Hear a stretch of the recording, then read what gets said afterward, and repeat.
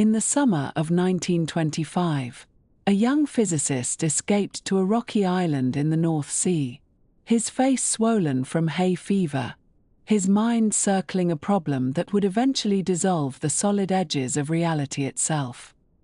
Werner Heisenberg was 23 years old, and on that windswept outcrop called Helgoland, he would begin to dismantle everything science thought it knew about matter, about certainty, about the very act of observation. His story moves quietly through the great upheavals of the 20th century, through lecture halls and laboratories, through war and moral complexity, through equations that revealed a universe stranger than anyone had dared to imagine. If these slower journeys into curious lives bring a sense of rest, subscribing means more of them will find their way to you.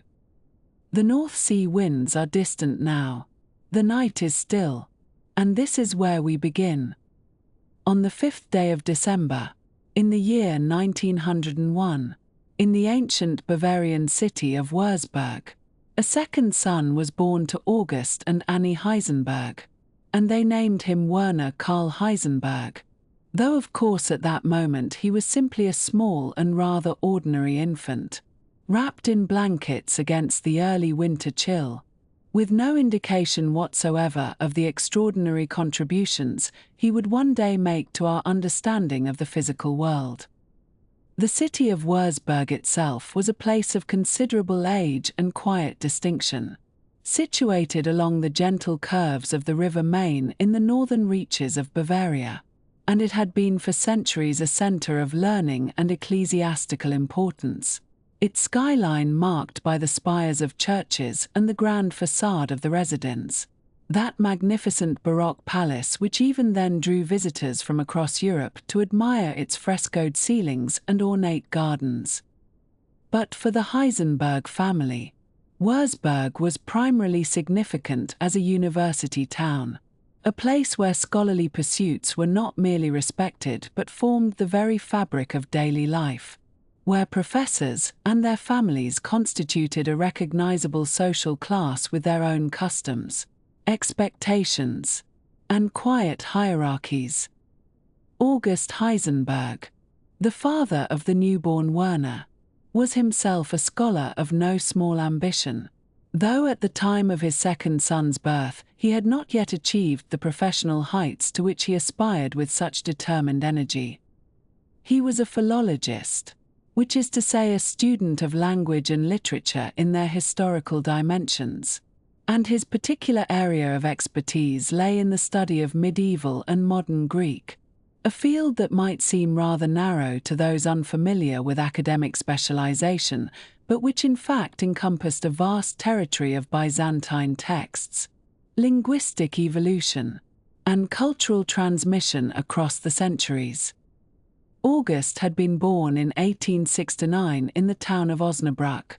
in what was then the Kingdom of Prussia, and he had pursued his education with the single-minded focus that would characterize his entire career,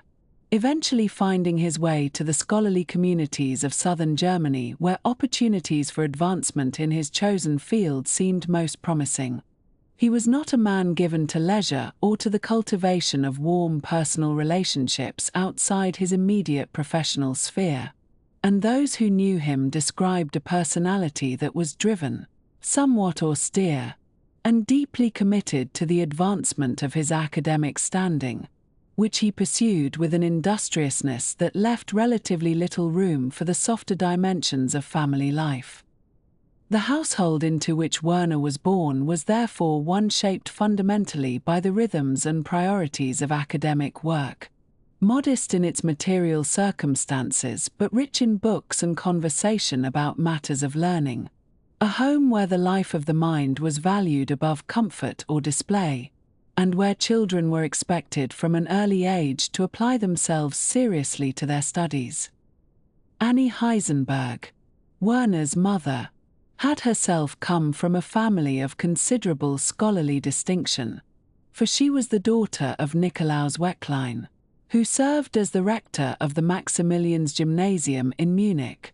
one of the most prestigious secondary schools in all of Bavaria, an institution with a long tradition of classical education that prepared young men for university studies and for careers in the professions and the civil service.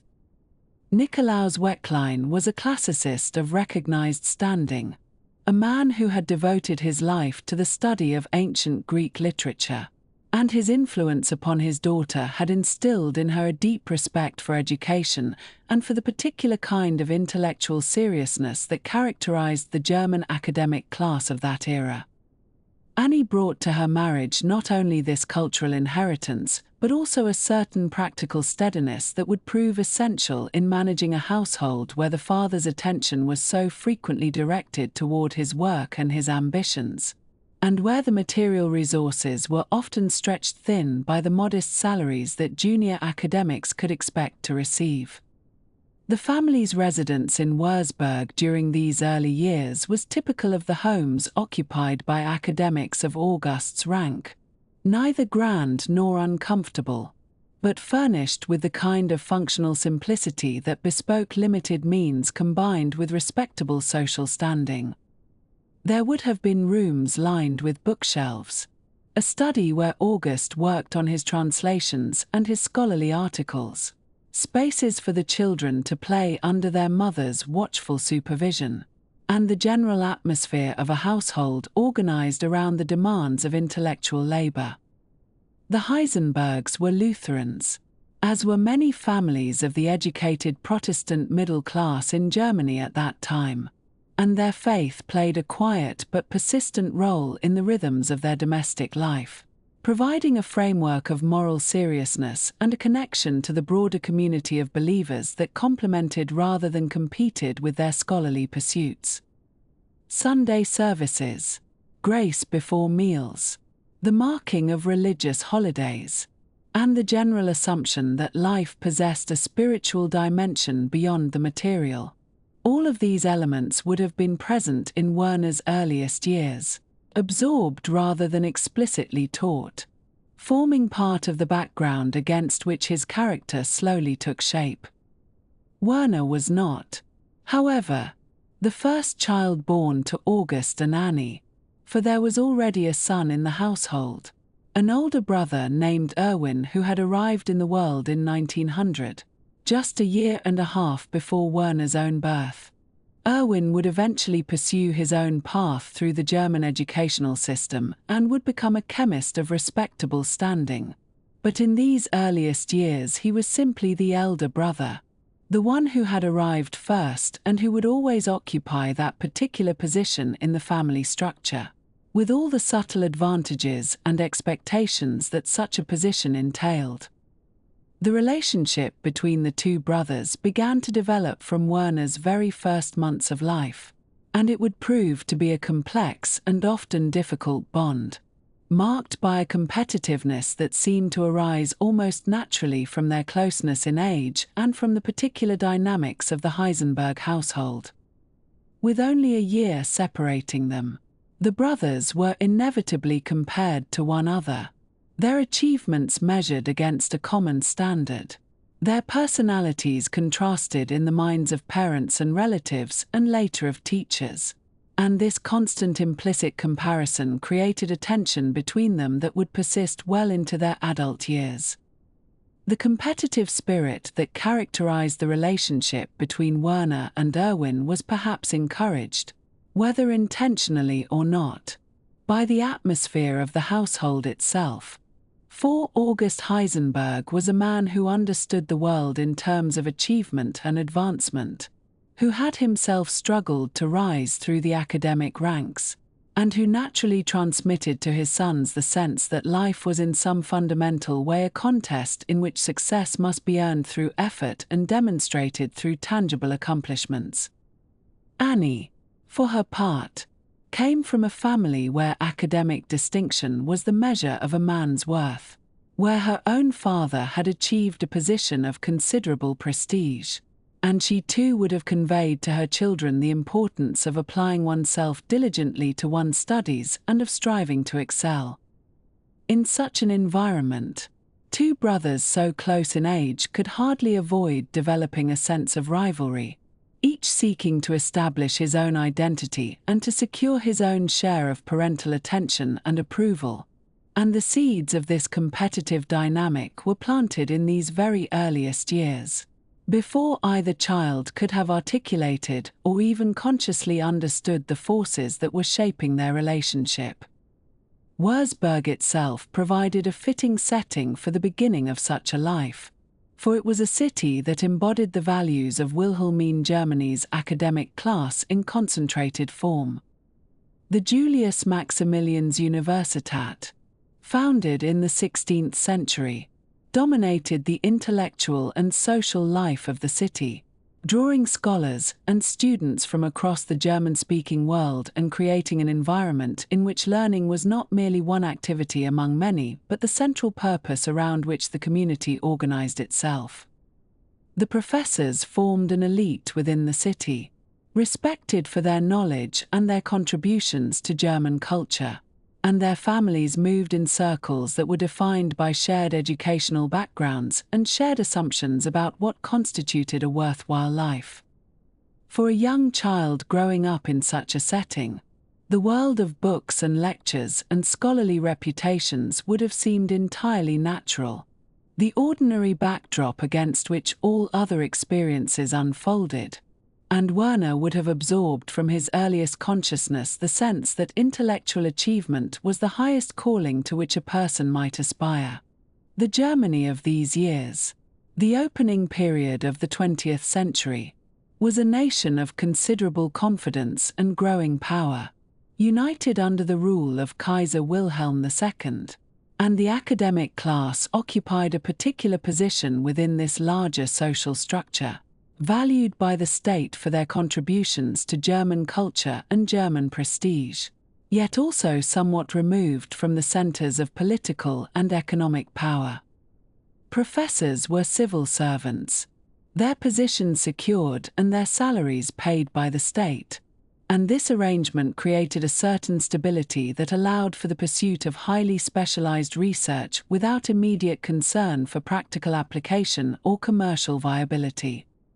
August Heisenberg's work on medieval Greek texts, for instance, might seem to have little bearing on the pressing concerns of an industrializing nation, yet it was precisely this kind of pure scholarship that the German university system was designed to support, and August could pursue his philological investigations with the confidence that society recognized the value of such work, even if that recognition did not always translate into generous financial compensation. The Heisenberg household was therefore comfortable but not wealthy, secure but not extravagant, and the children grew up understanding that their family's standing in the world derived from intellectual accomplishment rather than from material abundance.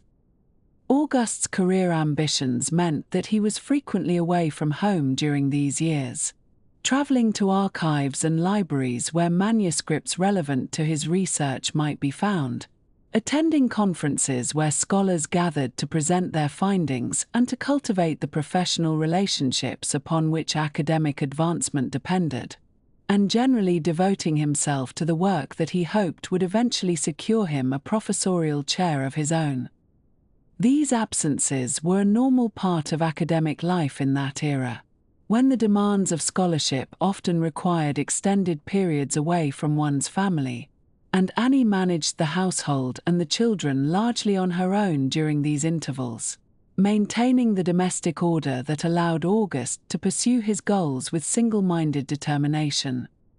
The effect upon the young Werner and his brother Erwin would have been to create a father who was somewhat distant, a figure of authority and expectation rather than of daily warmth and presence, someone whose approval must be earned through achievement and whose attention, when it was available, was a valuable commodity not to be squandered. This dynamic, so common among academic families of the time, would shape Werner's developing personality in ways both subtle and profound. instilling in him a drive to excel and a certain self-reliance that came from learning early that parental attention could not always be counted upon. The Lutheran faith of the family provided one source of continuity and stability amidst the comings and goings of academic life, for the church offered a community that persisted regardless of the father's professional travels, a weekly rhythm of worship that marked the passage of time, and a set of moral and spiritual teachings that gave shape to the children's developing sense of right and wrong. German Protestantism of this era was generally a respectable and somewhat restrained affair, emphasizing duty, moral seriousness, and the cultivation of the inner life, without the more exuberant expressions of faith that characterized some other Christian traditions. For the Heisenbergs, as for many families of their class and background, religion was simply part of the fabric of civilized life, interwoven with their cultural and educational values, not a matter of fervent piety but of steady, quiet conviction that the world possessed a meaning beyond what could be measured and calculated. Werner would carry something of this religious sensibility with him throughout his life, even as his scientific work led him into territories where the relationship between faith and reason became increasingly complex and difficult to navigate. These earliest years, from Werner's birth in 1901 through approximately 1904, when the family would leave Würzburg for new opportunities elsewhere, constituted the foundational period of his life, the time when the basic patterns of his existence were first established and when the influences that would shape his character began their slow and steady work. He was too young during these years to form lasting memories or to engage consciously with the intellectual currents swirling around him, yet the environment in which he was raised, the relationships he formed with his parents and his brother, the atmosphere of scholarly seriousness and competitive striving that pervaded the household, all of these factors were quietly depositing the sediments from which his later self would be constructed. The city of Würzburg, with its ancient stones and its university traditions, provided the setting for this beginning, a place of beauty and learning where a future physicist first drew breath and first opened his eyes upon a world that he would one day help to understand in entirely new ways.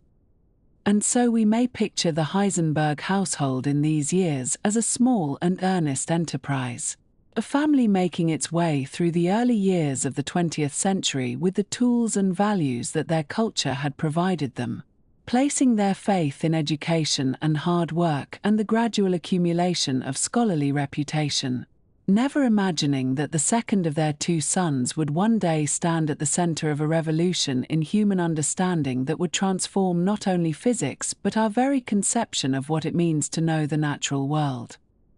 August worked at his Greek texts. Annie managed the household. Erwin and Werner began their long competition for attention and achievement, and the days passed quietly in Würzburg, one after another, as the infant Werner grew into a toddler and began to take his first uncertain steps into a world that was itself poised on the edge of transformations that no one could yet foresee.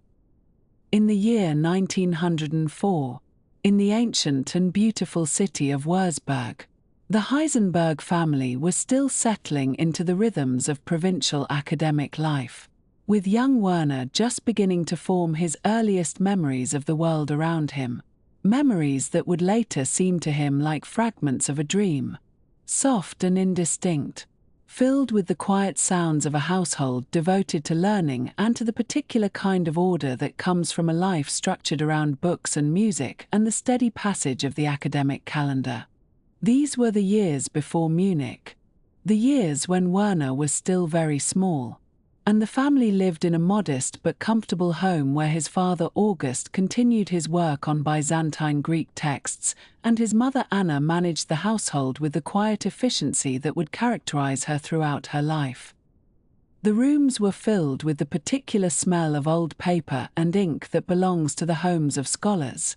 and even as a very young child, Werner would have absorbed something of this atmosphere. This sense that the written word was a serious and worthy thing, deserving of careful attention and patient study. It was during these early Würzburg years that Werner's musical education began, when he was just 5 years old and his parents arranged for him to take his first piano lessons, recognizing perhaps some spark of aptitude in the way the small boy listened to music, the way his attention would focus and sharpen when the sounds of a piano or a violin filled the room. The lessons were gentle at first, as such lessons always are with very young children, focusing on the proper position of the hands, the names of the notes, the simplest of scales and exercises. But Werner showed from the beginning a genuine talent for the instrument, an ability to hear and reproduce melodies that suggested something more than mere mechanical skill. His small fingers learned to find their way across the keys with increasing confidence, and the music became a daily practice, a ritual that would continue throughout his childhood and indeed throughout his entire life, providing a constant thread of beauty and discipline that ran parallel to his later scientific work. The years passed slowly, as they do in childhood, and the family remained in Würzburg until the year 1910, when a significant change came to their circumstances. August Heisenberg, who had worked diligently at his scholarship and teaching for many years, received an appointment to the University of Munich, a position of considerable prestige that represented a meaningful advancement in his academic career. The appointment was to a chair in medieval and modern Greek philology, and it meant that the family would be leaving the quieter environment of Würzburg for the much larger and more culturally vibrant city of Munich, the capital of Bavaria, a place of grand architecture and famous museums and a rich artistic life that would provide the backdrop for Werner's formative years. The move to Munich in 1910 brought the Heisenberg family into a new world, a world of broader horizons and greater possibilities, though the fundamental character of their household remained much the same, devoted as ever to scholarship and culture and the careful cultivation of the mind. They settled in the Schwabing district, which was at that time a neighborhood known for its artists and intellectuals, its cafes and bookshops, its atmosphere of creative ferment that attracted painters and writers and musicians from across Europe. For the Heisenberg family, this environment provided a rich context for their own cultural pursuits, surrounding them with the sounds and sights of a city that took the arts and learning seriously, that valued precisely the things that August and Anna wished to instill in their two sons. Werner was 6 years old when the family arrived in Munich, and his younger brother Erwin was just 4, and the two boys began to grow up together in this new environment, exploring the streets and parks of Schwabing, forming friendships with the children of other academic families, and gradually becoming accustomed to the rhythms of life in the great city. The Schwabing district offered many delights for young boys, with its tree-lined streets and its proximity to the English Garden, that vast and beautiful park where families would walk on Sunday afternoons and children could run and play beneath the ancient trees. Werner made friends among the neighborhood children, companions with whom he would share games and adventures, building the kinds of childhood bonds that form so naturally when young people find themselves thrown together by circumstance and geography. In the autumn of 1911, when Werner was 9 years old, he was enrolled at the Maximilians Gymnasium, one of Munich's finest secondary schools, an institution with a long and distinguished history of educating the sons of Bavaria's academic and professional families. This school held a particular significance for the Heisenberg family, for it was the same institution where Werner's grandfather, Nikolaus Wecklein, had once taught and served as rector, leaving behind a legacy of classical scholarship that still echoed in the school's halls. Grandfather Wecklein had been a formidable figure in the world of classical philology, a man whose editions of Greek texts were used by scholars throughout Europe, and his influence on the Maximilians Gymnasium had helped to shape its character as a place where the ancient languages and literatures were taught with particular rigor and devotion. For young Werner to attend this school was to walk in his grandfather's footsteps, to inherit something of his intellectual legacy, and though the boy could not have fully understood this at the time, it would prove to be a significant element in his education. The classical training at the Maximilians Gymnasium was demanding and thorough, requiring students to master Latin and Greek, to read the ancient authors in their original languages, to absorb the methods of careful textual analysis that had been refined over centuries of humanistic scholarship. Werner applied himself to these studies with the same focused attention that he brought to his piano practice, learning to parse the complex grammar of Greek verbs and to appreciate the subtle beauties of Latin poetry.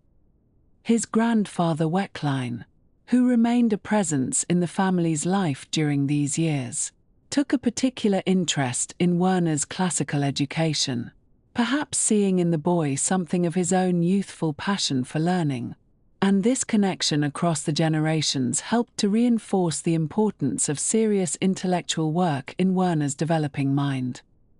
But it was not only in the ancient languages that Werner showed unusual ability. From an early age, he displayed a remarkable aptitude for mathematics,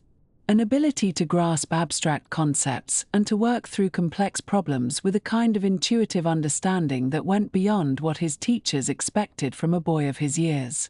This mathematical gift revealed itself gradually, through his performance in class and through something even more telling, his habit of seeking out advanced mathematical texts and teaching himself material that was far beyond his grade level. While other boys his age were content with the arithmetic and elementary geometry of the standard curriculum, Werner was reading ahead, working through problems in algebra and trigonometry, exploring the elegant logical structures of mathematics with the same enthusiasm that some children bring to sports or adventure stories. This self-directed study was a characteristic that would remain with Werner throughout his life. This tendency to push beyond the boundaries of what he was formally taught, to seek out knowledge on his own initiative, to satisfy a curiosity that could not be contained within the limits of any curriculum. He would find books in his father's study or in the school library, mathematical texts that opened up new worlds of abstract thought, and he would work through them page by page, sometimes struggling, sometimes experiencing the sudden joy of understanding that comes when a difficult concept finally becomes clear.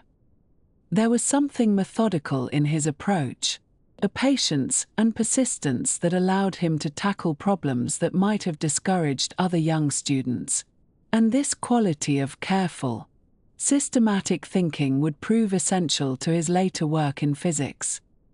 Werner's methodical nature showed itself in other areas as well, particularly in his approach to games and puzzles. He developed an early interest in chess, that ancient game of strategy and foresight, and he played it with a seriousness that reflected his broader intellectual temperament. When Werner sat down at a chessboard, he did not play casually or impulsively, as many children do, but rather approached each game as a problem to be analyzed, a challenge that required careful thought about possible moves and countermoves, about the long-term consequences of each decision. This kind of strategic thinking, this ability to hold multiple possibilities in mind and to reason through their implications, would later become an essential tool in his scientific work. Though of course the boy playing chess in the comfortable rooms of the Schwabing apartment could not have imagined where his life would eventually lead him. The relationship between Werner and his younger brother Erwin was complex, as relationships between siblings often are, marked by both affection and a fierce competitive spirit that sometimes erupted into conflict. The two boys were close in age, just 2 years apart. And they shared the same household, the same parents, the same expectations of academic achievement and cultural refinement. This proximity naturally led to comparison, and comparison led to rivalry, each boy striving to distinguish himself, to prove his own worth, to claim his own place in the family's attention and esteem. Both were intelligent and capable, both were expected to succeed, and this created a pressure that could be difficult for young boys to bear. The rivalry between Werner and Erwin reached its most dramatic expression in a physical fight that occurred during these Munich years, a confrontation so severe and so bitter that it left lasting scars on their relationship. The circumstances of this fight have been passed down through family memory, though the precise details of what triggered it have been softened by time. What is known is that the two brothers, usually well-behaved boys from a respectable academic household, came to blows with a violence that shocked their parents and perhaps shocked themselves, releasing all the accumulated tensions and resentments that had built up between them over years of competition and comparison. The fight was serious enough that afterward, the brothers barely spoke to each other, maintaining a cold distance that persisted for years, a silence that reflected wounds too deep to be easily healed. This estrangement between the brothers casts a shadow over the otherwise comfortable and cultured environment of the Heisenberg household, reminding us that even the most refined and intellectual families are not immune to the ordinary conflicts and difficulties of human life. August and Anna must have been troubled by the rift between their sons, must have hoped that time would eventually heal the breach, but in the meantime, the household continued its routines, the boys continued their studies, and life in Munich went on with all its pleasures and obligations. The family did not speak much of such private matters to the outside world, maintaining the decorum and respectability that was expected of people in their position, but the tension between the brothers was real and lasting, a reminder that the inner life of a family is always more complicated than it appears from the outside. Despite these difficulties, the Munich years provided Werner with a rich and stimulating environment for his intellectual and cultural development. The family took full advantage of the city's remarkable cultural offerings, attending concerts and visiting museums, participating in the artistic and intellectual life of one of Europe's great cities. Munich at this time was home to world-class orchestras and opera houses, to galleries filled with masterpieces of painting and sculpture, to a cultural scene that attracted artists and thinkers from across the continent. For a family like the Heisenbergs, with their deep commitment to learning and refinement, this environment was a source of constant enrichment, providing experiences that shaped young Werner's sensibilities and expanded his understanding of human creativity and achievement. The concerts were particularly important to Werner, given his own devotion to music and his continuing progress at the piano.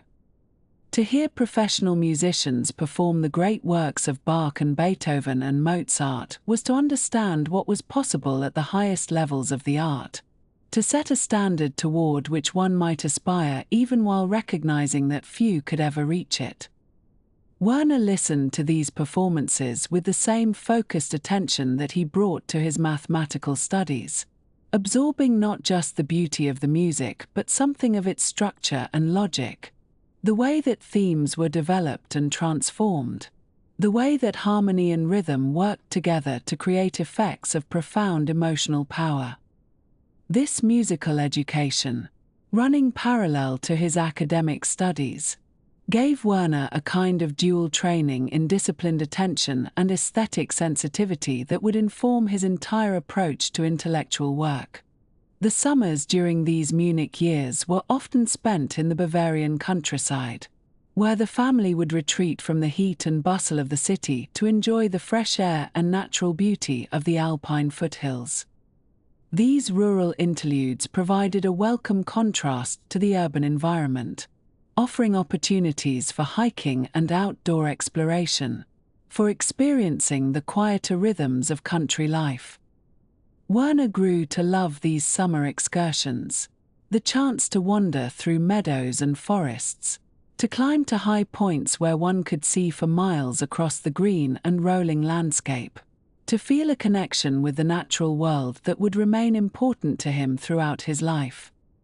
The Bavarian countryside would later become a place of refuge for him in times of difficulty, a landscape associated with peace and contemplation and the restoration of the spirit. The comfortable bourgeois environment of the Heisenberg household provided a stable foundation for Werner's development, surrounding him with books and music and intelligent conversation, with expectations of achievement and the resources to pursue it. The family was not wealthy in any extravagant sense, but they enjoyed the solid prosperity of the German academic middle class, with a pleasant home, adequate servants, regular meals, and access to all the cultural and educational opportunities that Munich had to offer. This material comfort allowed Werner to focus his energies on learning and growth, freed from the anxieties and deprivations that might have distracted or hindered him. He could take for granted the basic necessities of life and direct his attention toward higher things, toward mathematics and music and the cultivation of his mind. As the years passed, Werner continued to develop both intellectually and musically, his talents becoming ever more apparent to those who knew him. His teachers at the Maximilians Gymnasium recognized his abilities, particularly in mathematics, and encouraged him to pursue his interests, providing guidance and support for a student who was clearly capable of going far.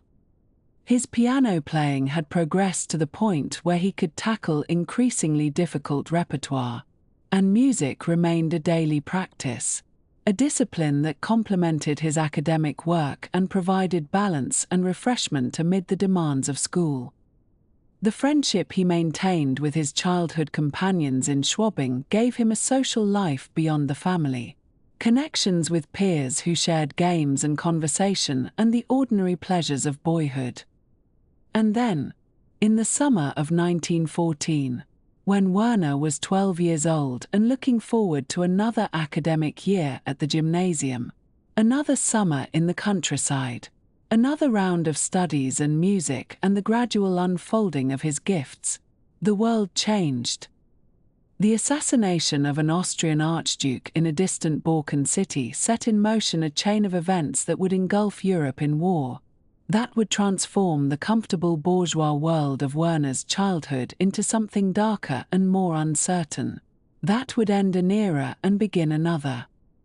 But in the quiet weeks before the storm broke, the Heisenberg family continued their accustomed routines. The boys pursued their studies. The piano sounded in the parlor, and life went on as it had always gone on, with no premonition of what was to come.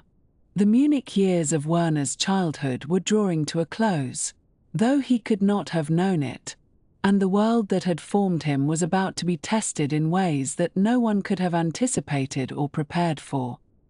The years between 1914 and 1918 mark a period of profound transformation, not only for the young Werner Heisenberg but for the entire fabric of European civilization. And it is during these turbulent years that we may observe the quiet formation of a mind that would later reshape our understanding of the physical world. When the war began in the summer of 1914, Werner was just 12 years old, a boy whose life had been shaped by the orderly rhythms of academic Munich, by the classical education of the Maximilians Gymnasium, and by the steady presence of his father August, a professor of Byzantine philology at the university. The declarations of war that August brought with them a kind of fever across Germany, a patriotic enthusiasm that touched nearly every household, and the Heisenberg family was no exception to this general mood of national purpose and anticipated glory. August Heisenberg, like many German academics of his generation, greeted the outbreak of war with a sense that Germany was defending its culture and its rightful place among the nations of Europe, and this patriotic sentiment filtered through the household in ways both spoken and unspoken. The father's support for the war effort was characteristic of the educated middle class of that era, who saw the conflict not as a catastrophe but as a necessary struggle, and young Werner absorbed these attitudes in the way that children absorb the convictions of their parents, through daily conversation and the general atmosphere of the home. The war, in those early months, seemed to many Germans a matter that would be resolved swiftly, a brief disruption before the return of normal life, and so the Heisenberg household carried on with its routines, with August continuing his scholarly work and the boys continuing their studies at school. But as the months stretched into years, and as the Western Front settled into its terrible stalemate of trenches and artillery, the reality of the war began to press more heavily upon civilian life in Munich. The British naval blockade, which had been established early in the conflict, gradually tightened its grip upon Germany, restricting the flow of food and raw materials into the country, and by the winter of 1916 and 1917, the effects of this blockade had become impossible to ignore. The winter of 1916 to 1917 became known as the Turnip Winter, a name that captures something of the desperation of those months, when ordinary foods had become scarce and German families found themselves subsisting on turnips and other vegetables that had previously been considered fit only for animal feed. The Heisenberg household, like households throughout Munich, felt the pinch of these shortages, and the comfortable rhythms of academic life gave way to the more pressing concerns of finding enough to eat. For a boy of 14 and 15, these privations left their mark, not in any dramatic way that Werner would later speak of at length, but in the quiet reshaping of daily expectations and the growing awareness that the adult world was capable of disorder and suffering on a scale he had not previously imagined. The shortages affected the schools as well, disrupting the normal patterns of education, and the Maximilians Gymnasium, like schools throughout Germany, struggled to maintain its standards amid the general upheaval.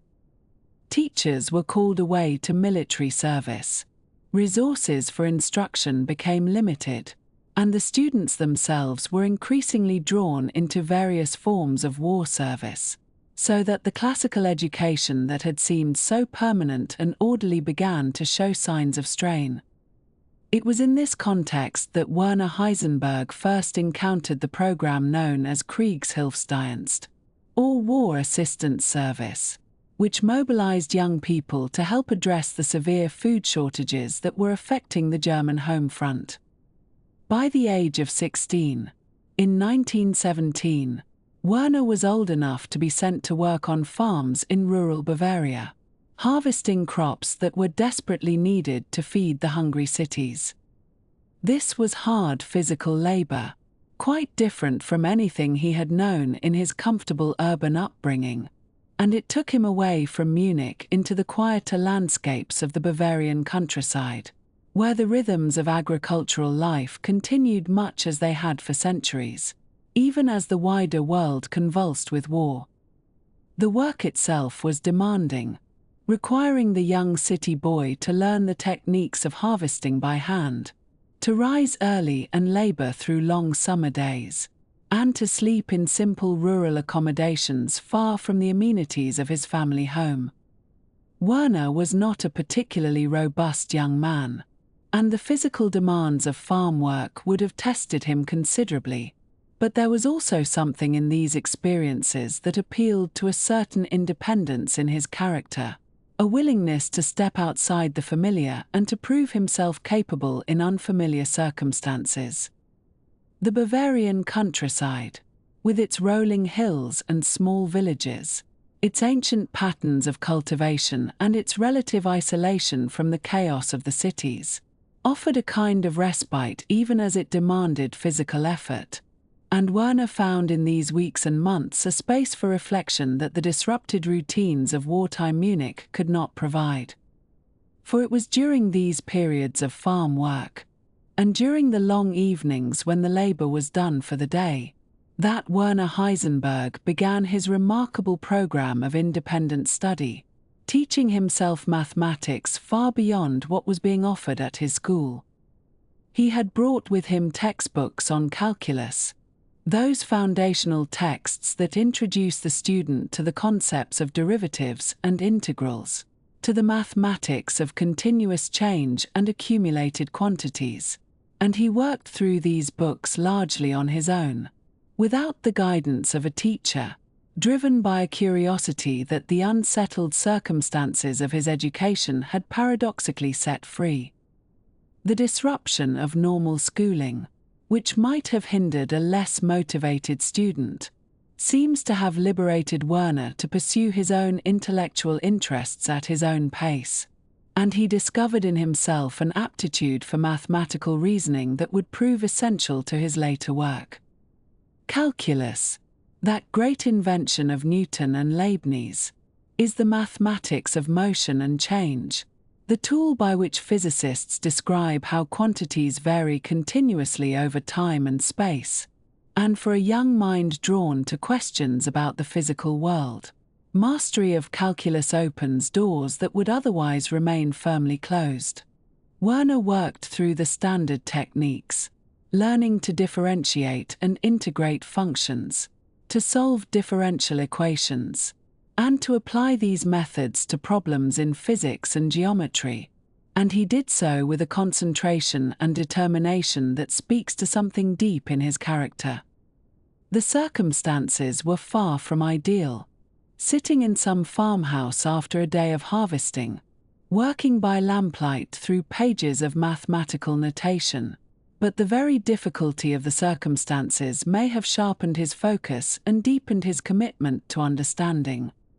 Alongside this mathematical self-education, Werner Heisenberg was also pursuing a very different kind of intellectual interest, one that connected him to the oldest traditions of Western thought about the nature of matter and reality.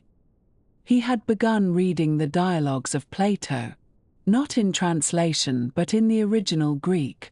as befitted the son of a professor of Greek philology and a student at one of Munich's classical gymnasiums. Among the dialogues he encountered during these years was the Timaeus, that strange and beautiful work in which Plato sets out his cosmology, his account of how the universe was fashioned by a divine craftsman and of what the fundamental constituents of matter might be. The Timaeus is not an easy text, even for those reading it in their native language, and to work through it in ancient Greek, as a teenager during wartime, required both linguistic skill and philosophical patience. What Werner found in the Timaeus was a vision of the physical world that was quite unlike anything he had encountered in his science classes. A vision in which the ultimate nature of matter was not solid and substantial but geometric and mathematical. Plato proposed that the four elements of ancient Greek thought, water, air, and fire, were composed of tiny particles in the shapes of regular geometric solids: the cube, the icosahedron, the octahedron, and the tetrahedron, and that the properties of these elements derived from the mathematical properties of these shapes.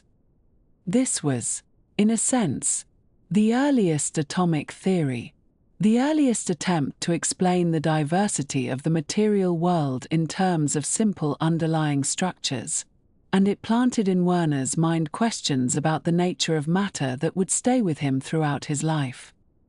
The Timaeus suggested that mathematics was not merely a useful tool for describing the physical world, but was somehow fundamental to the very constitution of that world, that the universe was built on mathematical principles that the human mind could aspire to understand. This Platonic conviction that the deepest truths about nature are mathematical truths would become one of the guiding threads in Heisenberg's later scientific work, informing his willingness to let mathematical formalism lead the way even when physical intuition faltered. The reading of Plato in those wartime years was thus more than a classical exercise, more than the dutiful study of an ancient text. It was a formative intellectual experience that shaped the way Werner would later approach the most fundamental questions of physics. And then there was Hermann Weyl's book, Space, Time, Matter, which Werner Heisenberg encountered during these same years and which represented a very different kind of intellectual challenge. Weyl was a German mathematician of extraordinary range and depth, and his book, first published in 1918, was an attempt to present the mathematical foundations of Einstein's theories of relativity, both the special theory and the more recent general theory, in a rigorous and unified way. This was advanced material by any standard, far beyond what a gymnasium student would normally encounter, and the fact that Werner was reading it as a teenager speaks to both his ambition and his growing mathematical sophistication. Space, Time, Matter introduced Werner to the new physics that was reshaping scientific understanding of the universe, to the idea that space and time were not the fixed and absolute backdrop assumed by Newton but were themselves dynamic, curved by the presence of matter and energy, and intimately bound together in a four-dimensional continuum. The mathematics involved was demanding,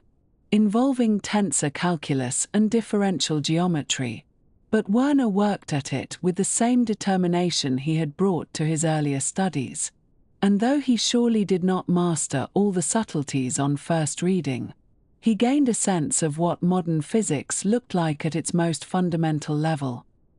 This early exposure to the mathematical structure of relativity would serve him well in the years to come, when he would be developing his own mathematical approaches to the puzzles of quantum theory. As the war ground on into 1918, the situation in Germany deteriorated sharply, with military defeats on the Western Front combining with economic collapse and political unrest at home to create conditions of genuine revolutionary upheaval. In November of 1918, the Kaiser abdicated and fled to the Netherlands. The war came to its bitter end, and Germany was suddenly thrust into a period of political chaos as various factions struggled for control of the new republic. In Munich, this chaos took a particularly dramatic form, as the city became the site of a revolutionary movement that would culminate in the brief establishment of the Bavarian Soviet Republic in the spring of 1919. Werner Heisenberg was 17 years old during these months of upheaval, old enough to witness the events unfolding around him and to be drawn into them in small but significant ways. The streets of Munich, which had been the familiar backdrop of his childhood, became the scene of demonstrations and street fighting, of armed men representing various political factions, and of a general breakdown of the civil order that had seemed so permanent and reliable. The trauma of witnessing such events, of seeing violence in the streets of one's own city, of hearing gunfire and not knowing what the next day might bring, left its mark on the young Werner, as it did on many of his generation who came of age amid the wreckage of the old European order. During the period of the Bavarian Soviet Republic and its suppression by the Freikorps in the spring of 1919, Werner Heisenberg found himself involved, in a minor capacity, in military courier duties. The exact circumstances of this involvement are not entirely clear from the historical record, but it appears that Werner, like many young men of his age and background, was enlisted to carry messages for one of the various military or paramilitary groups that were operating in Munich during those chaotic weeks. This meant moving through streets where armed clashes were occurring, where the outcome of the political struggle was genuinely uncertain, and where a wrong turn or an unlucky encounter could have serious consequences. This was not the romantic adventure that war might seem to young men who have never experienced it. This was the grim reality of political violence, of neighbors turning against neighbors, of ideological passions expressing themselves through the barrel of a gun. Werner was not a combatant in any meaningful sense, but he was a witness, and the experience of being close to violence, of carrying messages while knowing that armed conflict was occurring nearby, shaped his political consciousness in ways that would persist throughout his life. He emerged from these experiences with a deep wariness of political extremism, a preference for order and stability over revolutionary upheaval, and a sense of the fragility of civilization that would inform his later choices during another, even more terrible period of German history. The political awakening that came with these experiences was not a conversion to any particular ideology, but rather a more general awareness of the importance of political questions and of the dangers that attended their mishandling. Werner had seen what happened when the normal institutions of society broke down, when armed factions contested for power in the streets, and he had no desire to see such things repeated. This conservative instinct, this preference for gradual evolution over revolutionary rupture, would remain with him, though it would later be tested in ways he could not have imagined during those turbulent months in Munich. As the year 1919 progressed and some semblance of order was restored to Bavaria under the new Weimar Republic, Werner Heisenberg was able to return his attention more fully to his studies, to the mathematics and physics that had captured his imagination, and to the question of what he would do with his life. The war years had been a crucible, a period of hardship and disruption that had nevertheless provided unexpected opportunities for intellectual growth and self-discovery. He had taught himself calculus, encountered the ancient atomic theory of Plato, and begun to engage with the most advanced physics of his day, all while working on farms, witnessing revolution, and carrying messages through dangerous streets. These experiences had made him, in some ways, older than his years, more serious and more independent than a sheltered academic upbringing might otherwise have produced. But they had not dimmed his curiosity or his ambition. If anything, they had sharpened his determination to pursue the questions about the nature of matter and reality that had begun to fascinate him. The shadow of the Great War lay heavy over Europe, over Germany, and over the Heisenberg household. But within that shadow a young physicist was taking shape, preparing himself, though he did not yet fully know it, for contributions that would transform our understanding of the universe. And so we leave Werner Heisenberg as the war years come to their close, a young man of 17 who has seen more of life's hardships and dangers than he might have wished, but who has also discovered in himself a passion for mathematics and physics that will guide his future path. The world he inhabits is wounded and uncertain, still reeling from the catastrophe of the war and the upheavals that followed, but within the quiet spaces of his own mind, the foundations are being laid for work of lasting significance. The years ahead will bring him to university, to encounters with the great physicists of his age, and eventually to the discoveries that will make his name. But all of that lies still in the future, waiting to unfold in its own time. In the years following the end of the Great War, when Germany found itself transformed almost overnight from an empire into a republic, and when the streets of Munich had witnessed revolutionary uprisings and the uncertain birth of new political arrangements, the young Werner Heisenberg discovered something that would shape him nearly as profoundly as any physics lecture or mathematical proof. And this was his involvement with a youth movement known as the Neupfadfinder, which we might translate into English as the New Pathfinders or the New Boy Scouts. Though such a translation fails to capture the particular spirit and philosophy that animated this organization and others like it during those turbulent post-war years.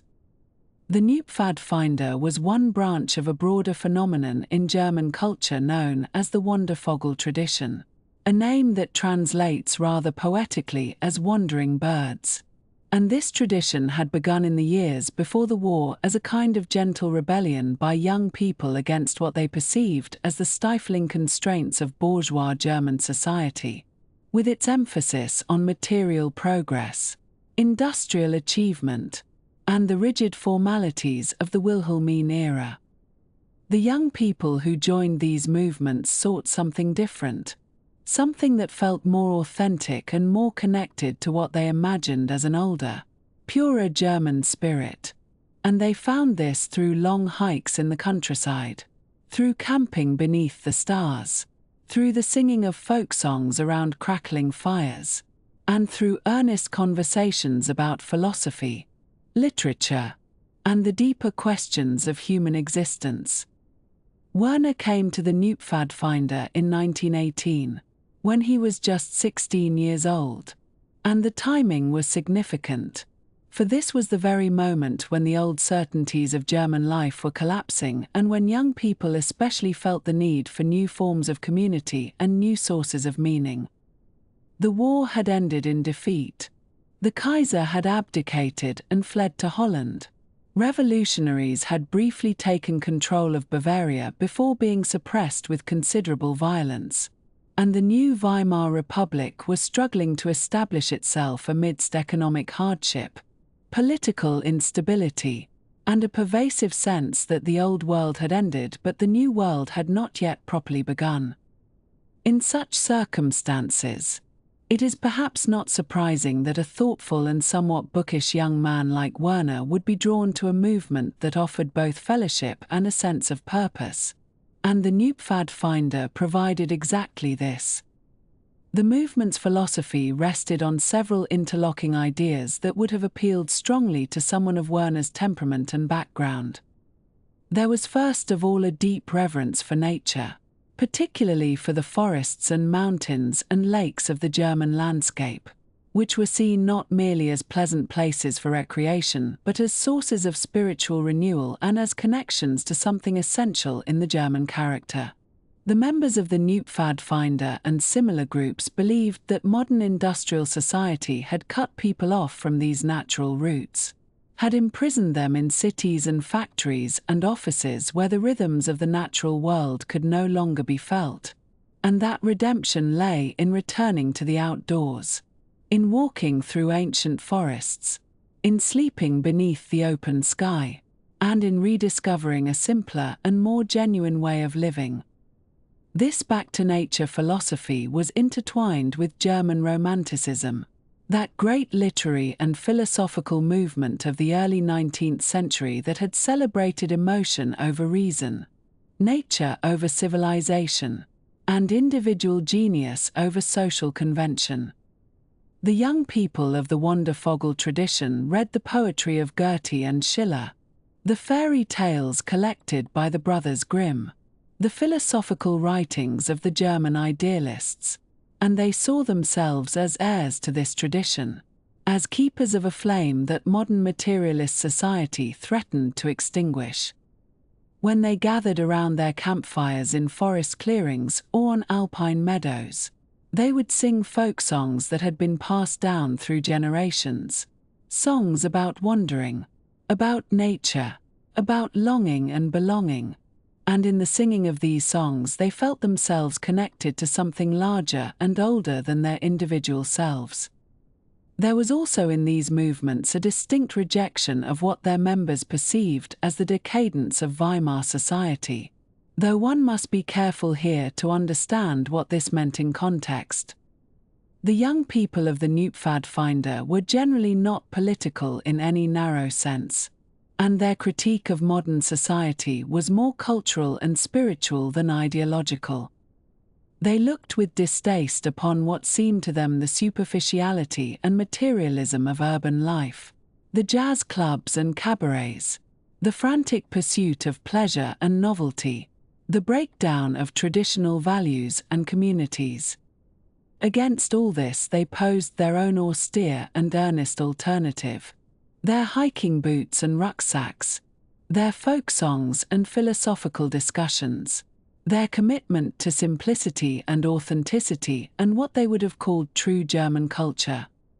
Werner threw himself into this movement with characteristic intensity and quickly emerged as a natural leader. By the time he was 17 years old, he had become a group leader,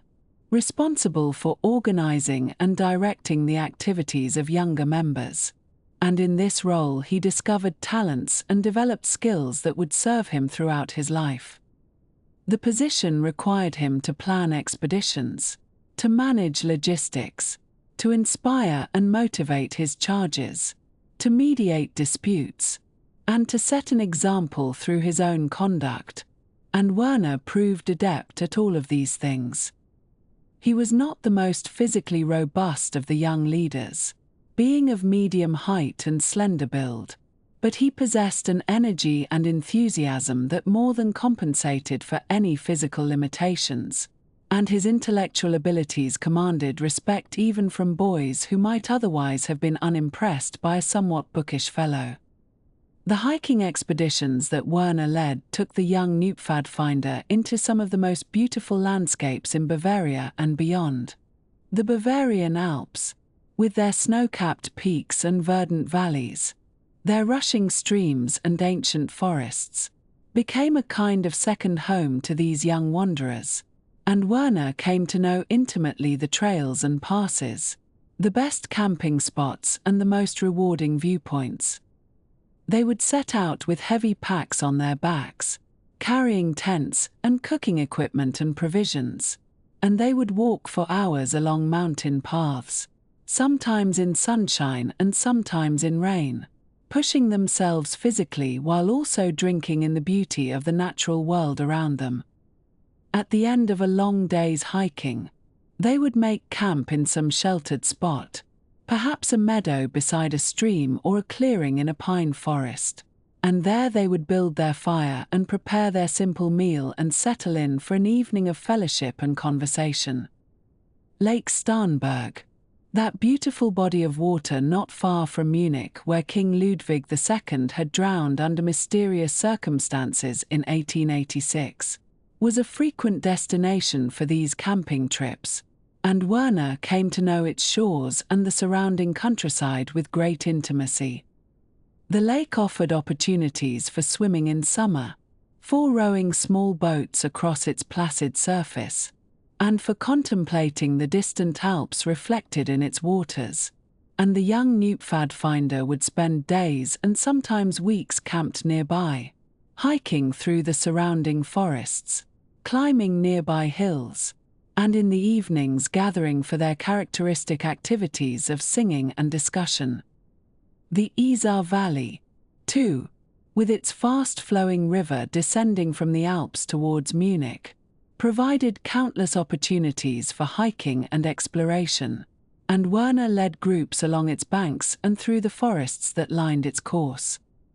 There was something particularly appealing about following the course of a river, watching it grow from a rushing mountain torrent to a broader and more sedate stream as it approached the lowlands, and the changing character of the landscape as one descended from the mountains provided endless material for observation and reflection.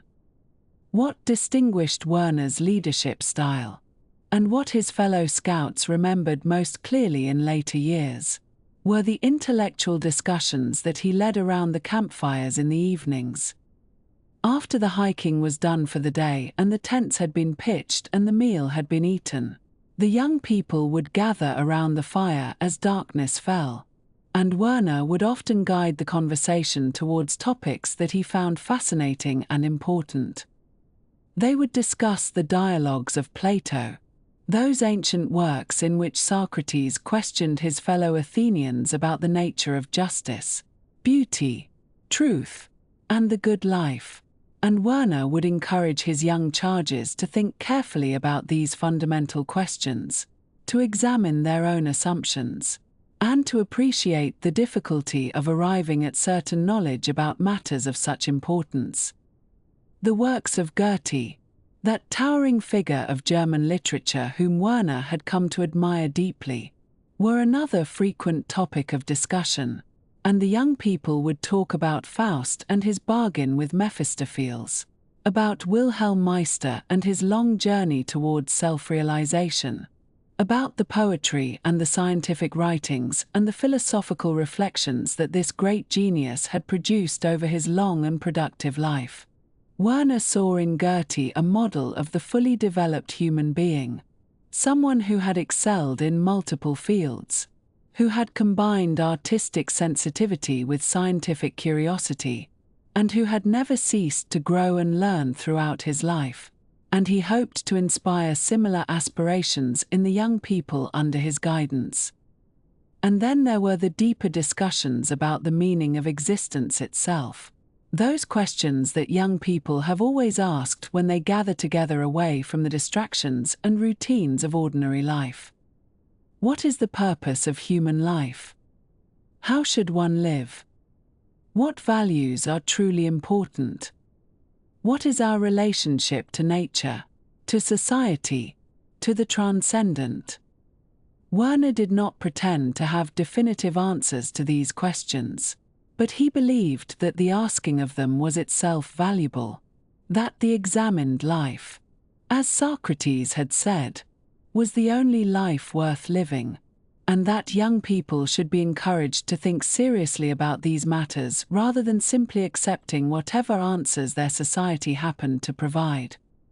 It was during these camping trips that Werner formed friendships that would last his entire life. Bonds forged in shared adventure and earnest conversation and the peculiar intimacy that comes from living together outdoors, far from the comforts and conventions of ordinary society. Among these friends was Kurt Sontheimer, who would become a philologist, and Rudolf Strahl, who would pursue a career in medicine, and many others whose names are less well known to history but who remained important to Werner throughout the decades that followed. These were friendships based not on proximity or convenience but on genuine affinity, on shared interests and values and a mutual commitment to living thoughtfully and fully, and Werner treasured them accordingly. The influence of these years in the youth movement on Werner's later career as a physicist and teacher was subtle but significant. His belief in the importance of mentorship, of the older and more experienced guiding and nurturing the younger and less experienced, was surely strengthened by his time as a group leader in the Neupfadfinder, and throughout his professional life he would take particular care with the education and development of his students, treating them not merely as apprentices to be trained but as whole human beings to be cultivated. The informal seminar-style discussions that would characterize his later teaching, with their emphasis on genuine intellectual exchange rather than mere lecturing, owed something to those fireside conversations in the Bavarian Alps, and the close relationships he formed with his most talented students echoed the friendships he had made in the youth movement. One particularly charming aspect of these camping trips was Werner's habit of leading nighttime astronomy sessions, during which he would introduce his fellow scouts to the wonders of the celestial sphere. Away from the lights of Munich, in the clear mountain air, the night sky revealed itself in all its glory, the Milky Way a luminous band stretching from horizon to horizon, the stars shining with a brightness and steadiness unknown to city dwellers, and Werner would point out the constellations, explain the movements of the planets, describe the nature of the sun and moon and distant stars, and try to convey something of the scale and majesty of the universe in which we find ourselves. For a young man who was already drawn to physics and who would go on to revolutionize our understanding of the subatomic world, these sessions beneath the stars must have been occasions for wonder and inspiration, moments when the infinite complexity and beauty of nature impressed themselves upon him with particular force. Werner also contributed to the musical life of the youth movement, for he was by this time a skilled cellist who had studied his instrument seriously for years and who would continue to play chamber music throughout his life. At gatherings of the Neupfadfinder, he would sometimes bring his cello and join with other musically inclined young people to play the works of the great German and Austrian composers, Bach and Mozart and Beethoven and Schubert, music that seemed to these young romantics to express something essential about the German spirit and about the deepest yearnings of the human soul. Picture, if you will, a summer evening in some alpine meadow, the light fading over distant peaks. A group of earnest young people gathered around a campfire while the strains of a Schubert quartet float across the mountain air, and you will have some sense of what these occasions meant to Werner and his friends, and why they remained such precious memories throughout the years that followed. The youth movement also reinforced in Werner a certain aesthetic and ethical sensibility, a preference for simplicity over ostentation, for depth over superficiality, for authentic experience over mere entertainment. Throughout his life he would remain relatively indifferent to material comfort and social status, living simply even when his professional success might have permitted a more luxurious existence, and preferring the company of genuine friends and the pleasure of intellectual and artistic pursuits to the diversions and distractions that wealth and fame can provide. This was not mere affectation but a deeply held conviction that the good life consists in the cultivation of the mind and spirit rather than the accumulation of possessions and pleasures, and the roots of this conviction can be traced back to those years of hiking and camping and earnest discussion in the Bavarian Alps. As the months passed and Werner grew more experienced in leadership and more confident in his abilities, he also continued to excel in his academic studies, preparing for the examinations that would allow him to enter university and pursue his growing passion for physics and mathematics. The two aspects of his life, the intellectual and the adventurous, the scholarly and the outdoors, did not seem to him contradictory but rather complementary, different expressions of a single underlying commitment to living fully and thoughtfully, to engaging seriously with the world in all its aspects, and to developing all the potentials of his nature. The youth movement taught him that one could be both a thinker and a doer, both a lover of books and ideas and a lover of mountains and streams and starlit skies, and this lesson served him well in the years to come.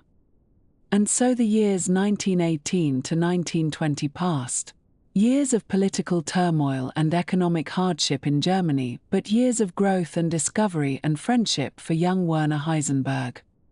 He emerged from this period not only as a promising young scholar but also as a confident leader and a young man with clear ideas about what he valued and how he wished to live.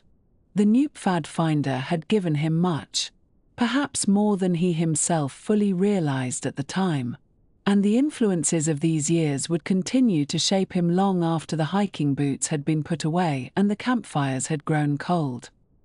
In the autumn of 1920, as the leaves began to turn golden along the broad avenues of Munich, a young man not yet 19 years of age made his way through the grand archways of the Ludwig Maximilian University, carrying with him a small suitcase of belongings and a rather large collection of hopes regarding the study of mathematics.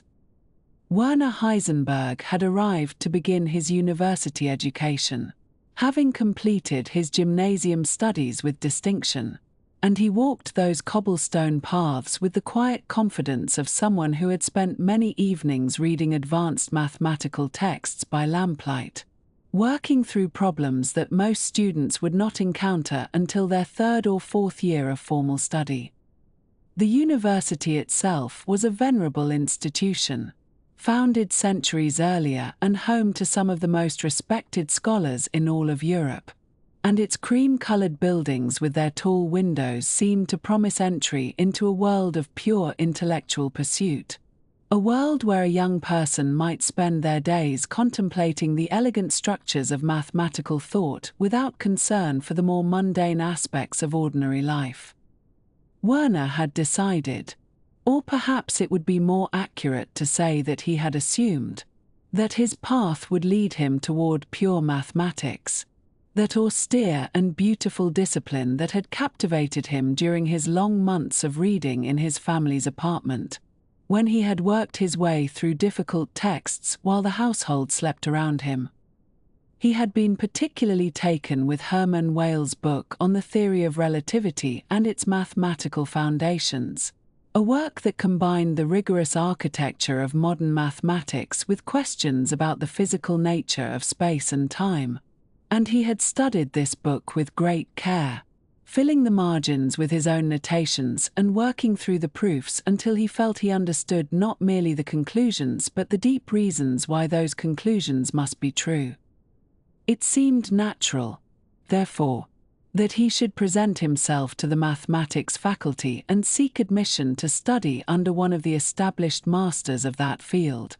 and so he arranged for an interview with Ferdinand von Lindemann, who was at that time the senior professor of mathematics at Munich and a figure of considerable historical importance in the discipline. Professor von Lindemann was by then an elderly gentleman, well into his 70s, and he had made his great contribution to mathematics some 4 decades earlier when he had proved that the number pi is transcendental, meaning that it cannot be the solution to any algebraic equation with rational coefficients, a result that had finally settled the ancient question of whether it was possible to square the circle using only compass and straightedge. This was genuinely important work, and Lindemann had every right to be proud of it.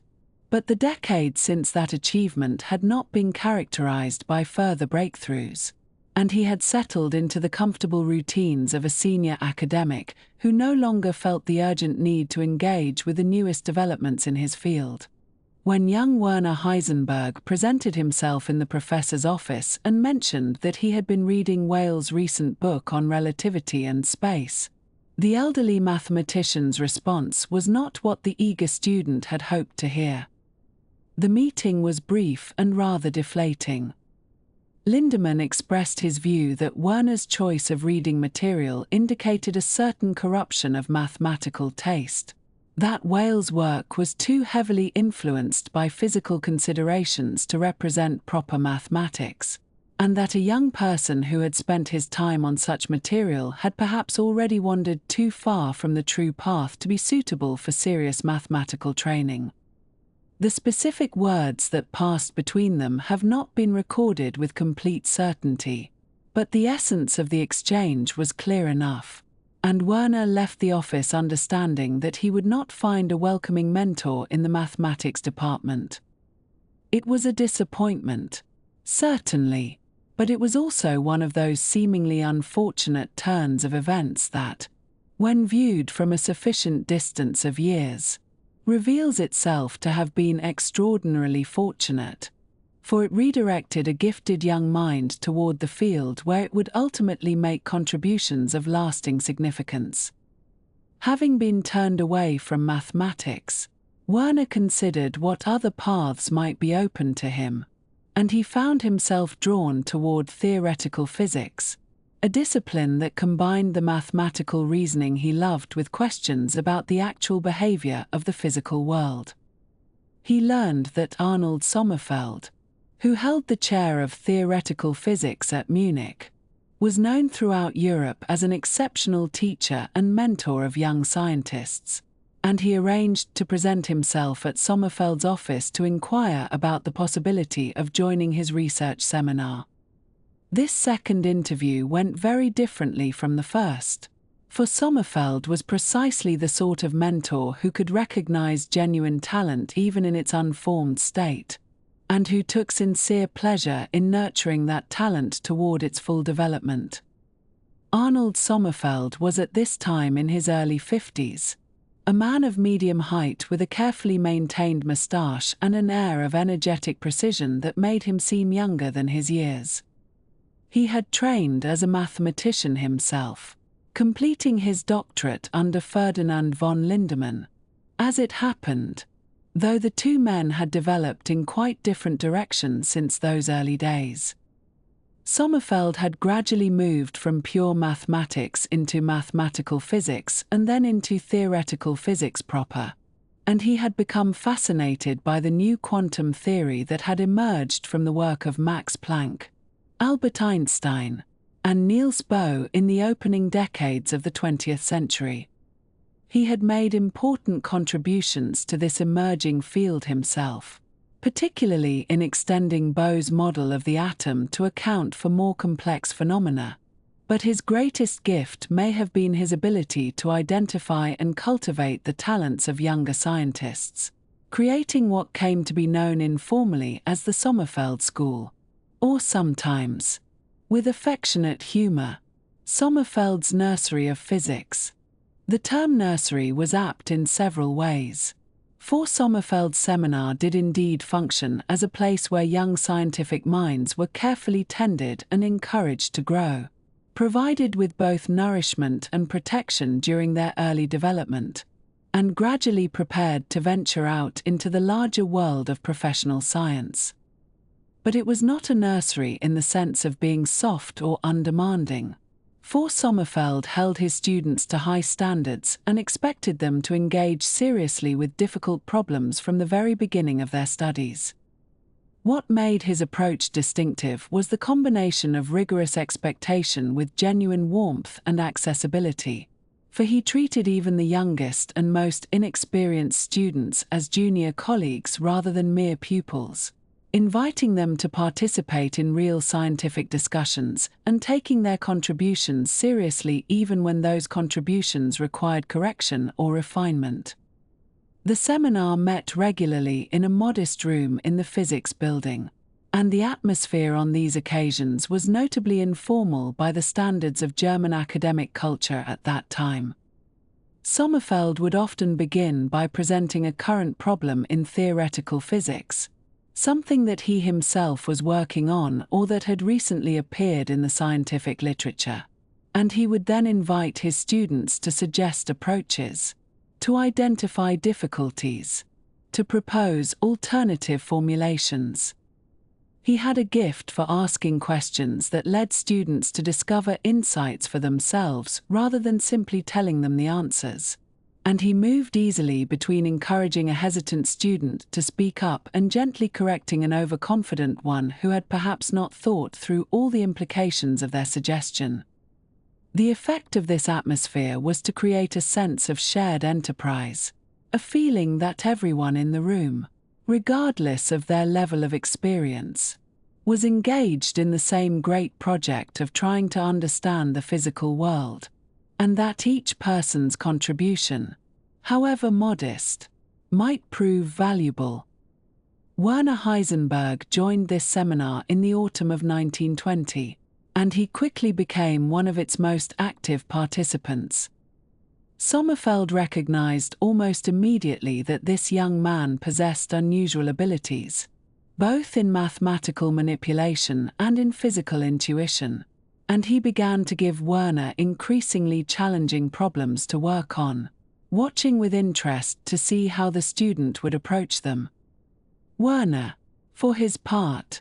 threw himself into his studies with characteristic intensity, attending not only the formal seminars but also the informal gatherings that took place in coffeehouses and beer gardens around Munich, where students and sometimes professors would continue their discussions of physics late into the evening, scribbling equations on napkins and arguing good-naturedly about the interpretation of experimental results.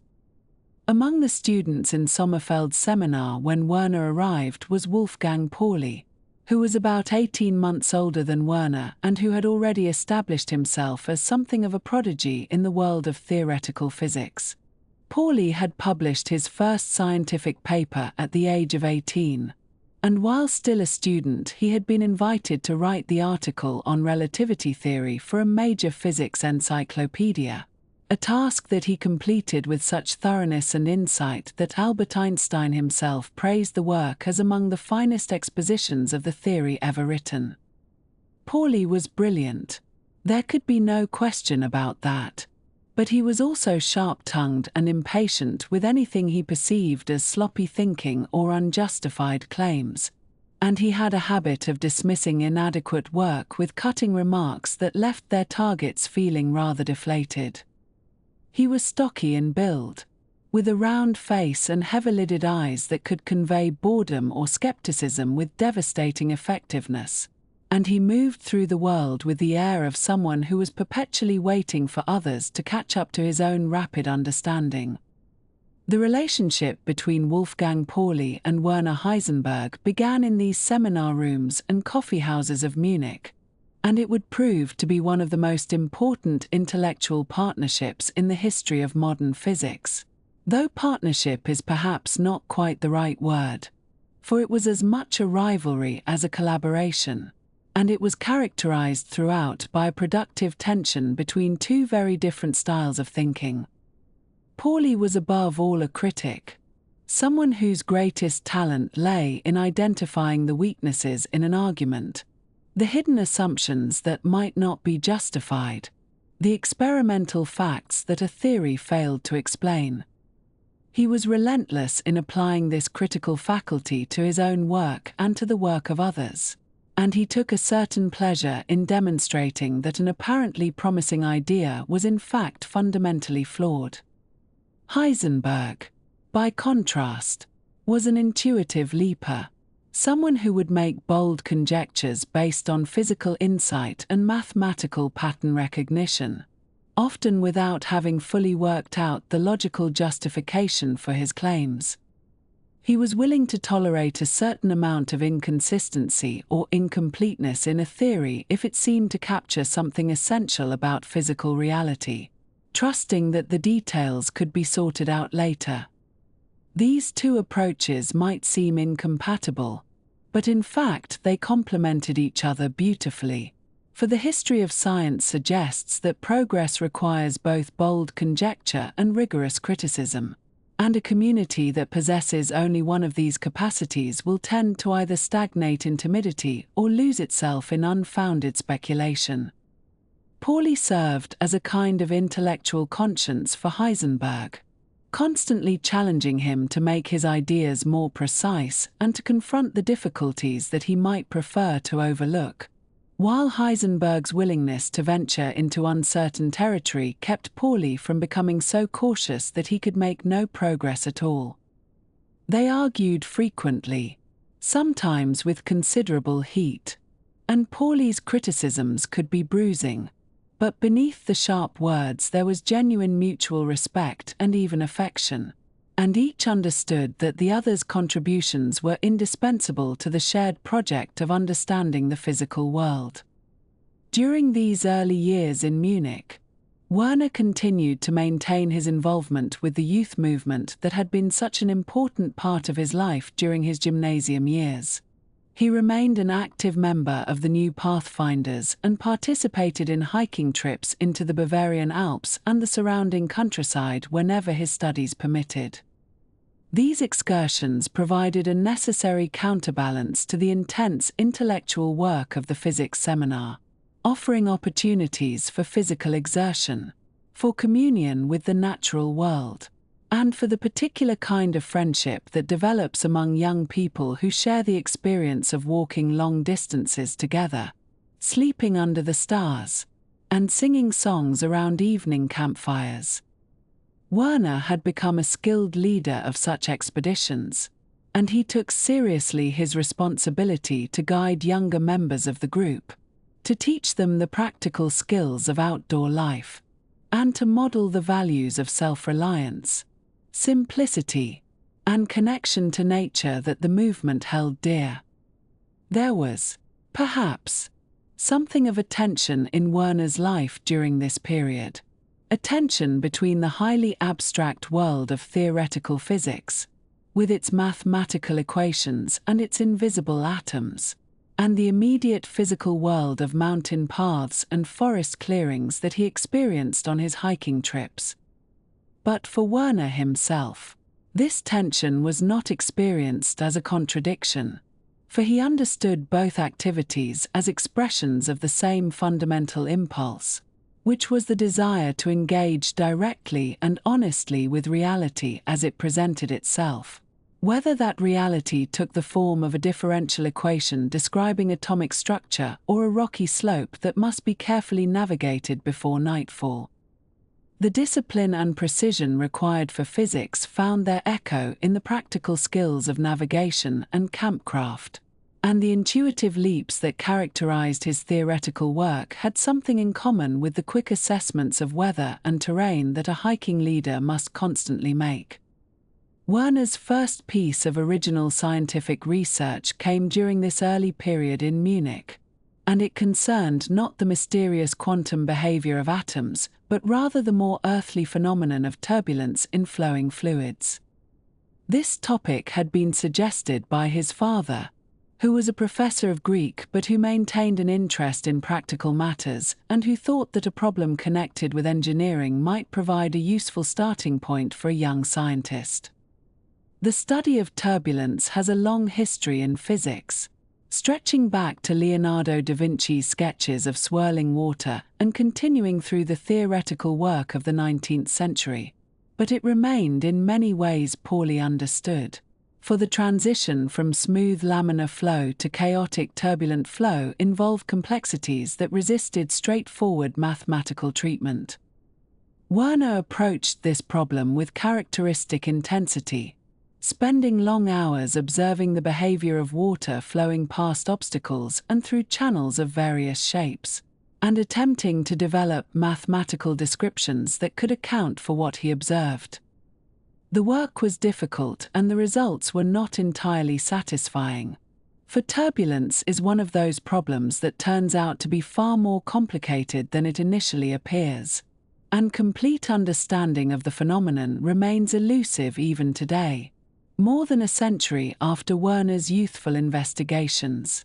But the experience was valuable nonetheless, for it gave him practice in the essential scientific skill of connecting mathematical formalism to observable physical behavior, and it demonstrated to Sommerfeld that this young student was capable of sustained independent work on a serious research problem. The years between 1920 and 1922 passed in this rhythm of seminars and hiking trips, of mathematical derivations and campfire discussions, of intense conversations with Pauli about the puzzles of quantum theory and equally intense conversations with fellow youth movement members about the proper way to live in the modern world. Werner was growing into his capabilities as a physicist, absorbing not only the technical content of his field but also the habits of thought and standards of judgment that characterize productive scientific work. He was learning to distinguish promising ideas from dead ends, to recognize when a mathematical result might have physical significance and when it was merely an artifact of the formalism, to trust his own intuition while remaining open to criticism and correction. Sommerfeld watched this development with quiet satisfaction, occasionally steering his student toward particular problems or suggesting books and papers that might prove illuminating, but mostly allowing Werner to find his own path through the landscape of theoretical physics. This was Sommerfeld's way with all his most talented students, for he understood that creativity cannot be taught directly but must be cultivated through the provision of appropriate challenges and the example of serious engagement with difficult questions. The nursery of physics required not so much instruction as atmosphere, and Sommerfeld excelled at creating an atmosphere in which young scientists felt simultaneously supported and challenged, free to make mistakes but accountable for learning from them. As 1922 approached, Werner Heisenberg was no longer the uncertain young man who had arrived at the university 2 years earlier, hopeful but uncertain of his direction. He had found his field, had begun to make his first contributions to it, and had established himself as one of the most promising young theorists in Sommerfeld's seminar. The path that had opened when Ferdinand von Lindemann turned him away from mathematics had led him to something far more suitable to his particular gifts. For theoretical physics in the early 1920s was a field in ferment, full of unsolved puzzles and incomplete theories, and it called for exactly the combination of mathematical skill and physical intuition that Werner possessed in such abundance.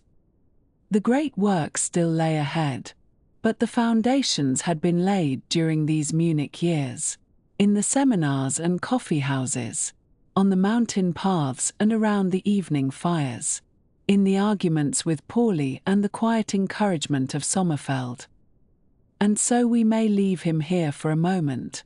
a young man of 20, standing at the threshold of discoveries that would reshape our understanding of the physical world. Though of course he did not know this yet, could not have known it, and went about his daily life of study and friendship and walking in the mountains with no particular sense that history was waiting for him to play his part in it. In the summer of 1922, Arnold Sommerfeld recognized that his young student from Munich needed a wider view of the physics that was then unfolding across Europe, and so he arranged for Werner Heisenberg to travel north to the university town of Göttingen, where something rather special was about to take place. The occasion was a series of lectures that would come to be known informally as the Bohr Festspiel, or the Bohr Festival, though of course no one called it that at the time in any official capacity. Niels Bohr, the Danish physicist who had revolutionized our understanding of the atom nearly a decade earlier, had been invited to deliver a comprehensive series of talks on his atomic theory, and physicists from across Germany were gathering to hear him speak. For a 20-year-old student who had spent only 2 years at university, this was an extraordinary opportunity, and Sommerfeld, with his characteristic generosity toward talented pupils, made certain that Heisenberg would be among those present in the lecture hall. Göttingen itself was a quiet town in Lower Saxony, nestled in the gentle hills of central Germany, and its university had long been one of the great centers of mathematical learning in the world. The cobblestone streets wound between old faculty buildings and student residences, and the Heinsberg Hill rose green and forested at the edge of town, offering walking paths where professors and students alike would stroll in the afternoons to think and to talk. It was precisely the sort of place where ideas seemed to flourish in the unhurried atmosphere of academic contemplation, and in 1922 it was home to some of the finest mathematical minds of the century. But for the moment, all attention was focused on the visitor from Copenhagen, and the lecture hall filled with physicists eager to hear Bohr's latest thoughts on the quantum theory of atomic structure. Niels Bohr was 47 years old that summer, a tall and somewhat stooping figure with a quiet voice that listeners often had to strain to hear. His manner of speaking was famously deliberate, full of pauses and qualifications, as he worked through his ideas aloud in a way that could seem almost hesitant but which reflected the genuine depth of his thinking. He had developed a model of the atom in which electrons orbited the nucleus in discrete energy levels, jumping between these levels and emitting or absorbing light in the process. And this picture had explained a great deal about the spectral lines that atoms produced when heated or electrified. But Bohr was also deeply aware of the limitations and contradictions in his own theory, and his lectures at Göttingen were not triumphant presentations of settled knowledge, but rather explorations of the puzzles that remained to be solved. It was during one of these lectures that Werner Heisenberg first made himself known to the great Danish physicist. Bohr had been discussing certain predictions of his atomic model and comparing them with experimental observations, and at some point in the presentation, the young student from Munich raised his hand and posed a question. The precise content of this question has been remembered differently by different sources over the years, but it seems to have concerned some technical aspect of Bohr's theoretical approach, perhaps related to the treatment of electron orbits or the application of quantum conditions to complex atoms. What everyone agrees upon is that the question was sharp and probing, the sort of query that revealed both careful attention to the lecture and a critical mind that was not content to simply accept what it was being told. Bohr, rather than being annoyed by this challenge from an unknown student, was intrigued.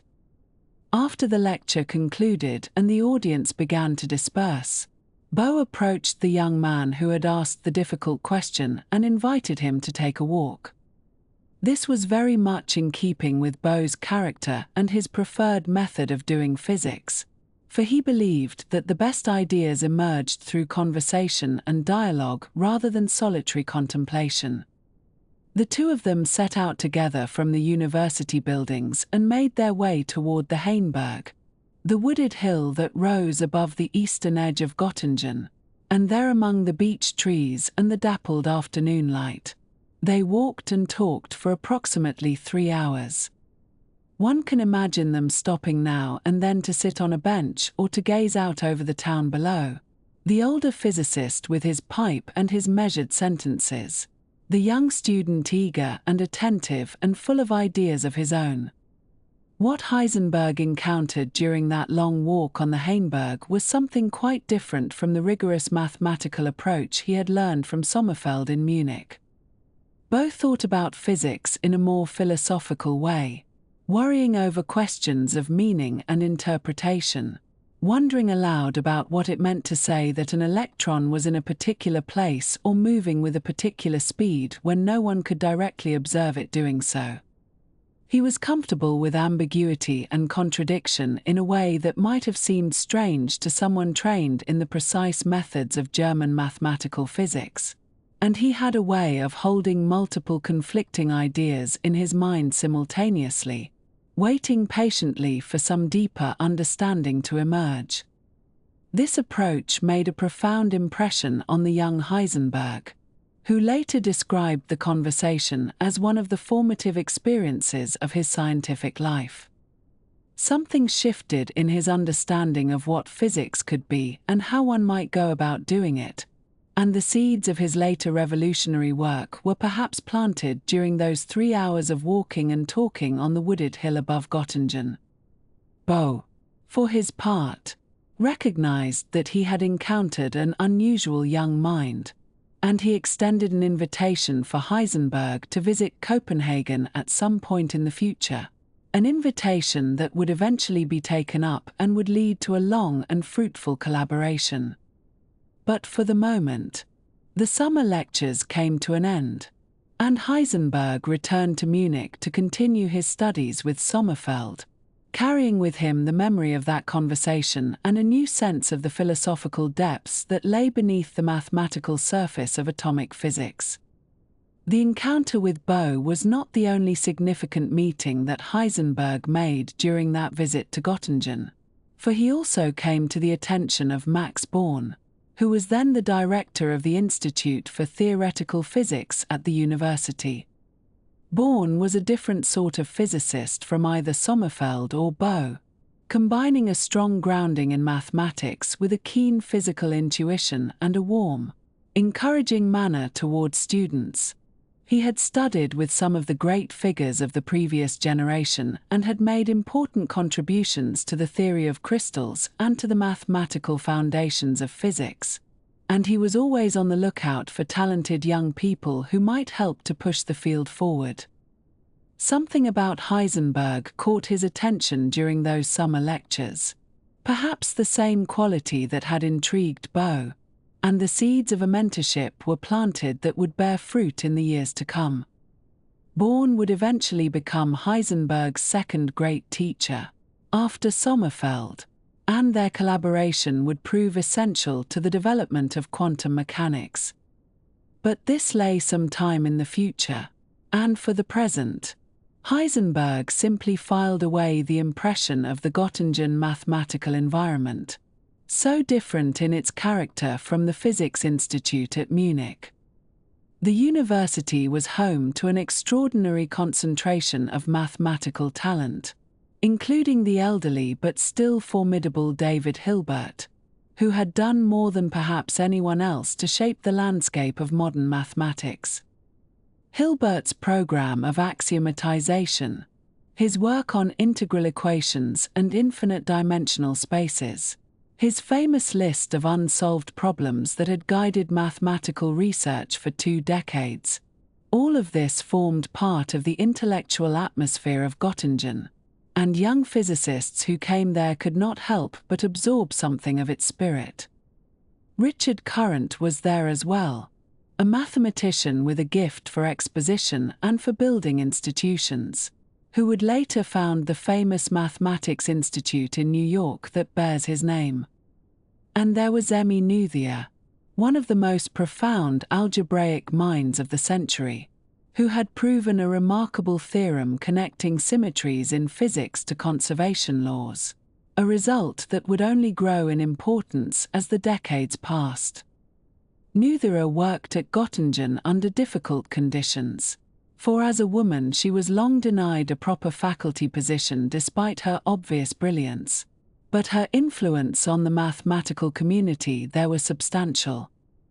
All of these figures moved through the same small university town, attending the same seminars and colloquia, creating a concentrated intellectual environment that was nearly unmatched anywhere in the world.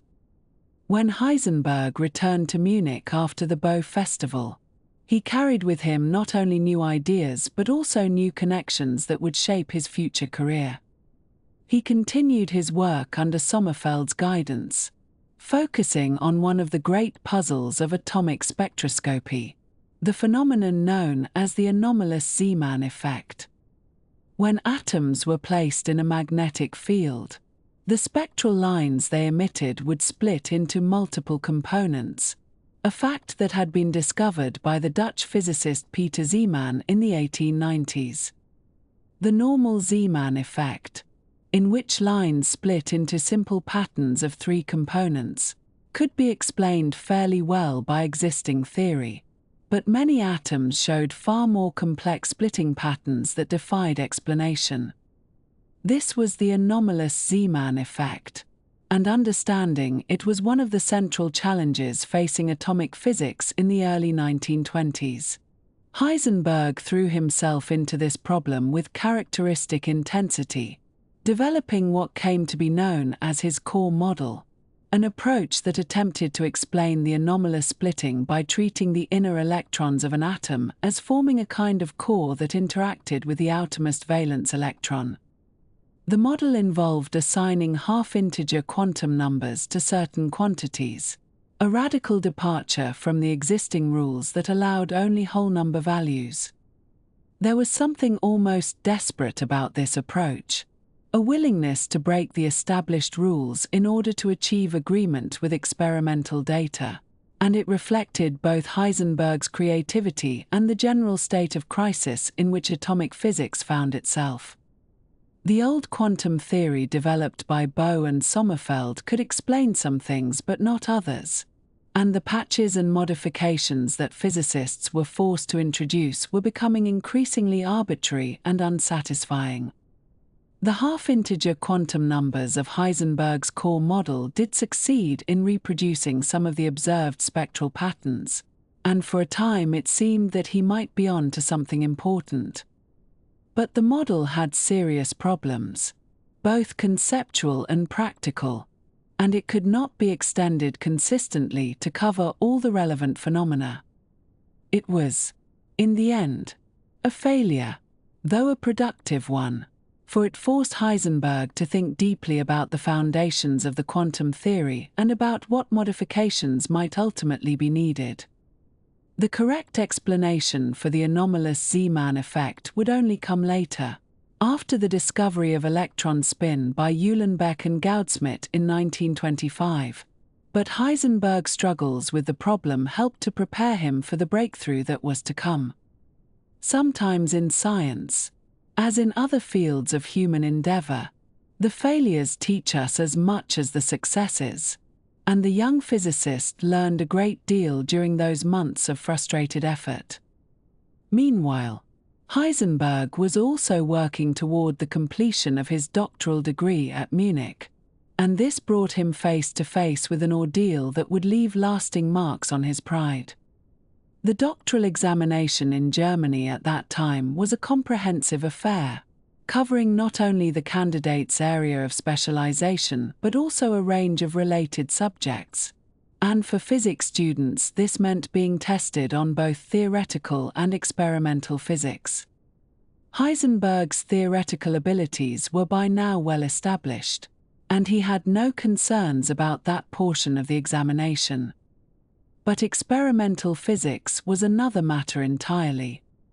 The examiner for experimental physics was Wilhelm Wien, a Nobel laureate and distinguished figure in his own right, known for his work on blackbody radiation and the displacement law that bears his name. Wien was a meticulous experimentalist with exacting standards, and he had a somewhat prickly relationship with the younger generation of theoretically inclined students. When Heisenberg appeared before him for the oral examination, Wien began to ask questions about practical matters of laboratory technique and instrumental design, areas in which the young theorist had paid very little attention during his student years. The questions turned to optics and to the functioning of basic instruments, and Wien asked Heisenberg to explain the resolving power of a microscope and of a telescope, fundamental concepts that any well-trained physicist ought to know. Heisenberg could not answer these questions satisfactorily. He stumbled over the definitions, confused the relevant formulas, and revealed a startling gap in his practical knowledge. Wien was not inclined to be forgiving, and as the examination continued, it became increasingly clear that the candidate's performance in experimental physics was dismal. The precise details of what passed between them have been variously reported, but the outcome was unambiguous. Heisenberg came very close to failing the examination altogether. When the examiners convened to determine his final grade, the brilliance of his theoretical work was weighed against the inadequacy of his experimental knowledge, and the result was a compromise that pleased no one. Heisenberg passed, but only just, receiving the lowest acceptable grade for a doctoral candidate. His Sommerfeld had hoped that his star pupil would graduate summa cum laude, the highest honor, but instead Heisenberg earned only the designation of right, meaning he had merely satisfied the minimum requirements. The humiliation of this near failure was profound and lasting. Here was a young man who had impressed Niels Bohr with the depth of his theoretical understanding, who had been marked out by Sommerfeld and Born as one of the brightest talents of his generation, and yet he had very nearly been denied his doctorate because he could not answer basic questions about how a microscope worked.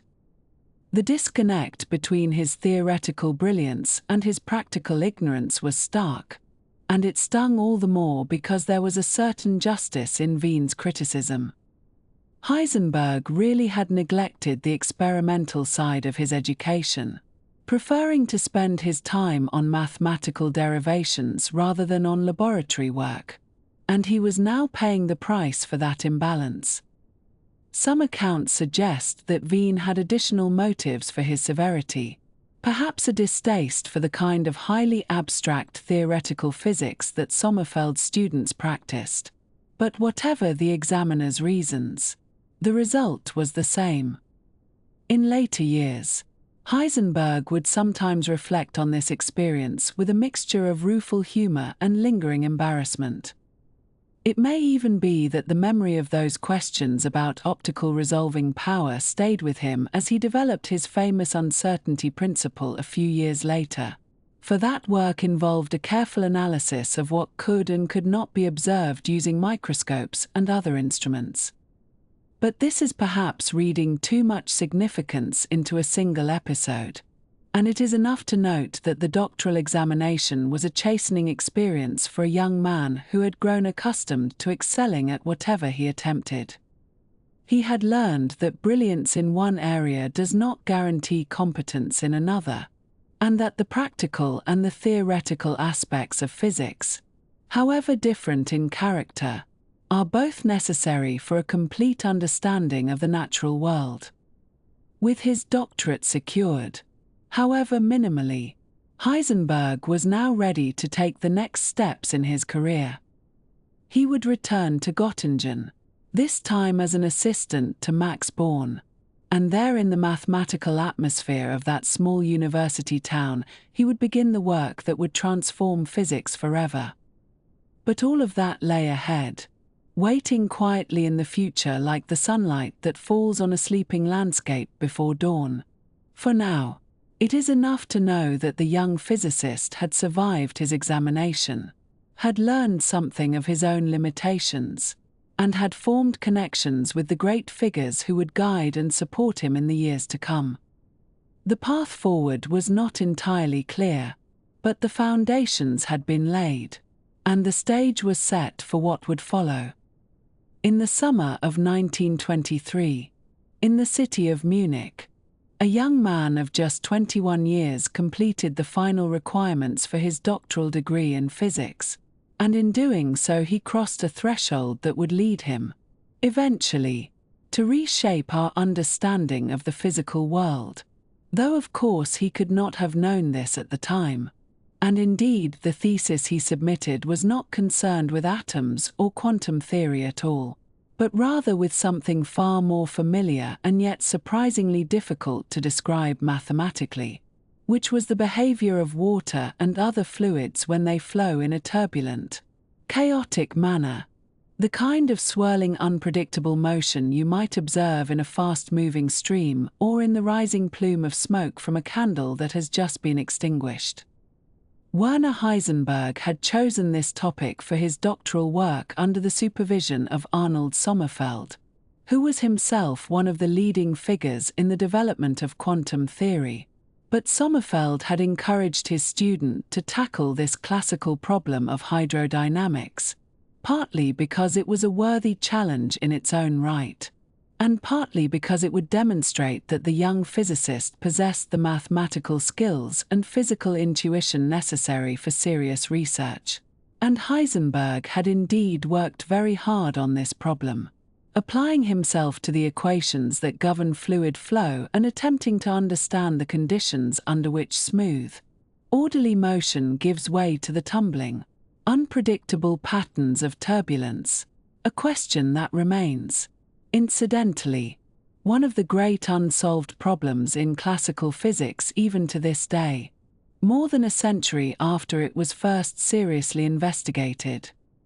The oral examination for the doctorate, which took place in July of that year, did not go entirely smoothly, for while Heisenberg performed brilliantly on the theoretical portions of the examination, demonstrating his mastery of the mathematical physics that Sommerfeld had taught him, he struggled with some of the experimental questions posed by Wilhelm Wien, who was the professor of experimental physics at Munich and who expected doctoral candidates to have a firm grasp of laboratory techniques and instrumentation, and it is said that Heisenberg had some difficulty explaining the resolving power of optical instruments, a topic that he had perhaps neglected in his enthusiasm for more abstract matters. And this near failure in the experimental portion of his examination was a humbling experience, though in the end he passed and received his degree, albeit with a grade that was less distinguished than his talents might have suggested. And he carried this lesson with him, this reminder that physics is not only about elegant mathematics but also about the careful observation of nature through well-designed experiments. With his doctorate now complete, Heisenberg moved to the university town of Göttingen, where he took up a position as assistant to Max Born, who was the professor of theoretical physics there and who had been impressed by the young man's abilities when they had met some months earlier. And Göttingen was at that time one of the great centers of mathematical and physical research in all of Europe, a place where the corridors and seminar rooms hummed with conversation about the latest developments in the quantum theory of the atom. And Bohr himself was deeply engaged in the effort to extend the old quantum theory, which had been developed primarily for the hydrogen atom with its single electron orbiting a single proton, to the more complex atoms that populate the periodic table, atoms with 2 or 3 or even more electrons, each one influencing the motion of the others through their mutual electrical repulsion. This was a problem of considerable difficulty, for the old quantum theory, with its picture of electrons moving in well-defined orbits around the atomic nucleus, worked remarkably well for hydrogen. But when one tried to apply the same methods to helium, with its 2 electrons, or to lithium, with its 3, the calculations became enormously complicated and the results often failed to agree with what experimenters actually observed. And Heisenberg threw himself into this work with characteristic energy, calculating and recalculating, trying different approaches, hoping to find a way to make the quantum theory of multi-electron atoms as successful as it had been for the simplest case. And while he made some progress, the fundamental difficulties remained, and it was becoming clear to him and to others that there was something deeply unsatisfying about the theoretical framework they were using, something that might require not just clever calculation but a more fundamental rethinking of the basic concepts. It was in September of 1924 that Heisenberg made his first extended visit to Copenhagen, the capital city of Denmark, where the physicist Niels Bohr had established an institute for theoretical physics that was rapidly becoming the most important gathering place for researchers working on the quantum theory of the atom. And this visit was arranged partly through the good offices of Bohr and others, who recognized that the young German physicist would benefit enormously from spending time in Bohr's company. For Bohr was not only a great physicist in his own right, the man who had first applied quantum ideas to the structure of the atom, but also a remarkable teacher and mentor who had a gift for drawing out the best thinking from those who came to work with him. The Institute for Theoretical Physics, which was often simply called the Bohr Institute, occupied a building on Blegdamsvej,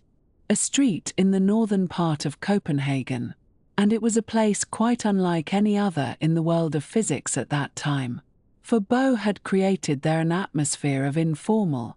open discussion that attracted visitors from many countries. And on any given day one might find researchers from Germany, from the Netherlands, from Britain, from Sweden, from America, all gathered together to talk about the latest puzzles and possibilities in atomic theory. And this international character was something that Bohr cultivated deliberately, for he believed that scientific progress came not from isolated individuals working alone but from the free exchange of ideas across all borders and boundaries.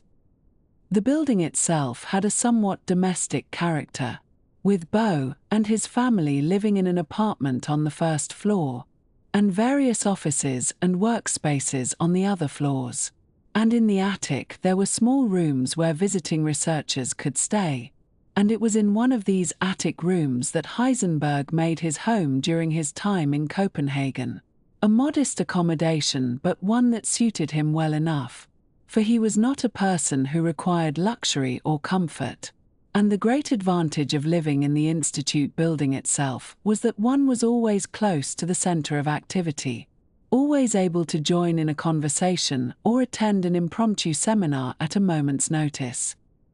The discussions at the institute were quite different in character from what Heisenberg had known at Göttingen or Munich, for while those universities were more formal in their academic customs, with clear hierarchies and set procedures, the Bohr Institute was remarkably relaxed, and Bohr himself set the tone by treating everyone, from the most junior student to the most distinguished visitor, as a colleague whose ideas were worth hearing, and the conversations might take place anywhere, in the seminar room of course, but also in the corridors, or over coffee, or during games of ping-pong in the basement, where a table had been set up and where physicists would take breaks from their calculations to play a few rounds. The sound of the small ball bouncing back and forth providing a pleasant rhythm to the working day.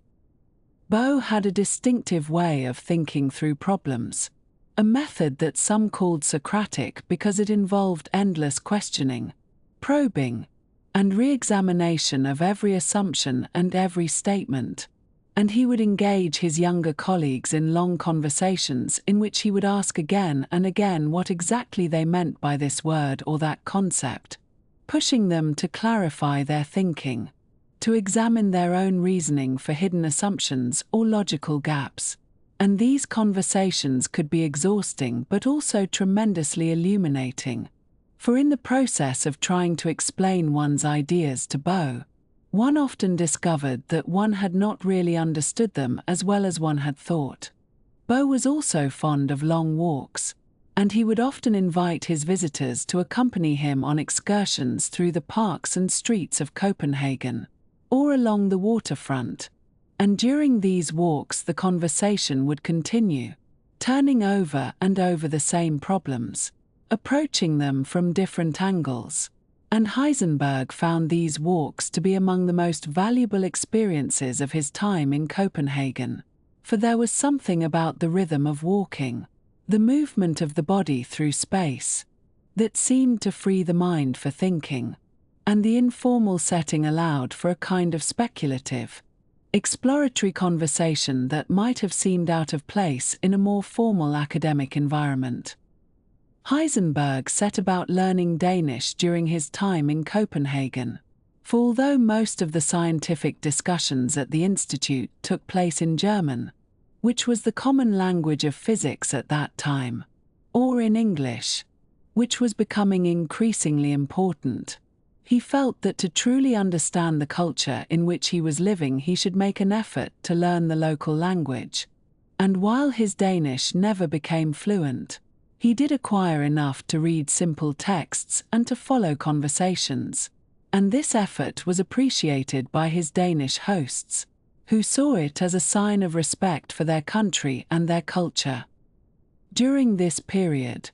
Bohr was deeply involved in the development of a theoretical proposal that came to be known as the BKS theory, named for its three authors, Bohr, Kramers, and Slater, with Kramers being a Dutch physicist who was one of Bohr's closest collaborators and Slater being an American visitor. And this theory was an ambitious attempt to resolve some of the deep puzzles surrounding the interaction of light and matter. Puzzles that arose from the fact that light sometimes seemed to behave as a wave and sometimes as a stream of particles. And the BKS theory proposed a rather radical solution, suggesting that the conservation of energy and momentum, those fundamental principles of classical physics, might not hold exactly in individual atomic processes but only on average over many such processes. This was a bold proposal. Perhaps too bold, for it meant abandoning principles that had been regarded as absolute for more than 2 centuries, and Heisenberg watched with great interest as the theory was developed and then put to the test by experimenters. And within about a year it became clear that the BKS theory was wrong, for experiments by Bohr and Geiger in Germany and by Compton and Simon in America showed that energy and momentum were indeed conserved in individual atomic events, just as classical physics would have predicted, and the BKS theory had to be abandoned.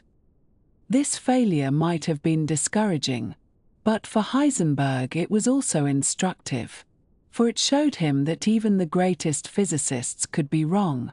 and that there was value in proposing bold ideas even if they turned out to be mistaken, because the process of developing and testing such ideas could lead to deeper understanding, and the failure of the BKS theory made it even more clear that the old quantum theory was in deep trouble, that piecemeal modifications and clever fixes would not be enough, and that what was needed was something far more radical.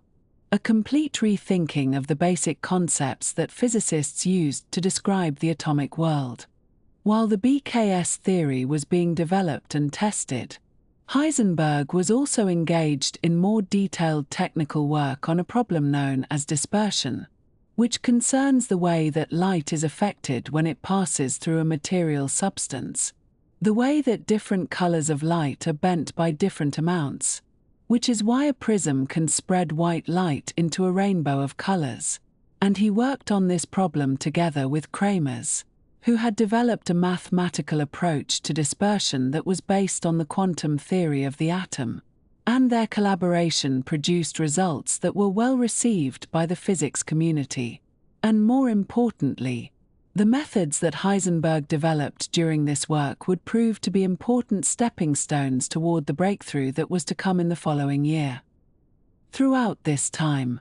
Heisenberg lived modestly, as he had always done, for his family back in Munich was not wealthy, and his father, though a respected professor of Greek philology, did not earn a large salary, and there were financial pressures at home, made worse by the economic turmoil that was affecting Germany in those years, the aftermath of the war and the hyperinflation that had destroyed savings and disrupted ordinary life. And so Heisenberg was careful with money, spending little on himself and sending what he could back to Munich to help his parents and his brother. And this modest way of living was not a hardship for him, for he was not a person who cared much for material possessions or luxuries, finding his pleasures instead in his work, in music, in hiking and outdoor activities, and in the company of friends and colleagues. As the months passed, Heisenberg's conviction grew that the old quantum theory was fundamentally flawed, that the picture of electrons moving in definite orbits around the atomic nucleus, like tiny planets around a miniature sun, was not just incomplete but actually wrong in some deep way, and he began to wonder whether it might be possible to construct a new theory that avoided talking about these orbits altogether. A theory that dealt only with quantities that could actually be observed and measured, like the frequencies and intensities of the light that atoms emit and absorb. And this was a radical thought, for it meant giving up the comfortable mental images that physicists had relied upon, the little models they built in their minds to help them visualize what was happening inside the atom. And it was not yet clear how such a theory could be constructed, or what mathematical form it might take. The atmosphere of the Bohr Institute was conducive to such radical thinking, for Bohr himself had always insisted on the importance of taking seriously the paradoxes and puzzles that arose from quantum phenomena, not sweeping them under the rug or explaining them away with convenient assumptions, but facing them squarely and following them wherever they might lead. And this spirit of honest confrontation with the deepest difficulties was something that Heisenberg absorbed during his time in Copenhagen, and it would serve him well in the months to come, when he would need all the intellectual courage he could muster to take the leap into the unknown that his new theory would require. And so we leave Heisenberg in Copenhagen, in the attic of the Bohr Institute, surrounded by colleagues from around the world, engaged in long conversations and longer walks, playing ping-pong in the basement and learning Danish in his spare time, working on dispersion theory with Kramers and watching the fate of the BKS proposal unfold. And all the while his mind was turning over the fundamental questions, probing the foundations of the quantum theory, searching for a way forward. And though he did not yet know what form the answer would take, he was developing the skills, the knowledge, and the intellectual courage that would enable him,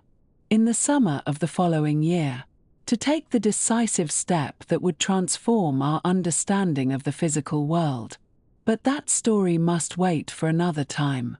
And for now we may simply picture him there, a young man of 22, earnest and brilliant, living simply and working hard, on the threshold of discoveries that would echo through the century and beyond, the soft Danish light falling through his attic window as another day of thought and conversation draws to its quiet close. In the spring of 1925, Werner Heisenberg found himself in a state of considerable physical misery, which is perhaps not the condition one might expect to precede one of the most significant intellectual achievements in the history of science. And yet the human body has its own rhythms and requirements that proceed quite independently of the mind's ambitions. And so it was that as the academic term drew toward its close in Göttingen, Heisenberg was afflicted with a particularly severe attack of hay fever, the kind that swells the face and reddens the eyes and makes concentration on anything at all rather difficult. And the pollen that drifted through the air of that pleasant university town, carried on warm breezes through the gardens and along the tree-lined streets, proved to be more than his constitution could bear, so that his face became so swollen as to be nearly unrecognizable. And his supervisor Max Born, seeing the state of his young colleague, suggested that perhaps a brief retreat from Göttingen might be advisable, a temporary withdrawal to some place where the air might be cleaner and the conditions more conducive to recovery. And it was in this rather unglamorous way that the circumstances aligned for what would become one of the most celebrated episodes in the development of modern physics. Heisenberg took Born's advice and made arrangements to travel northward, away from the flowering landscapes of central Germany, seeking a place where pollen would be scarce or absent altogether.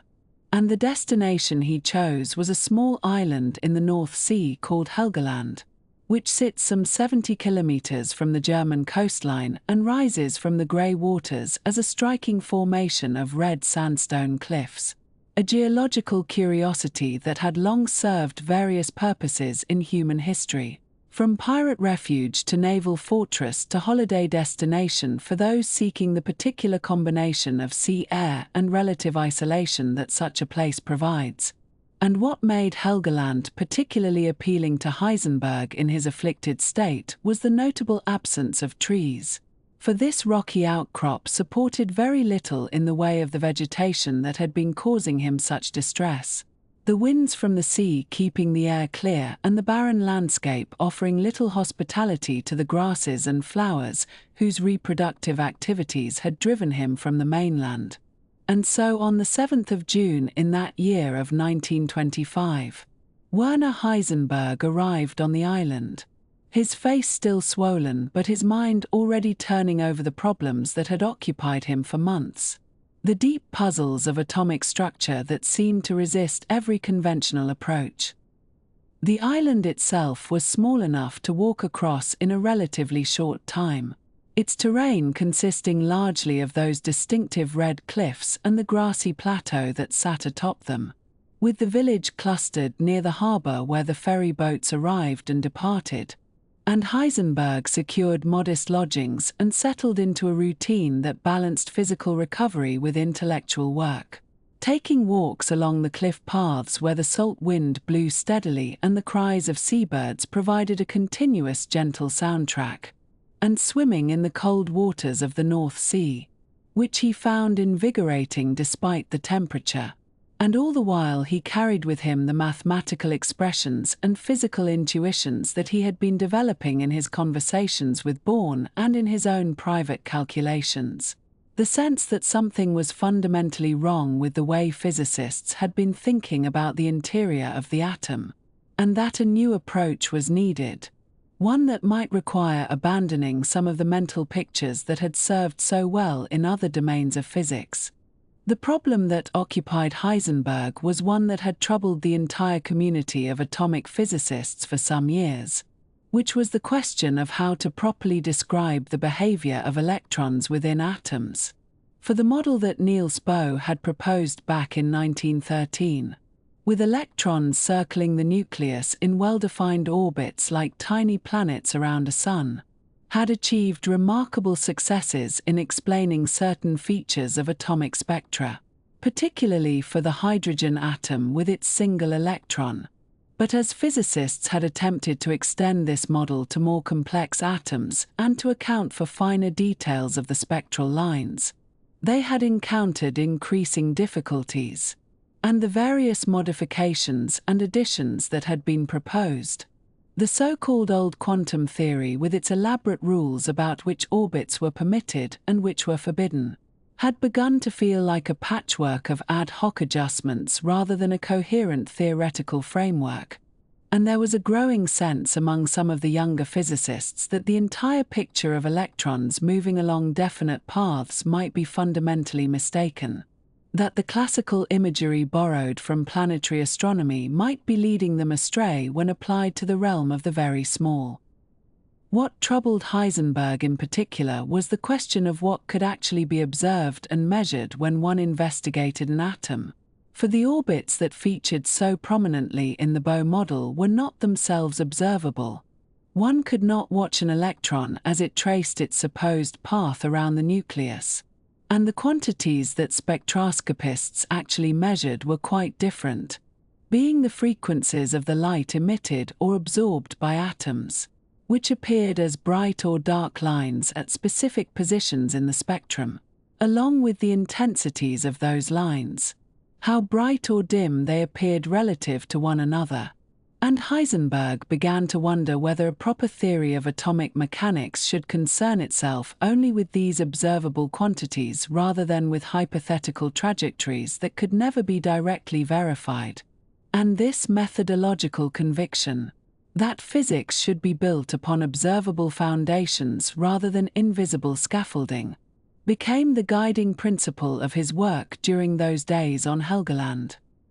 The nights on the island grew short as the summer solstice approached, with the sky never quite darkening completely at those northern latitudes, and Heisenberg found that his hay fever had indeed subsided in the treeless environment, allowing him to think clearly and work with sustained concentration. And it was on one particular night around the 10th of June that the various threads of his thinking finally came together in a way that would prove to be of lasting significance. For he had been working on a mathematical scheme that would represent the observable quantities of atomic physics, the frequencies and intensities, without any reference to electron orbits.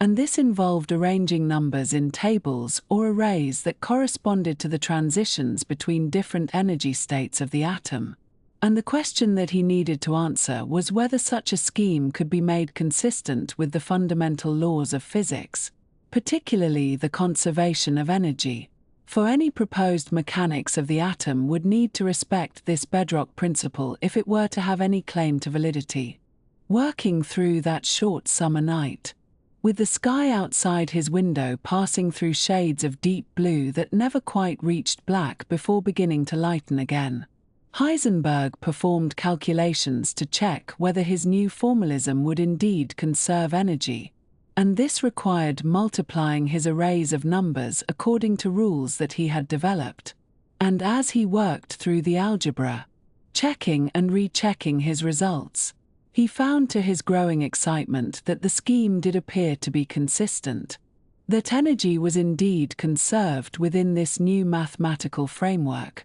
and this realization produced in him a state of considerable agitation, for he understood that he might have found something of genuine importance, a new way of formulating the mechanics of atoms that avoided the problematic picture of electron orbits altogether. And in his excitement he made several errors in his arithmetic, the kind of slips that occur when one is working quickly and the stakes feel high. But even with these errors, the essential structure of the solution remained intact, and he could see that he had achieved something remarkable.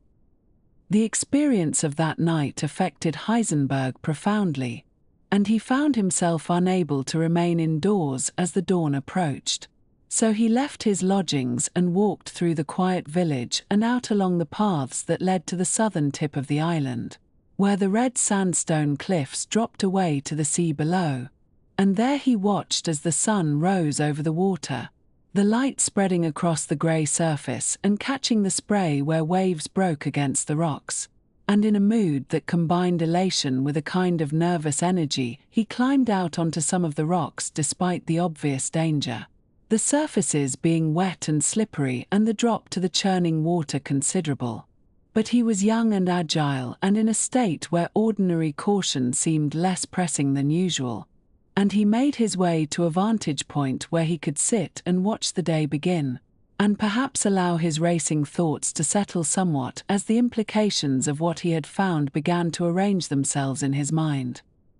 The mathematical objects that Heisenberg had been manipulating in his calculations were arrays of numbers arranged in rows and columns, and the way he had combined them, multiplying one array by another according to a specific procedure, followed rules that had a curious property, which was that the order of multiplication mattered,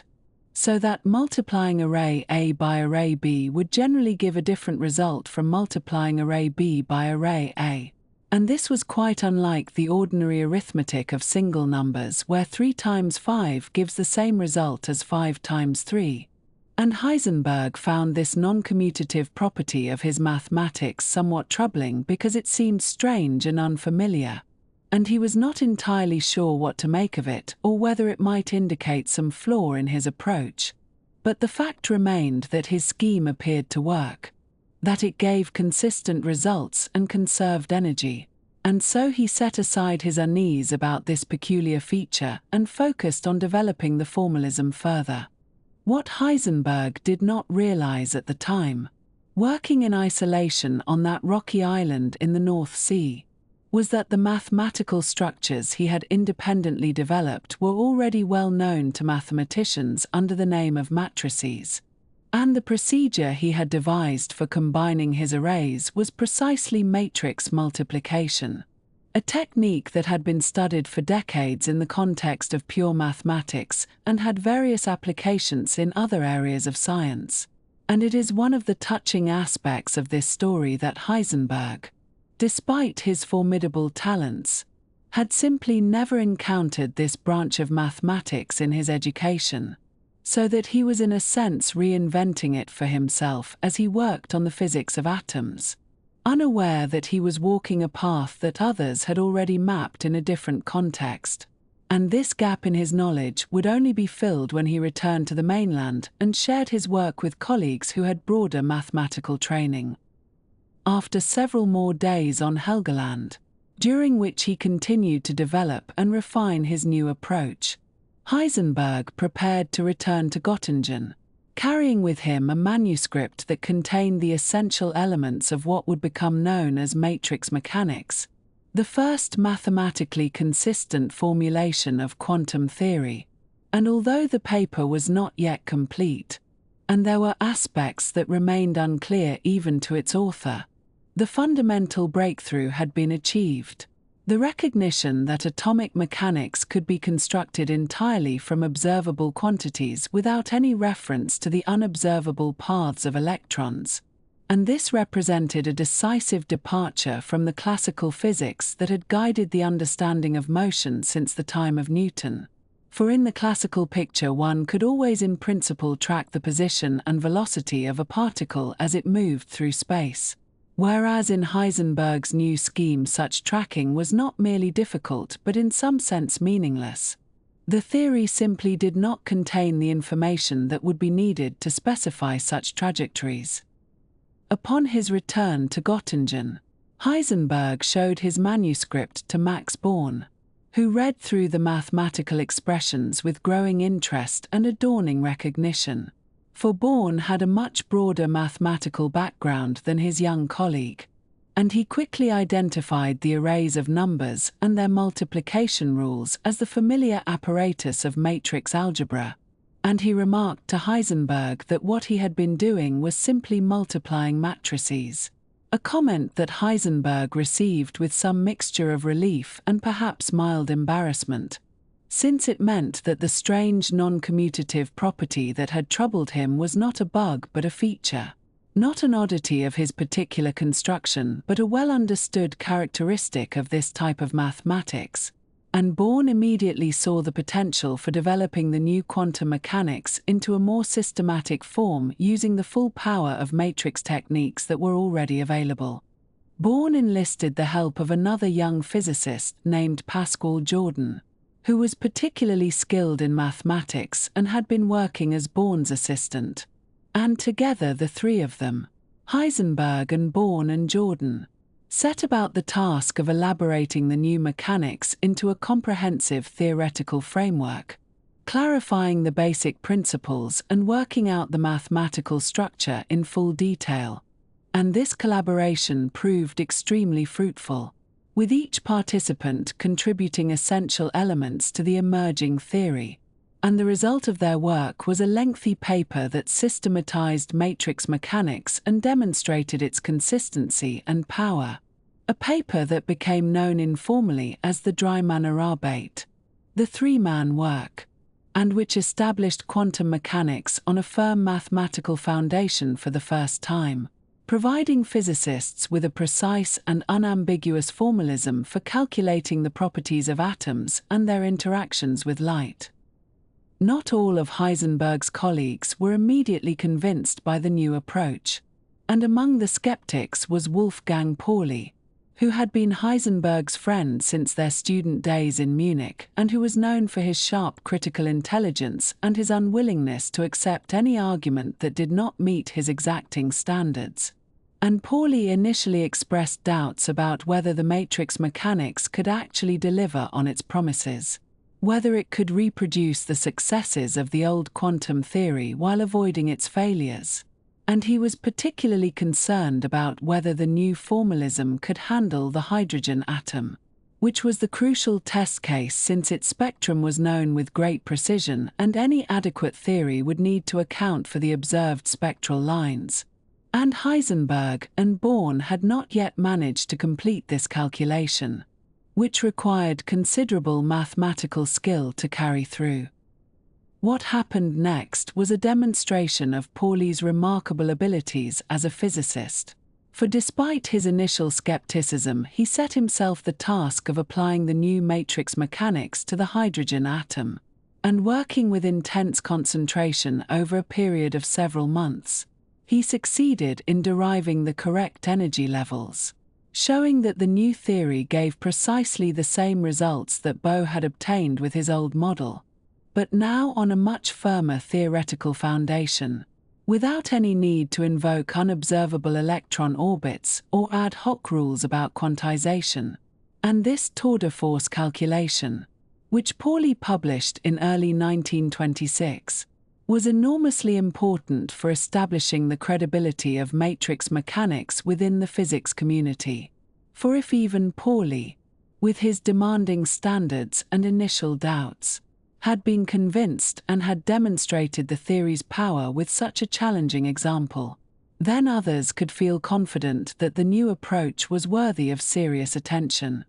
The development of matrix mechanics in the months following Heisenberg's breakthrough on Helgoland thus involved a gradual building of confidence through successful applications and mathematical refinement, with the three-man paper providing the systematic framework and Pauli's hydrogen calculation providing a crucial proof of concept. And the physics community began to recognize that something genuinely new had entered the world. A way of understanding atomic phenomena that departed radically from classical intuitions while achieving unprecedented precision and consistency. And although there would soon be alternative formulations of quantum mechanics, most notably the wave mechanics developed by Erwin Schrödinger using quite different mathematical techniques, the essential insights that Heisenberg had achieved during those sleepless hours on a treeless island in the North Sea would remain at the heart of the new physics. The recognition that the observable quantities are what matter,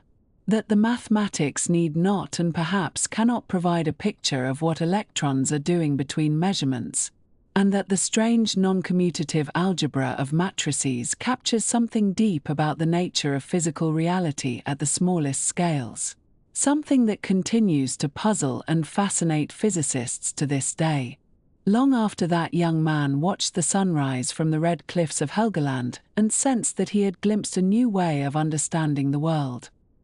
In the final weeks of 1925, while Heisenberg and his colleagues in Göttingen were still refining the calculations of their new matrix mechanics, another approach to the quantum world emerged from a rather different quarter. and this alternative formulation would provoke one of the most intellectually charged rivalries in the history of physics. Though in the manner of scientific disputes, it would ultimately resolve into something resembling mutual understanding, if not mutual affection. And the tension between these two pictures of nature would push Heisenberg toward his most famous contribution, the principle that now bears his name and which he developed during a period of remarkable solitude and concentration in early 1927. Erwin Schrödinger was an Austrian physicist working in Zurich, a man of considerable mathematical elegance and philosophical inclination, and in late 1925 he produced a series of papers describing what he called wave mechanics, an approach that treated electrons and other particles not as discrete entities jumping between states but as continuous waves spread through space, oscillating and interfering much as water waves do on the surface of a pond. And his mathematical apparatus was built around a central equation, now known simply as the Schrödinger equation, which described how these matter waves evolved over time. And this equation was a differential equation of a familiar classical type, the sort of mathematics that physicists had been comfortable with for generations, involving smooth continuous functions and the standard techniques of calculus. The contrast with matrix mechanics could hardly have been more stark, at least on the surface, for where Heisenberg's approach dealt in arrays of numbers and abstract algebraic relations that seemed to deny the possibility of visualizing atomic processes, Schrödinger's waves appeared to offer something graspable, something one might picture in the mind's eye. And many physicists who had struggled with the unfamiliar mathematics of matrices found themselves drawn to wave mechanics with something approaching relief. For here was a formalism that seemed more continuous with the physics they had learned as students, more amenable to the intuitions developed over years of working with classical systems. Heisenberg's reaction to this rival theory was immediate and visceral, and in letters to his colleagues he expressed his dismay in terms that revealed just how personally invested he had become in his own creation, writing to Pauli that he found Schrödinger's approach disgusting, by which he meant not merely that he disagreed with it but that it seemed to him a retreat from the hard-won insights of matrix mechanics, a return to the comfortable but inadequate pictures of classical physics dressed up in new mathematical clothing,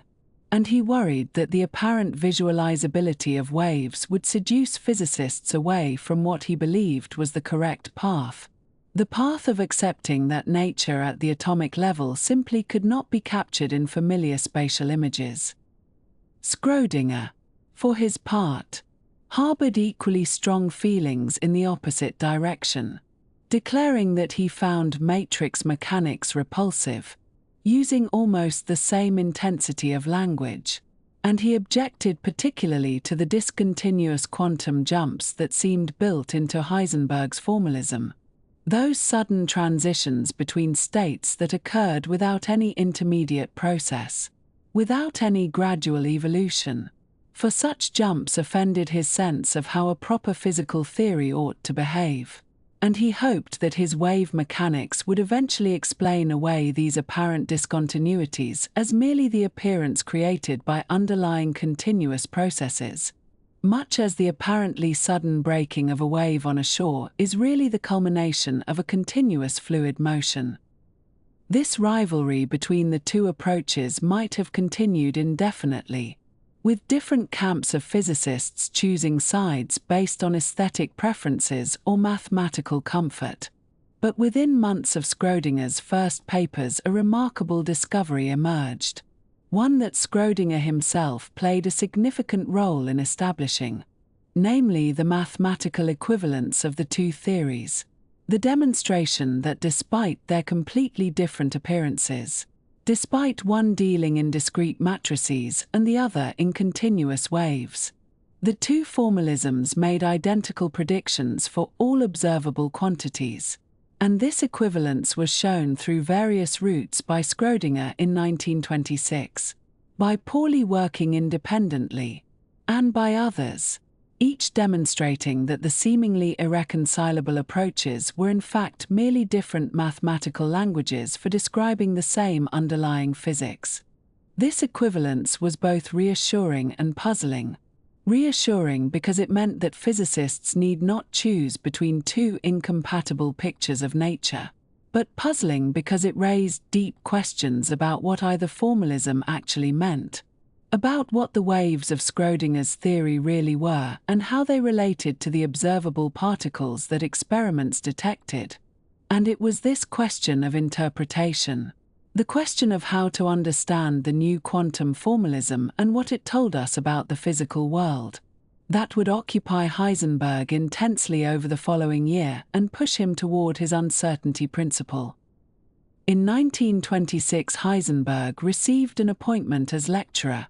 a position called Privatdozent in the German academic system, at Niels Bohr's Institute in Copenhagen, and this appointment placed him at the very center of the ongoing debates about quantum mechanics, for Bohr was deeply concerned with questions of interpretation and meaning, and the Copenhagen Institute had become a gathering place for physicists grappling with these foundational issues, and the environment was one of constant discussion and argument, with visitors coming and going, seminars and informal conversations filling the days, and an intensity of intellectual engagement that could be both exhilarating and exhausting. The relationship between Bohr and Heisenberg during this period was extraordinarily close but also extraordinarily difficult, for both men were grappling with the same fundamental questions about how to understand the new physics, but they approached these questions from different angles and with different temperaments, and their discussions often stretched late into the night, continuing until 2 or 3 in the morning as they walked through the streets of Copenhagen or sat in Bohr's office, arguing over subtle points of logic and interpretation, refining their positions, testing ideas against each other,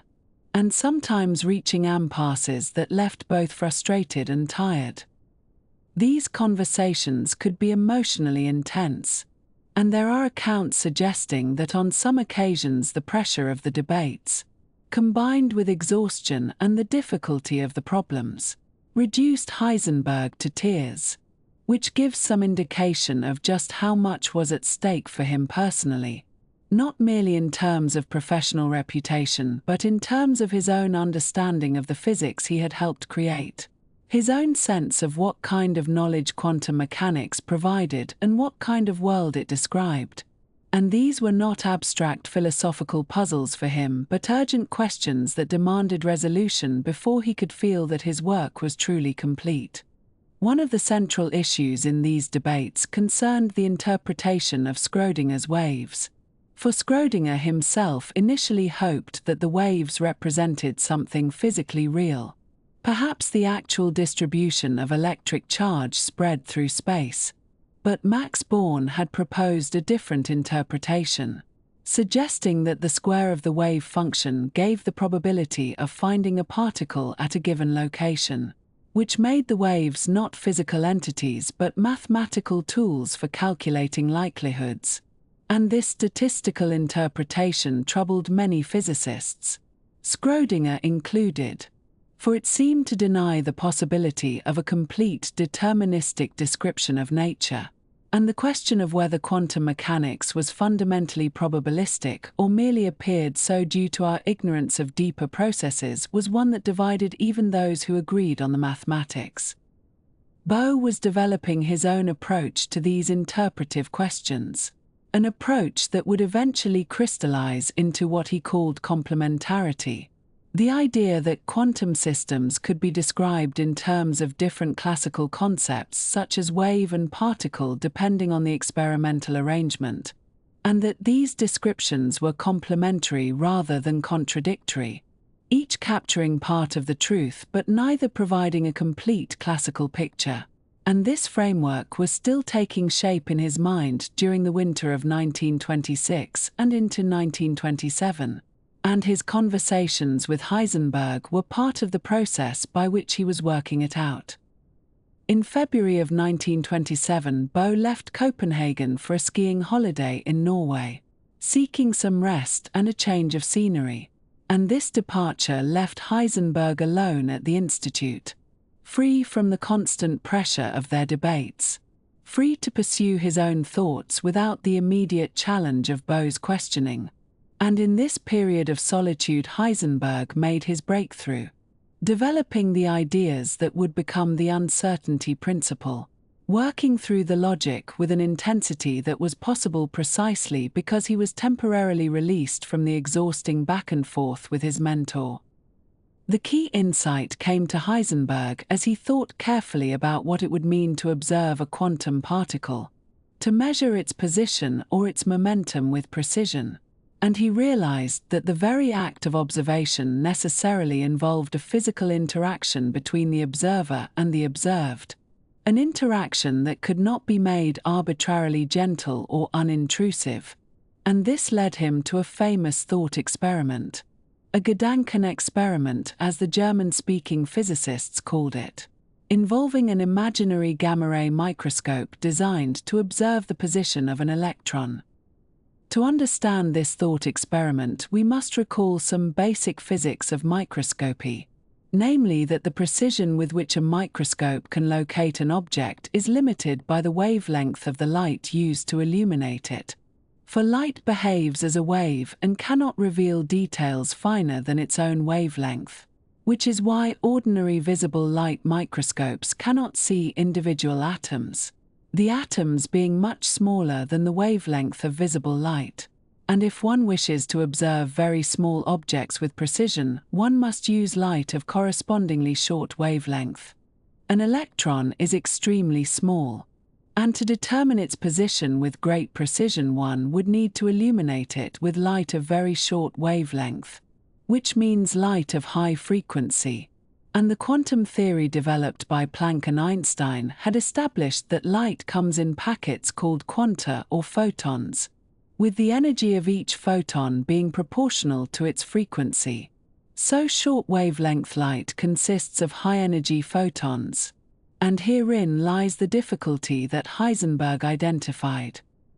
When a photon strikes an electron in order to reveal the electron's position, the photon transfers some of its momentum to the electron, giving the electron a kick that changes its motion. And the higher the energy of the photon, which is to say the shorter its wavelength and thus the more precisely it can reveal position, the larger this kick, the greater the disturbance to the electron's momentum. And so one faces an unavoidable trade-off.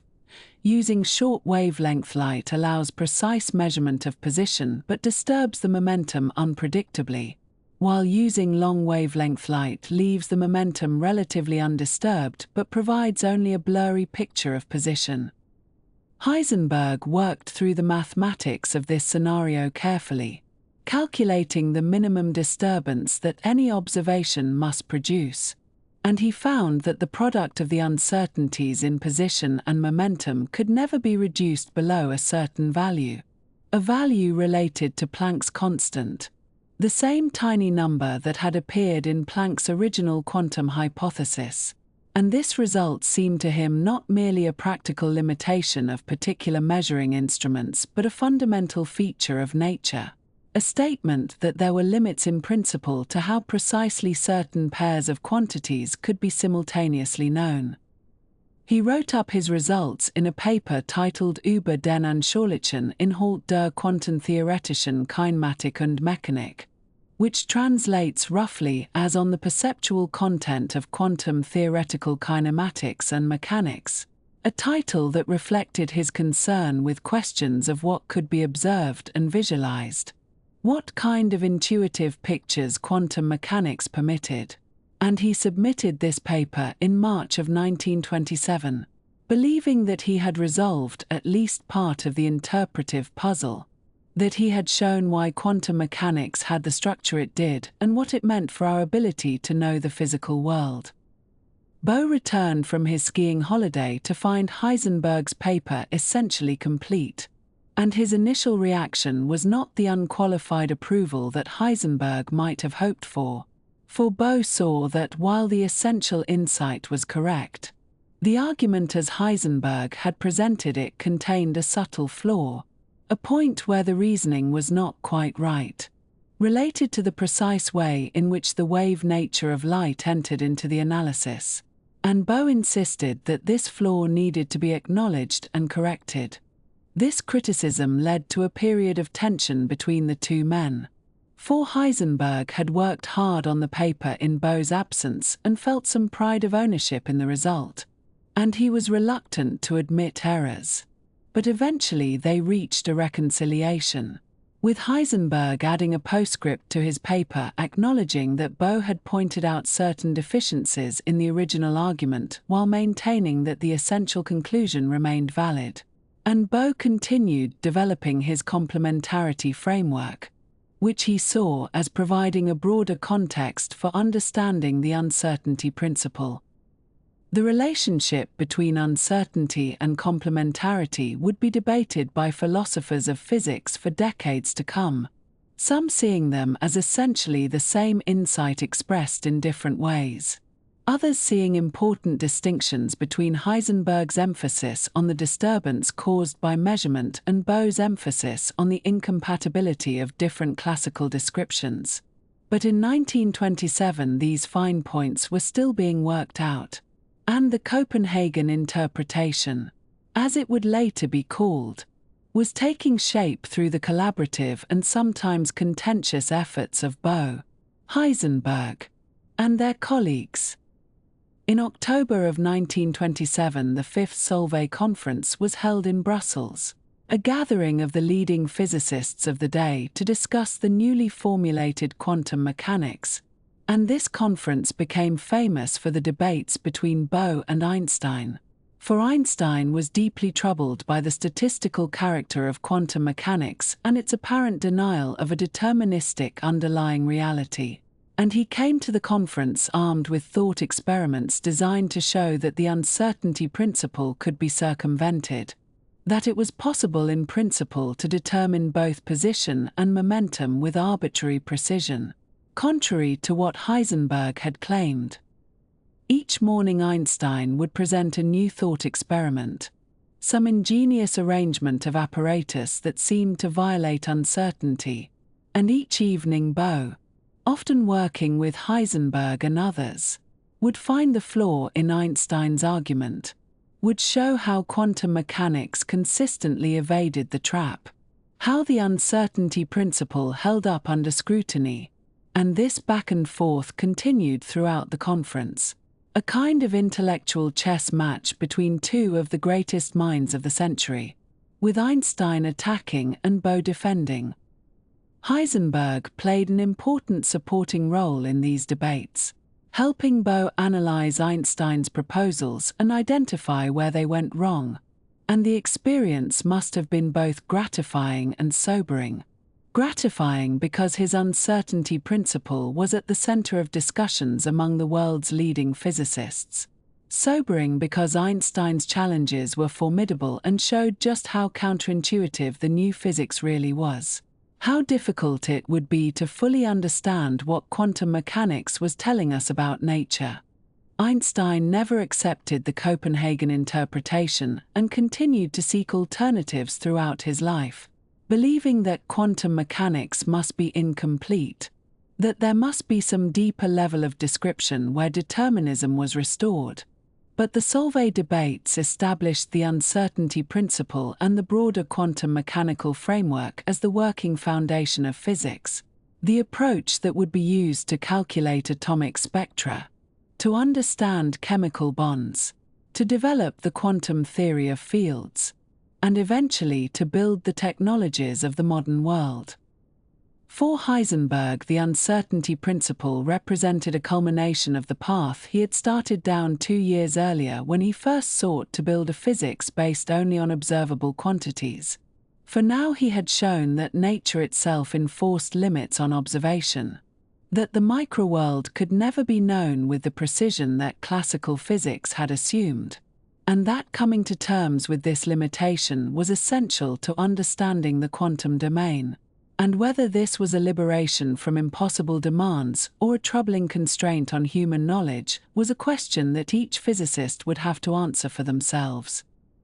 In October of 1927, Werner Heisenberg arrived at the University of Leipzig to take up a position that would have seemed improbable to nearly any observer of academic life in Germany at that time. For he had been appointed to a full professorship in theoretical physics, a chair of considerable prestige and responsibility, and he was only 25 years old, making him the youngest full professor in all of Germany, a distinction that attracted some attention in the press and rather more attention among his new colleagues, some of whom were understandably uncertain how to receive this slender young man who looked even younger than his years and who seemed to approach the solemnity of academic life with a casualness that bordered on the unconventional, though none could deny the remarkable achievements that had brought him to this position, including the foundational work in quantum mechanics that had already changed the direction of theoretical physics and the uncertainty principle that bore his name and that continued to generate discussion and debate across the scientific world.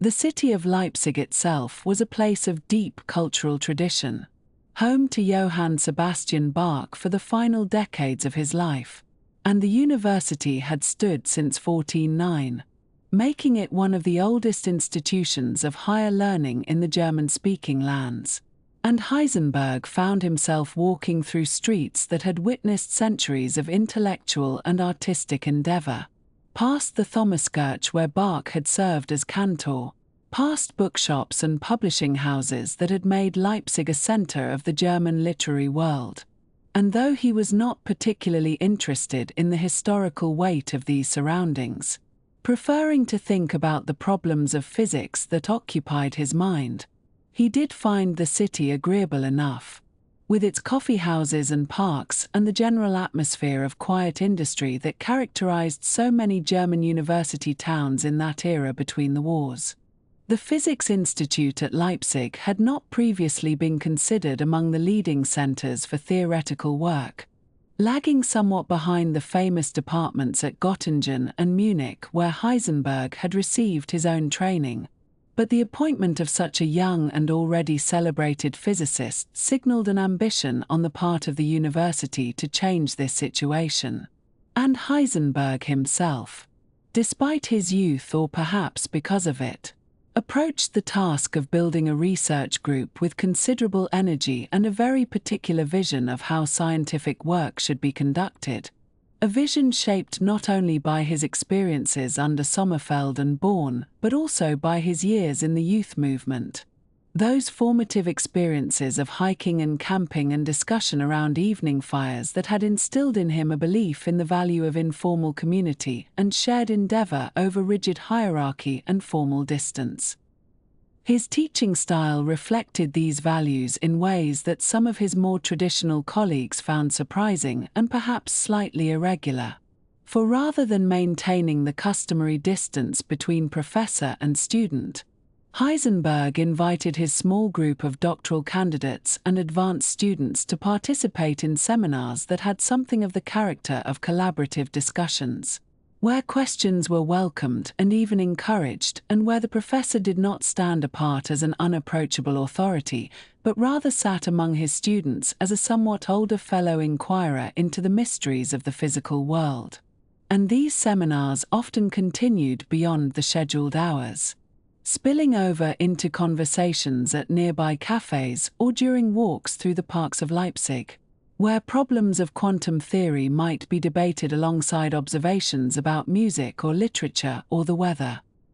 Most characteristic of Heisenberg's approach were the excursions he organized for his students, hiking trips into the countryside surrounding Leipzig or, during longer vacations, expeditions to the mountains of Bavaria or Austria where the young physicists would spend their days climbing and skiing and their evenings gathered around wooden tables in mountain huts discussing the problems that awaited them back in the seminar room. And these expeditions were not merely recreational diversions but were understood by Heisenberg and his students as integral to the scientific enterprise itself, creating bonds of friendship and trust that facilitated the free exchange of ideas and breaking down the barriers that might otherwise inhibit a young doctoral student from questioning the reasoning of a full professor. And indeed, some of the most productive conversations about difficult theoretical questions took place not in the institute but on mountain trails or around campfires under cold, clear skies full of stars. The first doctoral student to complete his work under Heisenberg's supervision at Leipzig was Felix Bloch, a young Swiss physicist who had come to Leipzig specifically to work with the newly appointed professor. And Bloch's dissertation concerned the quantum mechanical treatment of electrons in crystalline solids, a topic that would prove foundational for the understanding of electrical conductivity and that would contribute to the eventual development of solid-state physics as a distinct discipline. And Bloch went on to a distinguished career that included his own Nobel Prize many years later, in 1952, for work on nuclear magnetic resonance. And he always spoke warmly of his time at Leipzig and of Heisenberg's influence on his scientific development, recalling the informal seminars and the mountain expeditions as formative experiences that shaped not only his understanding of physics but his sense of what a community of scientists might aspire to be. Other students who passed through Heisenberg's research group at Leipzig during these early years would go on to their own significant careers in physics, contributing to the development of quantum theory and its applications in ways that extended far beyond what could have been anticipated in those modest seminar rooms. And among these students were Rudolf Peierls, who would later play a crucial role in the British Atomic Energy Project and who became one of the leading theoretical physicists of the 20th century, and Edward Teller, a Hungarian who arrived at Leipzig with enormous energy and ambition and who would much later become a controversial figure in American nuclear weapons development, and Carl Friedrich von Weizsäcker, son of a prominent German diplomat and a philosopher as well as a physicist, whose relationship with Heisenberg would prove particularly significant in the difficult years that lay ahead, though of course none of them could have known, during those pleasant years of seminars and hiking trips, what history had in store for their generation. The atmosphere of the Leipzig group was characterized by a certain youthful enthusiasm and informality that distinguished it from the more established centers of theoretical physics, and visiting scientists sometimes remarked on the unconventional arrangements, noting that Heisenberg seemed more like a slightly older graduate student than a distinguished professor, joining his students for meals in modest restaurants and participating in their social activities without apparent concern for the dignity of his position. And this informality was deliberate and reflected Heisenberg's conviction that the best scientific work emerged from genuine collaboration rather than from hierarchical direction. Though it must be said that beneath the casual manner there was a formidable intellect at work, and students who mistook the relaxed atmosphere for a lack of rigor quickly discovered that Heisenberg's expectations for the quality of their work were extremely high. Beyond his teaching and the cultivation of his research group, Heisenberg continued during these Leipzig years to make significant contributions to theoretical physics, publishing papers that extended the reach of quantum mechanics into new domains and that tackled some of the most difficult problems facing the young theory. And among the most important of these contributions was his 1928 paper on ferromagnetism, which addressed the long-standing puzzle of why certain materials, most notably iron, could become permanent magnets, exhibiting the curious property of spontaneous magnetization that had fascinated natural philosophers since ancient times and that had practical applications in everything from navigation compasses to the emerging technologies of electrical engineering. The phenomenon of ferromagnetism had resisted satisfactory explanation within classical physics, for the simple picture of tiny atomic magnets aligning themselves through their mutual magnetic attraction could not account for the strength and persistence of the effect, and various attempts to explain the phenomenon had proved unsatisfactory. leaving it as one of those stubborn problems that seem to lie just beyond the reach of existing theory. And Heisenberg's insight was to recognize that the explanation lay not in magnetic forces at all, but rather in a peculiarly quantum mechanical effect known as exchange interaction, arising from the requirement that the quantum mechanical description of multiple identical particles must satisfy certain symmetry requirements. And this exchange interaction, which has no classical analogue and which is not really a force in the conventional sense, but rather a consequence of the mathematical structure of quantum mechanics, could produce an effective coupling between the magnetic moments of neighboring atoms that was strong enough to overcome thermal fluctuations and produce the observed spontaneous magnetization. The mathematics of Heisenberg's ferromagnetism paper involved the treatment of large numbers of interacting quantum mechanical spins arranged on a crystal lattice. And while the full solution of such a problem was and remains beyond analytical reach, Heisenberg was able to develop approximation methods that captured the essential physics and that predicted the existence of a critical temperature above which the spontaneous magnetization would disappear, corresponding to the experimentally observed Curie temperature that had been known since the work of Pierre Curie decades earlier.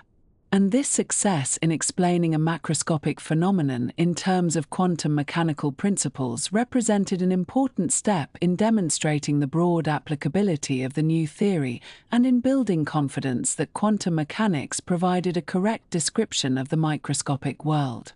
During this same period, Heisenberg collaborated intensively with Wolfgang Pauli on efforts to develop a quantum mechanical theory of electromagnetic fields, attempting to extend the success of quantum mechanics in describing particles to encompass the radiation field itself. And this work proved far more difficult than either of them had anticipated, for when they applied the standard methods of quantization to the electromagnetic field, they encountered mathematical expressions that diverged to infinity, producing nonsensical predictions that seemed to indicate some fundamental problem with their approach.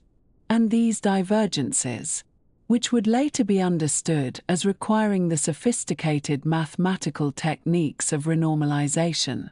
plagued their efforts and left both physicists frustrated, with Pauli in particular prone to bouts of pessimism about whether a consistent quantum theory of fields was even possible. The correspondence between Heisenberg and Pauli during this period reveals the intensity of their struggle with these problems, with letters exchanged frequently between Leipzig and Zurich, where Pauli had his own professorship, and the tone of these letters alternates between excitement at apparent progress and despair at the recurrence of infinities. And while Heisenberg was perhaps more inclined than Pauli to remain optimistic, believing that some clever mathematical trick might eventually tame the divergences, he too experienced periods of discouragement when the problems seemed intractable, though he continued to work on related questions throughout these years, contributing to what would eventually become quantum electrodynamics, even as the full solution remained decades away and would ultimately require the contributions of other physicists using methods that Heisenberg himself did not entirely embrace. Away from the institute, Heisenberg's life in Leipzig had a certain bachelor simplicity, for he remained unmarried during these years and lived in a modest apartment not far from the university, and his habits were regular if somewhat unconventional, including a practice of rising early and playing the piano before breakfast, working through pieces by Bach or Beethoven or Brahms with a diligence that reflected the same seriousness he brought to physics, though his neighbors did not always appreciate these early morning concerts, and there were apparently complaints about the sound of scales and arpeggios and difficult passages repeated again and again, penetrating the thin walls of the building at hours when respectable citizens were still asleep. But Heisenberg seems to have been relatively indifferent to these complaints, continuing his practice with the same determination that characterized his approach to scientific problems. The piano had been a constant presence in his life since childhood, and he approached music with something of the same analytical intensity that he brought to physics. Though he was always clear that music represented something different for him, a realm of beauty and emotional expression that complemented the abstract rigor of theoretical work. And he found that the discipline of practice and the challenges of mastering difficult pieces provided a kind of mental refreshment that helped him return to physical problems with renewed clarity. And he continued throughout his life to play regularly and well, sometimes performing chamber music with colleagues and friends. And his musical tastes remained relatively conservative, centered on the German classical tradition that had shaped his boyhood in Munich. During academic vacations, Heisenberg often returned to his involvement with youth groups, leading camping expeditions and hiking trips that now included not only his old companions from the movement but also some of his students, blending the two communities that meant most to him. And these expeditions took him to the Alps and the forests of Bavaria and sometimes further afield. And the participants would spend their days in vigorous physical activity and their evenings in conversation and song. And for Heisenberg, these experiences remained essential to his sense of well-being and his identity, connecting him to values of community and nature and youthful idealism that seemed increasingly distant from the concerns of academic life but that he was unwilling to abandon, even as he assumed the responsibilities of a full professor and a leading figure in international physics.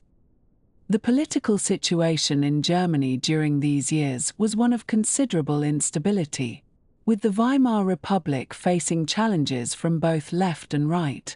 And the universities were not immune to the tensions that divided German society, with student organizations increasingly polarized along political lines and occasional disturbances disrupting academic life. And at Leipzig, as at other universities, there was a growing presence of students sympathetic to the National Socialist movement. Young men who brought their political convictions into the classroom and the seminar room, and who sometimes expressed hostility toward professors they perceived as insufficiently patriotic or too sympathetic to international or Jewish influences. And Heisenberg, whose scientific work was deeply international in character and whose closest collaborators included several Jewish physicists, found himself occasionally the target of such hostility, though he seems to have paid relatively little attention to these early warning signs.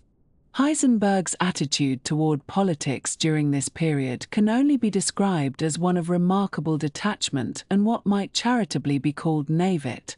for he had never taken much interest in political questions, preferring to devote his attention to physics and music and his youth group activities. And he seems to have regarded the political struggles of the Weimar era as disturbances that would eventually subside without requiring his engagement. And when confronted with the growing influence of National Socialism among the student body at Leipzig, he responded not with alarm or opposition but with a kind of puzzled incomprehension, unable to understand why young people would concern themselves with such matters when there were so many interesting problems in physics to think about.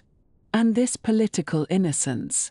or perhaps willful blindness, would prove to have significant consequences in the years to come, though during this period it manifested mainly as an incongruity between Heisenberg's sophisticated understanding of the physical world and his remarkably unsophisticated grasp of the political forces that were gathering strength in Germany. The late 1920s were thus for Heisenberg a period of scientific productivity and personal contentment, years in which he established himself as a professor and built around him a community of talented young physicists, years in which he made significant contributions to the understanding of magnetism and struggled alongside Pauli with the difficult problems of quantum field theory, years in which he maintained his connection to the youth movement and his devotion to music and continued to live with the modest simplicity that seemed natural to him. And if there were clouds on the horizon, political and economic troubles that would soon transform Germany and Europe, Heisenberg seems to have paid them little heed. absorbed in the work that gave his life meaning and confident, perhaps too confident, that the world of science would remain somehow apart from the turbulence of history, a refuge of international cooperation and disinterested inquiry where the only concerns were the deep questions about the nature of physical reality that had occupied his thoughts since his student days in Munich. And so the years passed at Leipzig, with seminars and lectures and papers and mountain expeditions, with piano practice in the early morning and discussions about quantum mechanics that continued late into the evening, with students arriving eager to learn from the young professor and departing prepared to make their own contributions to physics. And Heisenberg, still not yet 30 years old, had achieved a position of considerable eminence in the scientific world, recognized as one of the founders of quantum mechanics and as a teacher whose influence was beginning to extend through the students who carried his approach to physics into their own careers. And if he sometimes felt the burden of expectations or the loneliness of his bachelor existence or the first intimations of the troubles that lay ahead, he kept such feelings largely to himself, presenting to the world the same image of youthful confidence and intellectual energy that had characterized him since his earliest days as a student, though the years ahead would test that confidence in ways he could not have anticipated and would ultimately require him to make choices for which his education in physics had not prepared him. In the early years of the 1930s, Werner Heisenberg found himself entering what would become one of the most significant and also one of the most complicated periods of his entire life, a time when his scientific work reached new heights of recognition and influence, while the world around him, and particularly the Germany he loved so deeply, began to transform in ways that would test everything he believed about himself, his profession, and his place within the larger currents of history. These years, from roughly 1930 to 1933, contained within them both the quiet satisfactions of continued discovery and the unmistakable rumblings of political change, and Heisenberg moved through them as he had moved through so much of his young adulthood, with his attention focused primarily on the problems of physics, on the questions that still awaited answers in the strange and beautiful landscape of quantum mechanics and, increasingly, in the emerging field of nuclear physics. His work during this period built steadily upon the foundations he had helped to establish in the previous decade, and he continued to produce papers and to think deeply about the nature of matter at its most fundamental level.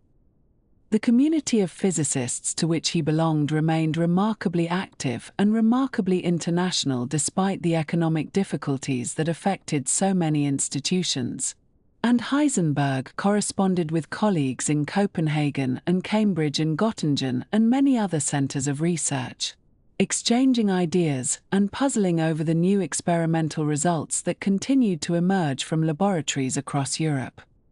He was still quite young, only in his late 20s as the decade began, and yet he had already achieved a position of considerable influence and respect within this community, known not only for his theoretical brilliance but also for his intense focus and his somewhat playful approach to the most serious problems. The year 1932 brought with it a discovery that would prove enormously consequential for the future of physics and, as it turned out, for the future of the entire world, though of course no one could have fully appreciated this at the time. In February of that year, the English physicist James Chadwick, working at the Cavendish Laboratory in Cambridge under the direction of Ernest Rutherford, announced that he had found experimental evidence for the existence of a new particle, one that had been hypothesized for some years but never directly observed. This particle, which Chadwick called the neutron, had approximately the same mass as the proton but carried no electrical charge whatsoever, and its discovery immediately began to clarify many puzzles about the structure of atomic nuclei that had troubled physicists for more than a decade. The nucleus of an atom, it now seemed clear, was composed not simply of protons, as some earlier models had suggested, but of protons and neutrons together, bound by forces that were not yet fully understood but that were evidently quite different from the familiar electromagnetic forces that governed the behavior of electrons in their orbits around the nucleus. Heisenberg responded to Chadwick's discovery with characteristic swiftness and intellectual energy, and within just a few months he had produced a series of 3 papers that attempted to work out the theoretical implications of this new understanding of nuclear structure. These papers, published in 1932, represent some of the most important contributions to nuclear physics made during this early period, and they introduced concepts and approaches that would influence the development of the field for many years to come. In these papers, Heisenberg proposed a remarkably elegant way of thinking about protons and neutrons, suggesting that they might be regarded not as fundamentally different particles but rather as 2 different states or manifestations of a single underlying entity, much as a coin might show either heads or tails depending on how it falls, while remaining in either case the same coin. This idea, which came to be known as isospin or isotopic spin, proved enormously fruitful for organizing and understanding the growing body of experimental data about nuclei, and it demonstrated once again Heisenberg's gift for finding the abstract mathematical structures that seemed to lie beneath the surface of physical phenomena. The isospin concept was, in a sense, a natural extension of the kind of thinking that had produced quantum mechanics itself, this willingness to let go of familiar classical categories and to allow the mathematics to guide one toward new ways of understanding the physical world. A proton and a neutron, Heisenberg suggested, were in some deep sense the same particle, differing only in a quantum number that specified which of 2 possible states they happened to occupy. This was a bold and somewhat counterintuitive proposal, for protons and neutrons differ in obvious ways, most notably in that the proton carries a positive electrical charge while the neutron is electrically neutral. And yet the mathematical treatment that Heisenberg developed proved remarkably successful at describing the behavior of nuclei and at predicting the outcomes of various nuclear reactions and transformations. The forces that bound protons and neutrons together within the nucleus, Heisenberg argued in these papers, must be extremely strong and must act over very short distances, and he attempted to work out some of the properties that these forces must possess in order to account for the stability of various nuclei and for the patterns observed in their masses and other characteristics. These investigations into nuclear structure occupied much of Heisenberg's attention during 1932 and into 1933, and they placed him at the very forefront of this rapidly developing field. The discovery of the neutron had opened up entirely new avenues of research, and physicists around the world were racing to understand the implications and to develop more complete theories of nuclear forces and nuclear reactions. Heisenberg's papers provided a theoretical framework within which much of this work could be organized and interpreted, and his ideas about isospin and nuclear forces became foundational elements of what would eventually grow into a much more elaborate and sophisticated understanding of the atomic nucleus and its behavior. While this work on nuclear physics was progressing, the broader community of physicists was also taking note of Heisenberg's earlier contributions and considering how they should be recognized and honored. The Nobel Prize in Physics, established by the will of Alfred Nobel and first awarded in 1901, had become by this time the most prestigious recognition that a physicist could receive, and the deliberations of the Nobel Committee were followed with great interest by scientists around the world. The committee's decisions were not always prompt, and sometimes prizes were delayed or held back when the members felt uncertain about which discoveries or contributions most deserved recognition. And this was precisely what happened in the case of the Physics Prize for 1932, which was not actually awarded until the following year. When the announcement finally came in November of 1933, it was revealed that Werner Heisenberg had been chosen to receive the Nobel Prize in Physics for 1932, with the citation stating that the award was given for the creation of quantum mechanics, the application of which has, among other things, led to the discovery of the allotropic forms of hydrogen. This recognition placed Heisenberg in the company of the greatest physicists of his generation, and indeed of any generation, and it confirmed what many in the scientific community had already believed, that his contributions to the understanding of the physical world had been of truly fundamental importance.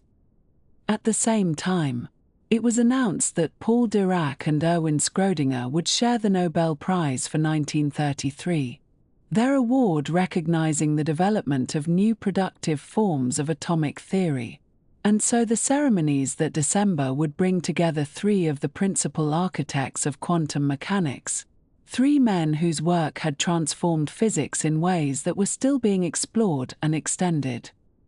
The Nobel ceremony took place in Stockholm in December of 1933. In the Grand Concert Hall where the prizes were traditionally presented by the King of Sweden, and Heisenberg travelled to the Swedish capital to receive his award in person. He was at this time still unmarried,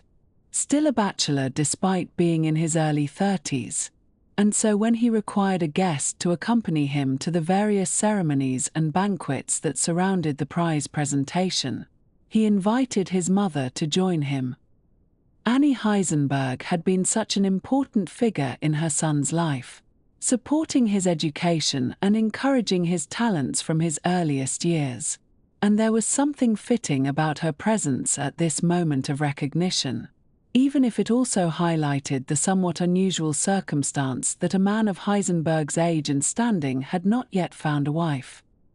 The prize money that accompanied the Nobel Award was quite substantial, representing a significant sum that provided Heisenberg with a degree of financial security he had not previously known. Like most academics of his time, he had lived on modest salaries and had not accumulated any considerable wealth, and the Nobel money freed him from many of the ordinary financial concerns that occupied other men of his generation. He could now look toward the future with confidence that his material needs would be met, that he could establish a household and support a family if he should eventually choose to marry, and this security was not unwelcome to a man who had grown up in a family of comfortable but not extravagant means. The question of marriage, however, remained curiously unsettled in Heisenberg's life during these years. Despite the fact that he was by most measures an extremely attractive candidate for matrimony. He was good-looking in a boyish way, with fair hair and regular features and an athletic build maintained by his lifelong devotion to hiking and skiing and other outdoor pursuits. He was highly intelligent, obviously, and he possessed a certain charm and enthusiasm that many found appealing. He was now a Nobel laureate, a professor at a major German university, a man of established reputation and secure prospects. And yet he remained unmarried, living the somewhat monk-like existence that had characterized his years as a young researcher, devoted primarily to his work and to his male friendships and to the youth movement activities that still engaged him. The reasons for this extended bachelorhood were probably complex and probably not entirely clear even to Heisenberg himself. He was, by his own later admission and by the observations of those who knew him, somewhat shy around women, awkward in social situations that required the kind of romantic initiative that courtship demanded. His intense focus on physics, which had served him so well in his scientific work, may have left little room for the cultivation of romantic relationships, and his frequent travels and his absorption in abstract problems may have made it difficult for him to form the kind of steady attachment that might lead toward marriage. There had been at least one significant relationship during his years in Copenhagen, a brief romantic involvement with a young woman he met there, but this had not developed into anything permanent, and Heisenberg had returned to Germany still unattached and still, it seems, somewhat uncertain about how to proceed in matters of the heart.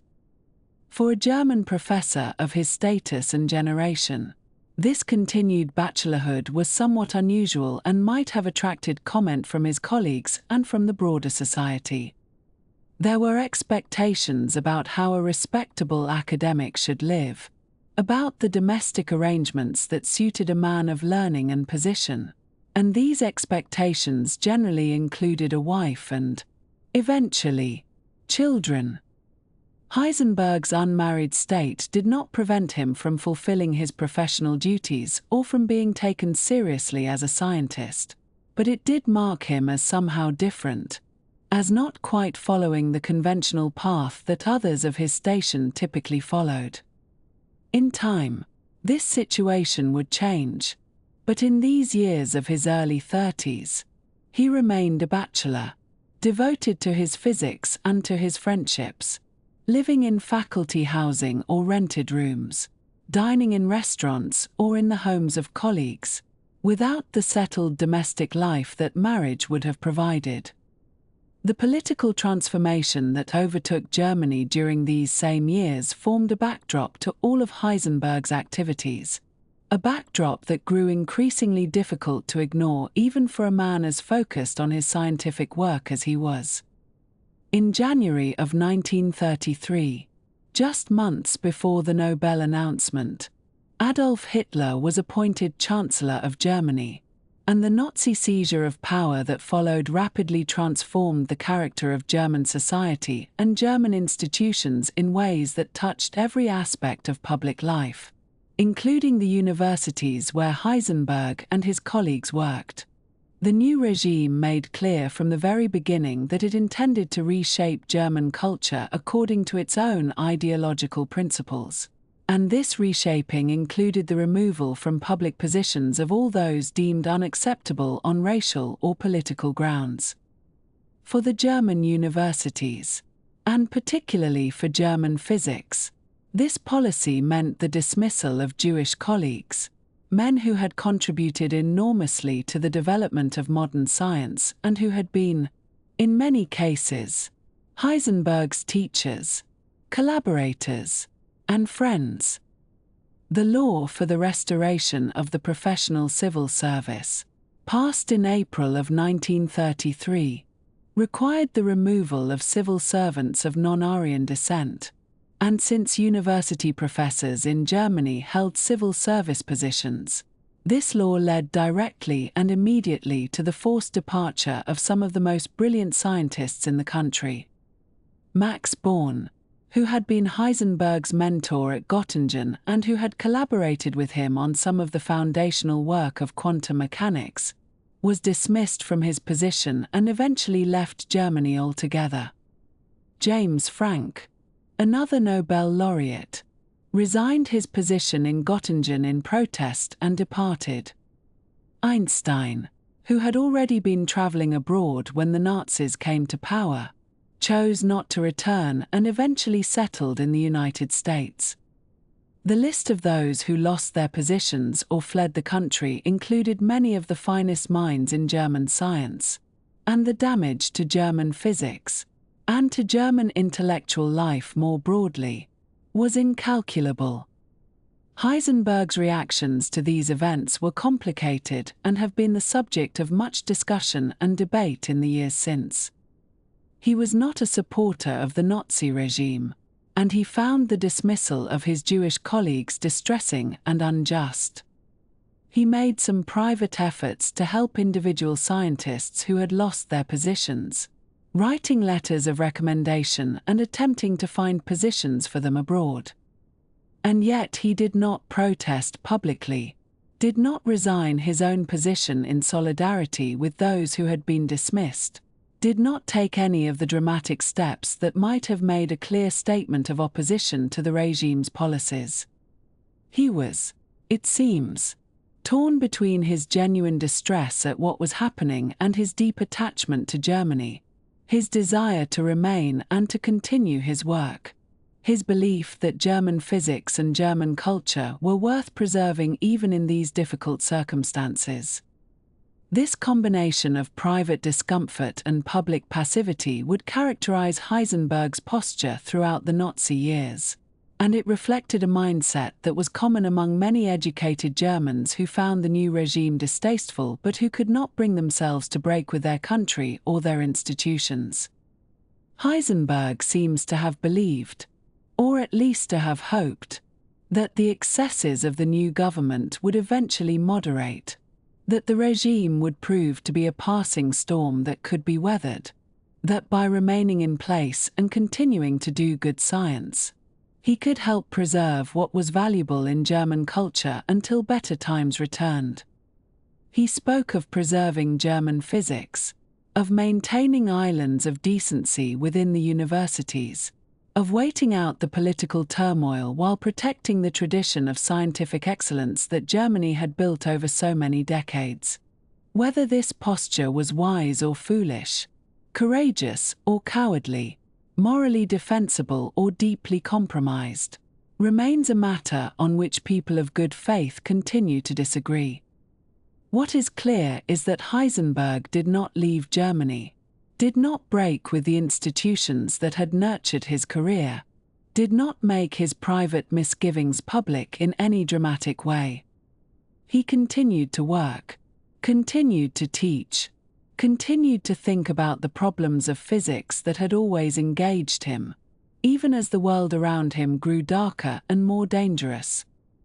The Nobel Prize, awarded in that tumultuous year of 1933, marked the high point of his early career, a recognition of achievements that had helped to transform the understanding of the physical world. But it came at a moment when the broader social and political world was undergoing transformations of its own, transformations that would eventually draw Heisenberg and all of German science into currents far more treacherous than any he had yet navigated. And so as 1933 drew to a close, Heisenberg returned from Stockholm with his Nobel medal and his prize money and his mother by his side, returning to a Germany that was no longer quite the country it had been, a Germany in which old certainties were dissolving and new and troubling forces were gathering strength. He was 32 years old, a bachelor, a Nobel laureate, a professor of theoretical physics, a man at the height of his powers and his reputation. The years ahead would test him in ways he could not yet imagine, would force him to make choices whose consequences would follow him for the rest of his life. But all of that still lay in the future, still hidden in the unfolding of events that no one could predict, and for now there was the quiet satisfaction of recognition earned, of work acknowledged, of a place secured among the great physicists of his age. In the years that followed Adolf Hitler's rise to power in January of 1933, the landscape of German science began to shift in ways that would have seemed almost unimaginable to those who had built the great tradition of physics in that country, and Werner Heisenberg, who had by then established himself as one of the most significant theoretical physicists of his generation, found himself drawn into a conflict that had little to do with the actual content of scientific inquiry and everything to do with the ideological currents that were reshaping German society from its foundations upward. The universities, which had long prided themselves on a certain independence of thought, were now subject to increasing pressure to align themselves with the principles of the National Socialist worldview. And this pressure extended not merely to questions of politics or social organization, but reached into the very heart of how science itself should be understood, taught, and practiced. To understand the particular difficulties that Heisenberg would face during this period, It is necessary to consider a movement that had been gathering strength among certain German physicists for some years, a movement that would come to be known as Deutsche Physik, which we might translate as German physics, though the translation hardly captures the full ideological weight that the term carried. This movement was led primarily by two men who had themselves achieved the highest recognition in their field, the Nobel Prize in Physics, and who used their considerable prestige to advance a vision of science that was explicitly tied to notions of race and national character. These men were Philipp Lenard, who had received the Nobel Prize in 1905 for his work on cathode rays, and Johannes Stark, who had been similarly honored in 1919 for his discoveries concerning the Doppler effect in canal rays and the splitting of spectral lines in electric fields.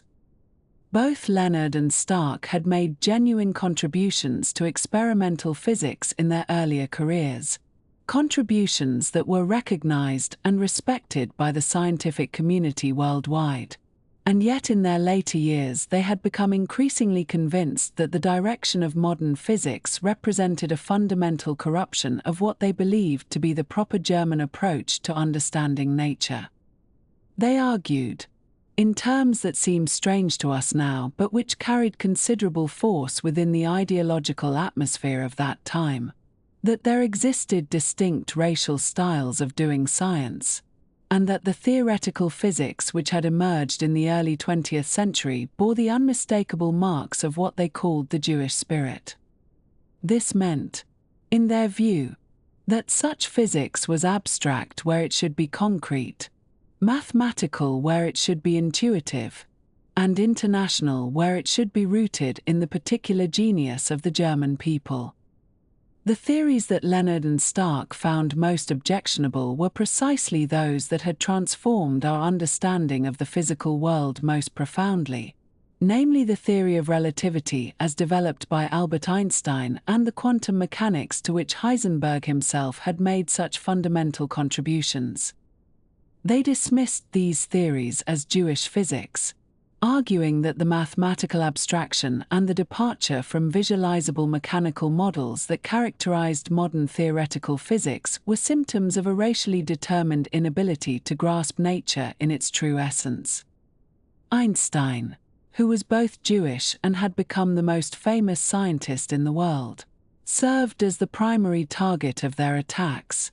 and they worked tirelessly to ensure that his theories would be removed from German physics education and that those who continued to teach or develop these ideas would be marginalized or expelled from their positions. Heisenberg, for his part, found himself in a position that required careful navigation, though one should not imagine that this careful navigation represented any sympathy with the racial ideology that animated his opponents. He was not Jewish, and his family had no Jewish ancestry that could be used against him in the manner that was being used to drive so many of his colleagues from their positions. He had been raised in a thoroughly German cultural milieu. His father had been a respected professor of Byzantine studies at the University of Munich, and he himself had served briefly in the volunteer forces that had suppressed the short-lived Bavarian Soviet Republic in 1919, an experience that placed him, at least in terms of his early political biography, rather far from any association with left-wing or internationalist causes. And yet he was deeply committed to the physics that the Deutsche Physik movement sought to destroy, committed to it not for any political reason but simply because he understood it to be true, to be a genuine and profound description of how nature actually behaves at the smallest scales. In the early years of the National Socialist regime, Heisenberg made efforts to defend modern physics within the constraints that the political situation imposed. He spoke and wrote in favor of theoretical physics, arguing for its value and its truth, attempting to separate the scientific questions from the political ones in a manner that he hoped would allow the work to continue. What he did not do, and this is a point worth noting with some care, was defend Einstein personally or speak out against the treatment that Einstein and so many other Jewish scientists were receiving. Heisenberg's defense was of the physics itself, of relativity and quantum mechanics as scientific achievements, and he seems to have believed, or at least hoped, that by keeping the argument on this level he could preserve what was essential while avoiding a direct confrontation with the regime that he could not hope to win.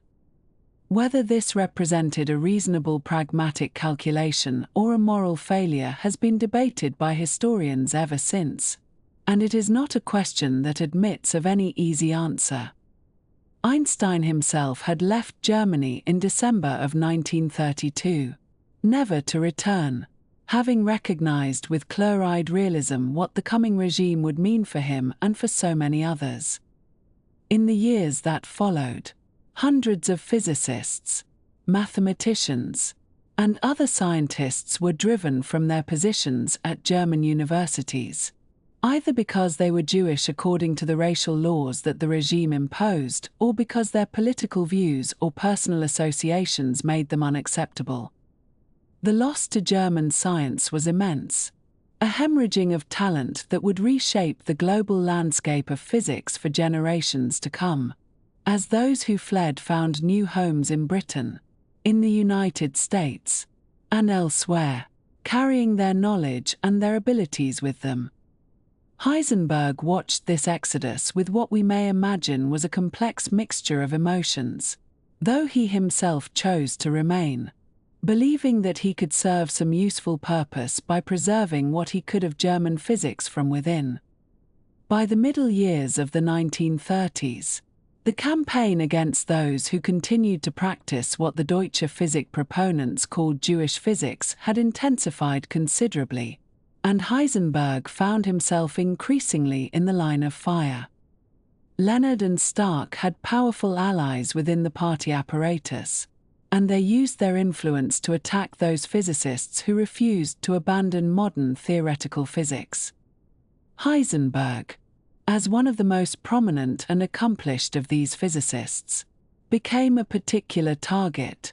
and the attacks against him grew steadily more vicious and more dangerous. The crisis reached its peak in July of 1937, when the weekly newspaper of the Schutzstaffel, which was called Das Schwarzkorps and which might be translated as the Black Corps, published a lengthy article attacking Heisenberg in the most severe terms. The article accused him of being a white Jew, a term of considerable insult within the ideological framework of the regime, meaning that although he was not racially Jewish, he had so thoroughly adopted the Jewish spirit in his scientific work that he might as well have been. The article further compared him to Karl von Ossietzky, the German journalist and pacifist who had been awarded the Nobel Peace Prize in 1935 while being held in a concentration camp, a comparison that was clearly intended to suggest that Heisenberg, like Ossietzky, was an enemy of the German nation who deserved similar treatment. The phrase Ossietzky of physics carried a weight that would not have been lost on anyone who read it, for Ossietzky's fate was well known. He had been arrested shortly after the National Socialists came to power and had been held in concentration camps where his health had been destroyed,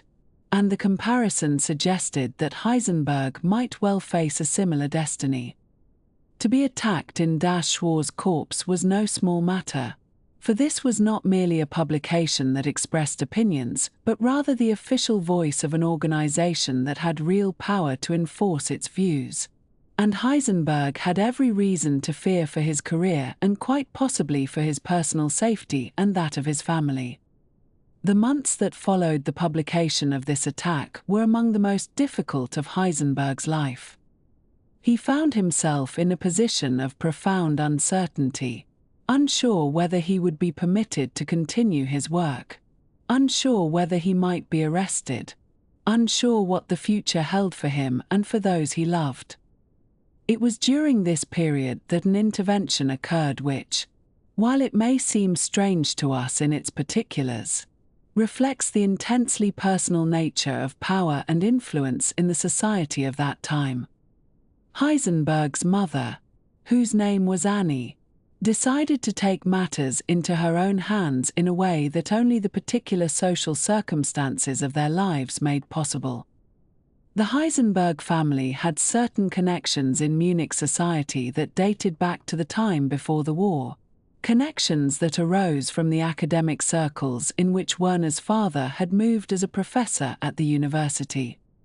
Among these connections, as it happened, was an acquaintance with the family of Heinrich Himmler, the Reichsführer SS and one of the most powerful men in Germany. Himmler's father had also been a professor in Munich, a teacher and later a school administrator, and the two families had known each other in the way that families within a certain academic and social stratum often did know one another, not intimately perhaps, but with the recognition and familiarity that came from moving in similar circles. Annie Heisenberg,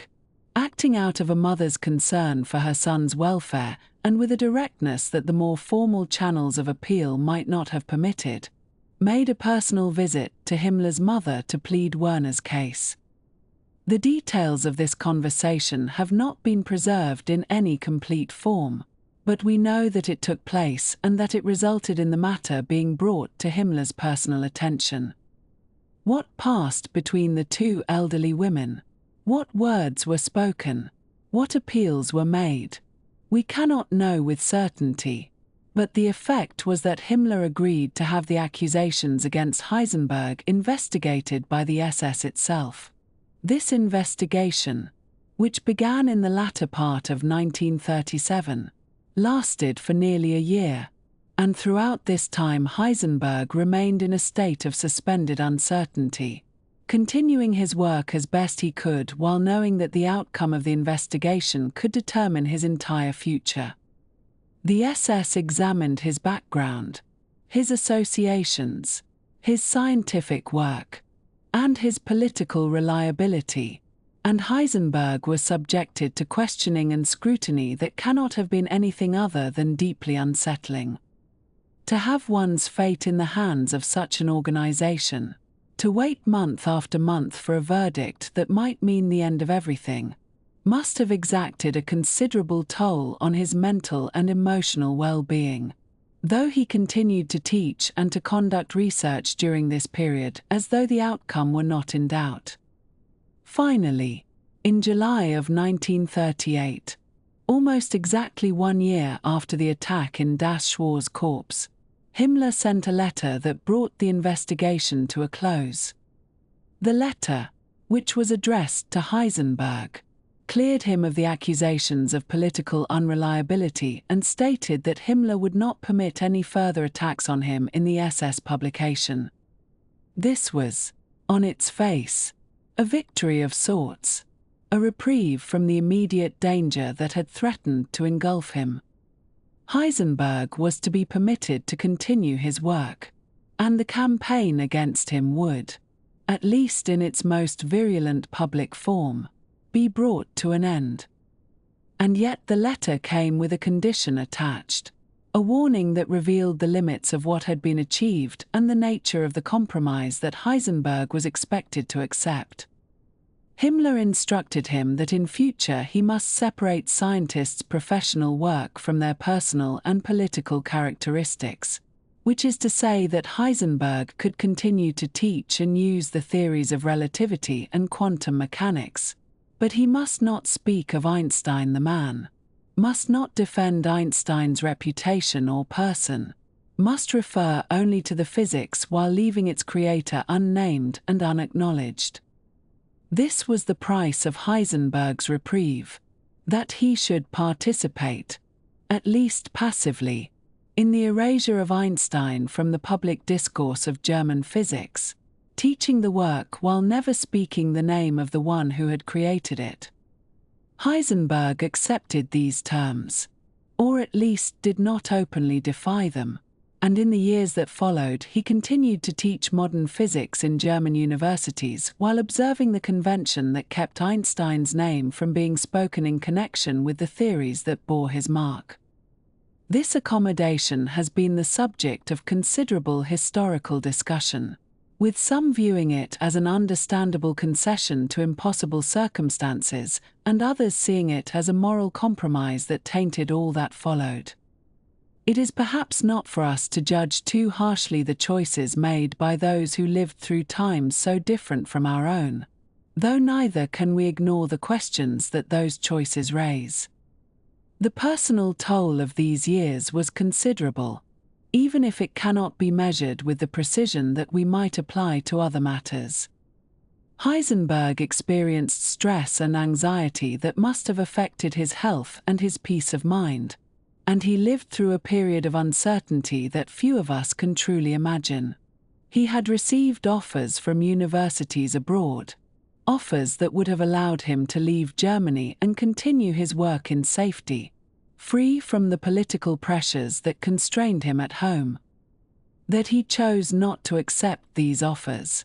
that he remained in Germany throughout this period and throughout the war that was to come, was a decision that he would later explain in various ways. Speaking of his sense of duty to German science and to his students, of his belief that he could preserve something of value by remaining, of his hope that the regime would not last forever and that his presence would matter when it finally came to an end. Whether these explanations fully capture his motivations, or whether other factors, including simple attachment to his homeland and reluctance to become a refugee, played their part, we cannot know with certainty. What we can say is that he made his choice and that he lived with its consequences, continuing to work in a country that was becoming ever more deeply enmeshed in the darkness that would soon engulf all of Europe. The controversy of these years left its mark on him, shaping his relationship to the German state and to his fellow scientists in ways that would become even more complicated as the 1930s drew to a close and the world moved toward a war that would change everything. And so Heisenberg emerged from this period scarred but intact, cleared by the very authorities who had threatened him but bound now by constraints that limited what he could say and how he could say it. The physics that he loved and that he had helped to create would continue to be taught in Germany, but under conditions that reflected the compromise he had been forced to make. The White Jew controversy had ended, at least in its public manifestations, but its effects would linger in ways both visible and invisible, shaping the man who would go on to play a central and deeply ambiguous role in the scientific developments of the coming war.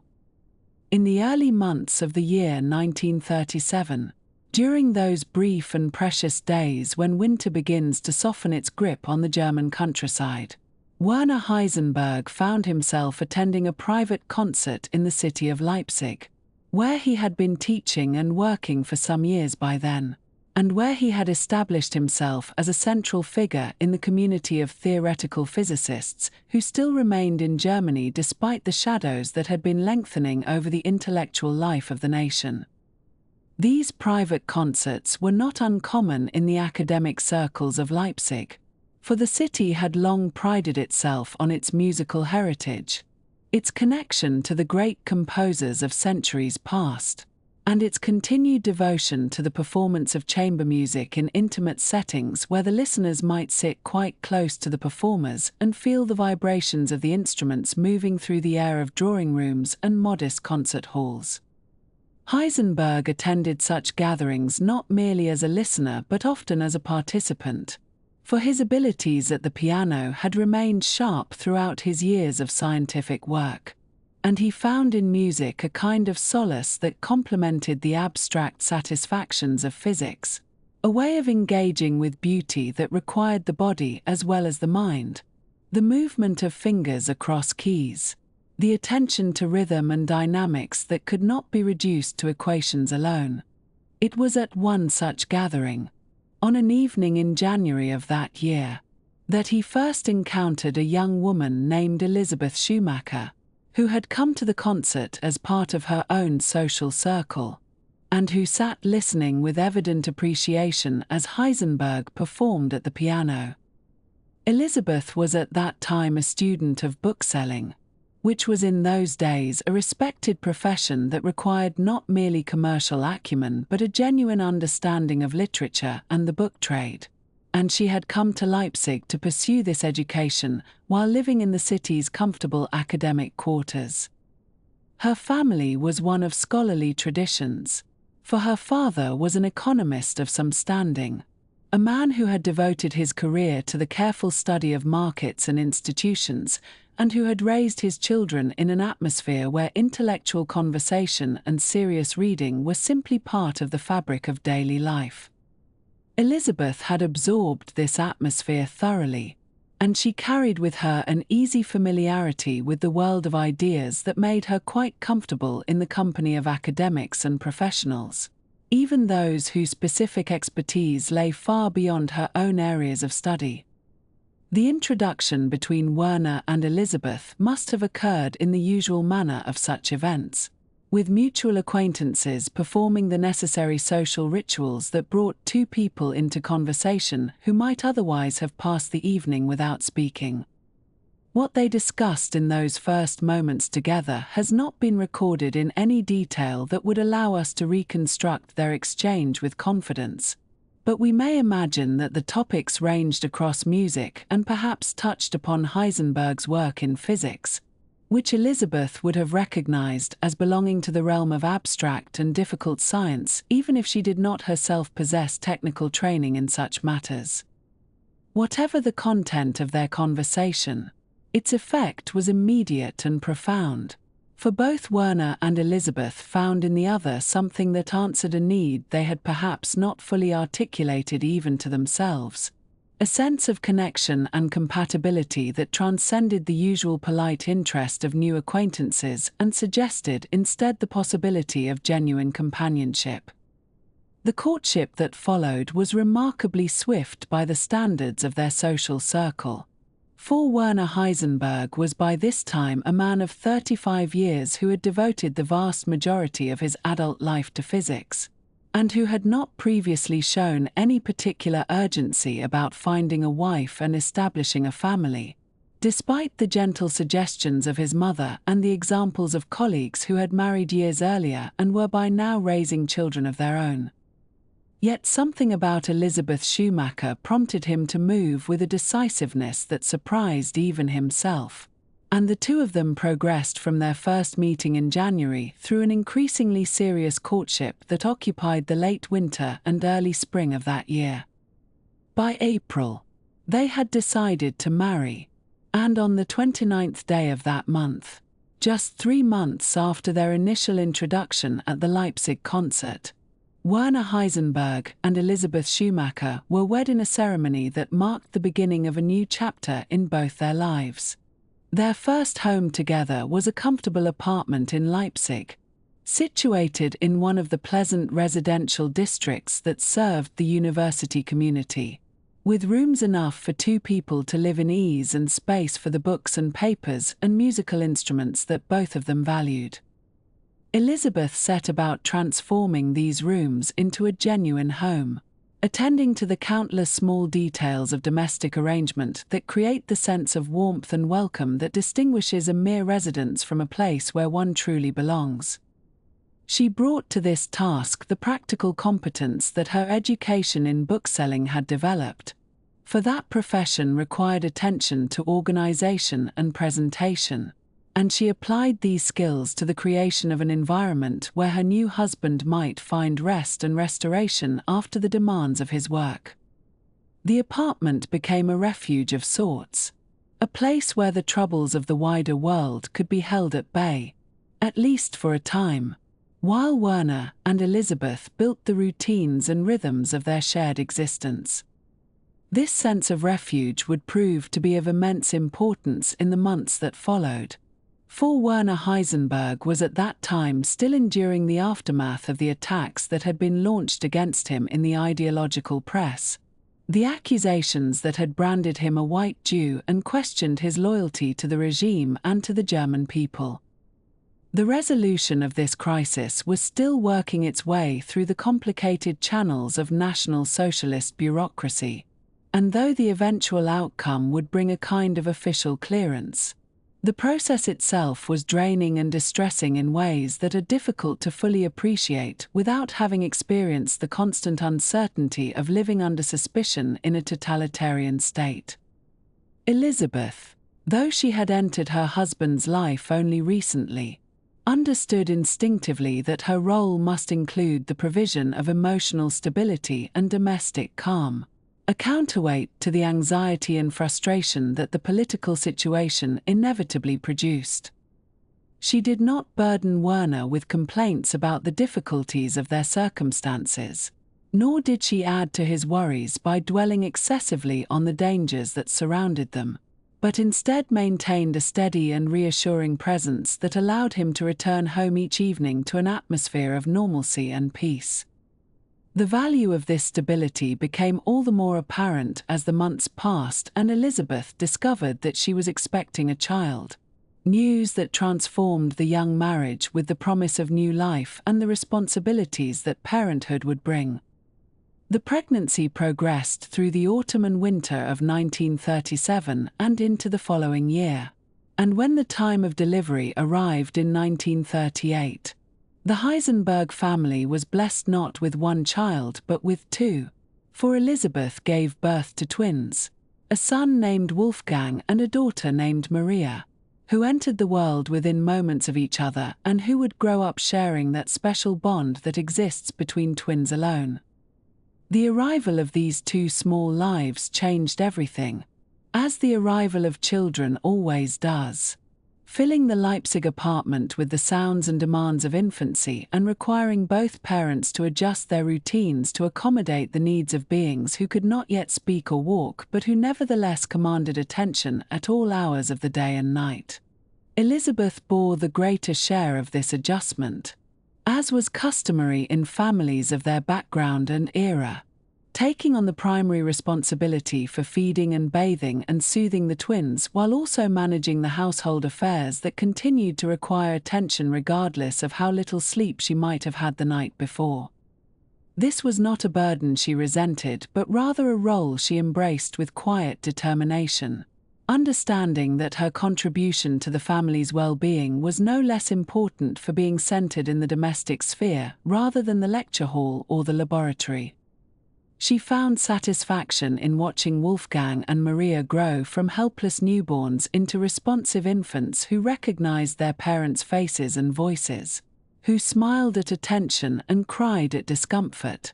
who displayed from their earliest weeks the distinct personalities that would continue to develop throughout their lives. Werner, for his part, participated in the joys and challenges of new fatherhood to the extent that his professional obligations allowed, which is to say that he was present when he could be and absent rather frequently when the demands of physics called him elsewhere. His position at the University of Leipzig required regular teaching and supervision of students, and beyond these local duties he continued to travel to conferences and to maintain the international connections that were so important to the progress of his scientific work. These travels took him away from Elisabeth and the twins for days or weeks at a time, leaving her to manage alone the complex logistics of caring for two infants in an apartment that had been designed for the comfortable habitation of adults rather than the chaotic vitality of babies.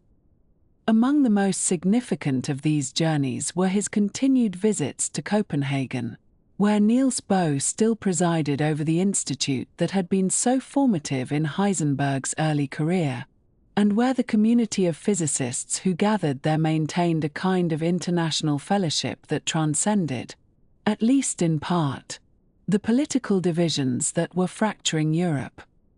These visits to Copenhagen were occasions of great scientific value, for Bohr remained one of the most penetrating minds in physics, and conversation with him invariably produced insights that could not be obtained by solitary reflection alone. Yet they were also occasions of personal difficulty, For Bohr and the other scientists who had gathered in Denmark or who had emigrated to England or America could not understand why Heisenberg remained in Germany, why he continued to work and teach in a country whose government had revealed itself to be hostile to so many of the values that science was thought to embody. The conversations that took place during these visits were often strained with the tension of this unspoken question, which hung over every exchange about physics or family or the state of the world. When the question was spoken aloud, as it sometimes was, Heisenberg offered explanations that satisfied neither his interlocutors nor, perhaps, entirely himself, though he believed them sincerely and returned to them again and again in his own reflections. He spoke of his responsibility to the students who remained in Germany and who needed teachers who could convey the real content of physics rather than the ideologically distorted version that the regime would prefer. He spoke of his belief that the National Socialist government, however terrible it might be in its present form, could not possibly last forever, and that when it eventually fell, as surely it must, Germany would need to rebuild its scientific institutions from whatever foundations remained, and he intended to be part of that rebuilding. He spoke of his love for German culture, for the music and literature and philosophy that had shaped him since childhood, and his conviction that this culture was not identical with the regime that currently claimed to represent it, but was instead something deeper and more enduring that would survive the present darkness. These explanations were not persuasive to those who heard them from the safety of Copenhagen or Cambridge, who could see clearly that remaining in Germany meant lending respectability to the regime and that the regime showed no signs of falling but rather seemed to grow stronger with each passing year. Yet Heisenberg could not bring himself to abandon his homeland, could not imagine beginning again in a foreign country where he would be a refugee rather than a professor, where his children would grow up speaking a language that was not his own, where the landscapes and seasons would never quite feel like the landscapes and seasons he had known since birth. This attachment to place and culture and language was not something he could argue away through pure reason, for it was rooted in parts of himself that lay beneath the reach of logical analysis, in the memories of his childhood and the texture of his education and the simple fact that Germany was where he felt himself to be at home. Elisabeth supported her husband in this decision to remain, not because she had conducted her own political analysis and reached the same conclusions, but because she understood that the decision was his to make and that her role was to help him live with whatever choice he made rather than to second-guess or undermine it. She built their life together on German soil, made their apartment into a home where children could flourish, and did not spend her days in lamentation over paths not taken. This was not passivity but rather a kind of wisdom about the limits of what any individual can control, a recognition that some circumstances must simply be endured rather than escaped, and that the quality of endurance matters greatly to those who must live through difficult times. As 1938 gave way to 1939, and as the twins grew from infants into toddlers who were beginning to speak their first words and take their first steps, the political situation in Europe continued to deteriorate in ways that made the conversations in Copenhagen ever more urgent and ever more painful. The annexation of Austria, the dismemberment of Czechoslovakia, the mounting evidence that the regime had ambitions that extended far beyond Germany's borders, all of this made Heisenberg's decision to remain seem more questionable to his colleagues abroad and yet also more difficult to reverse,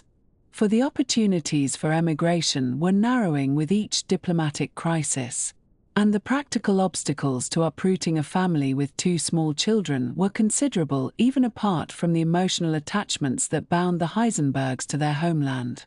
Through all of this, the family continued to grow, for Elisabeth was once again expecting a child as the year 1939 drew toward its close, and she would give birth to their 3rd child,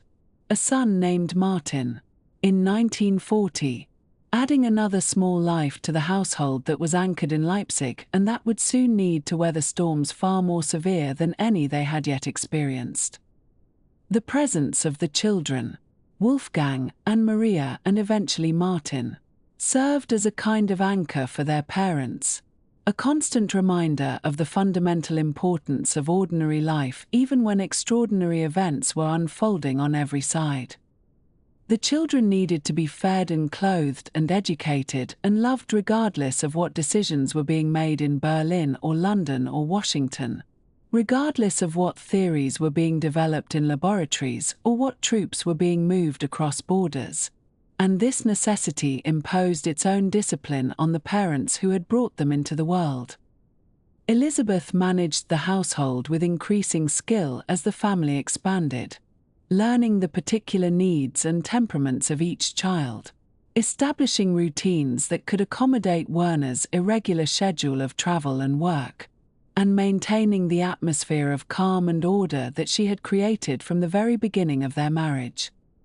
She did not trouble her husband with every small difficulty of domestic management,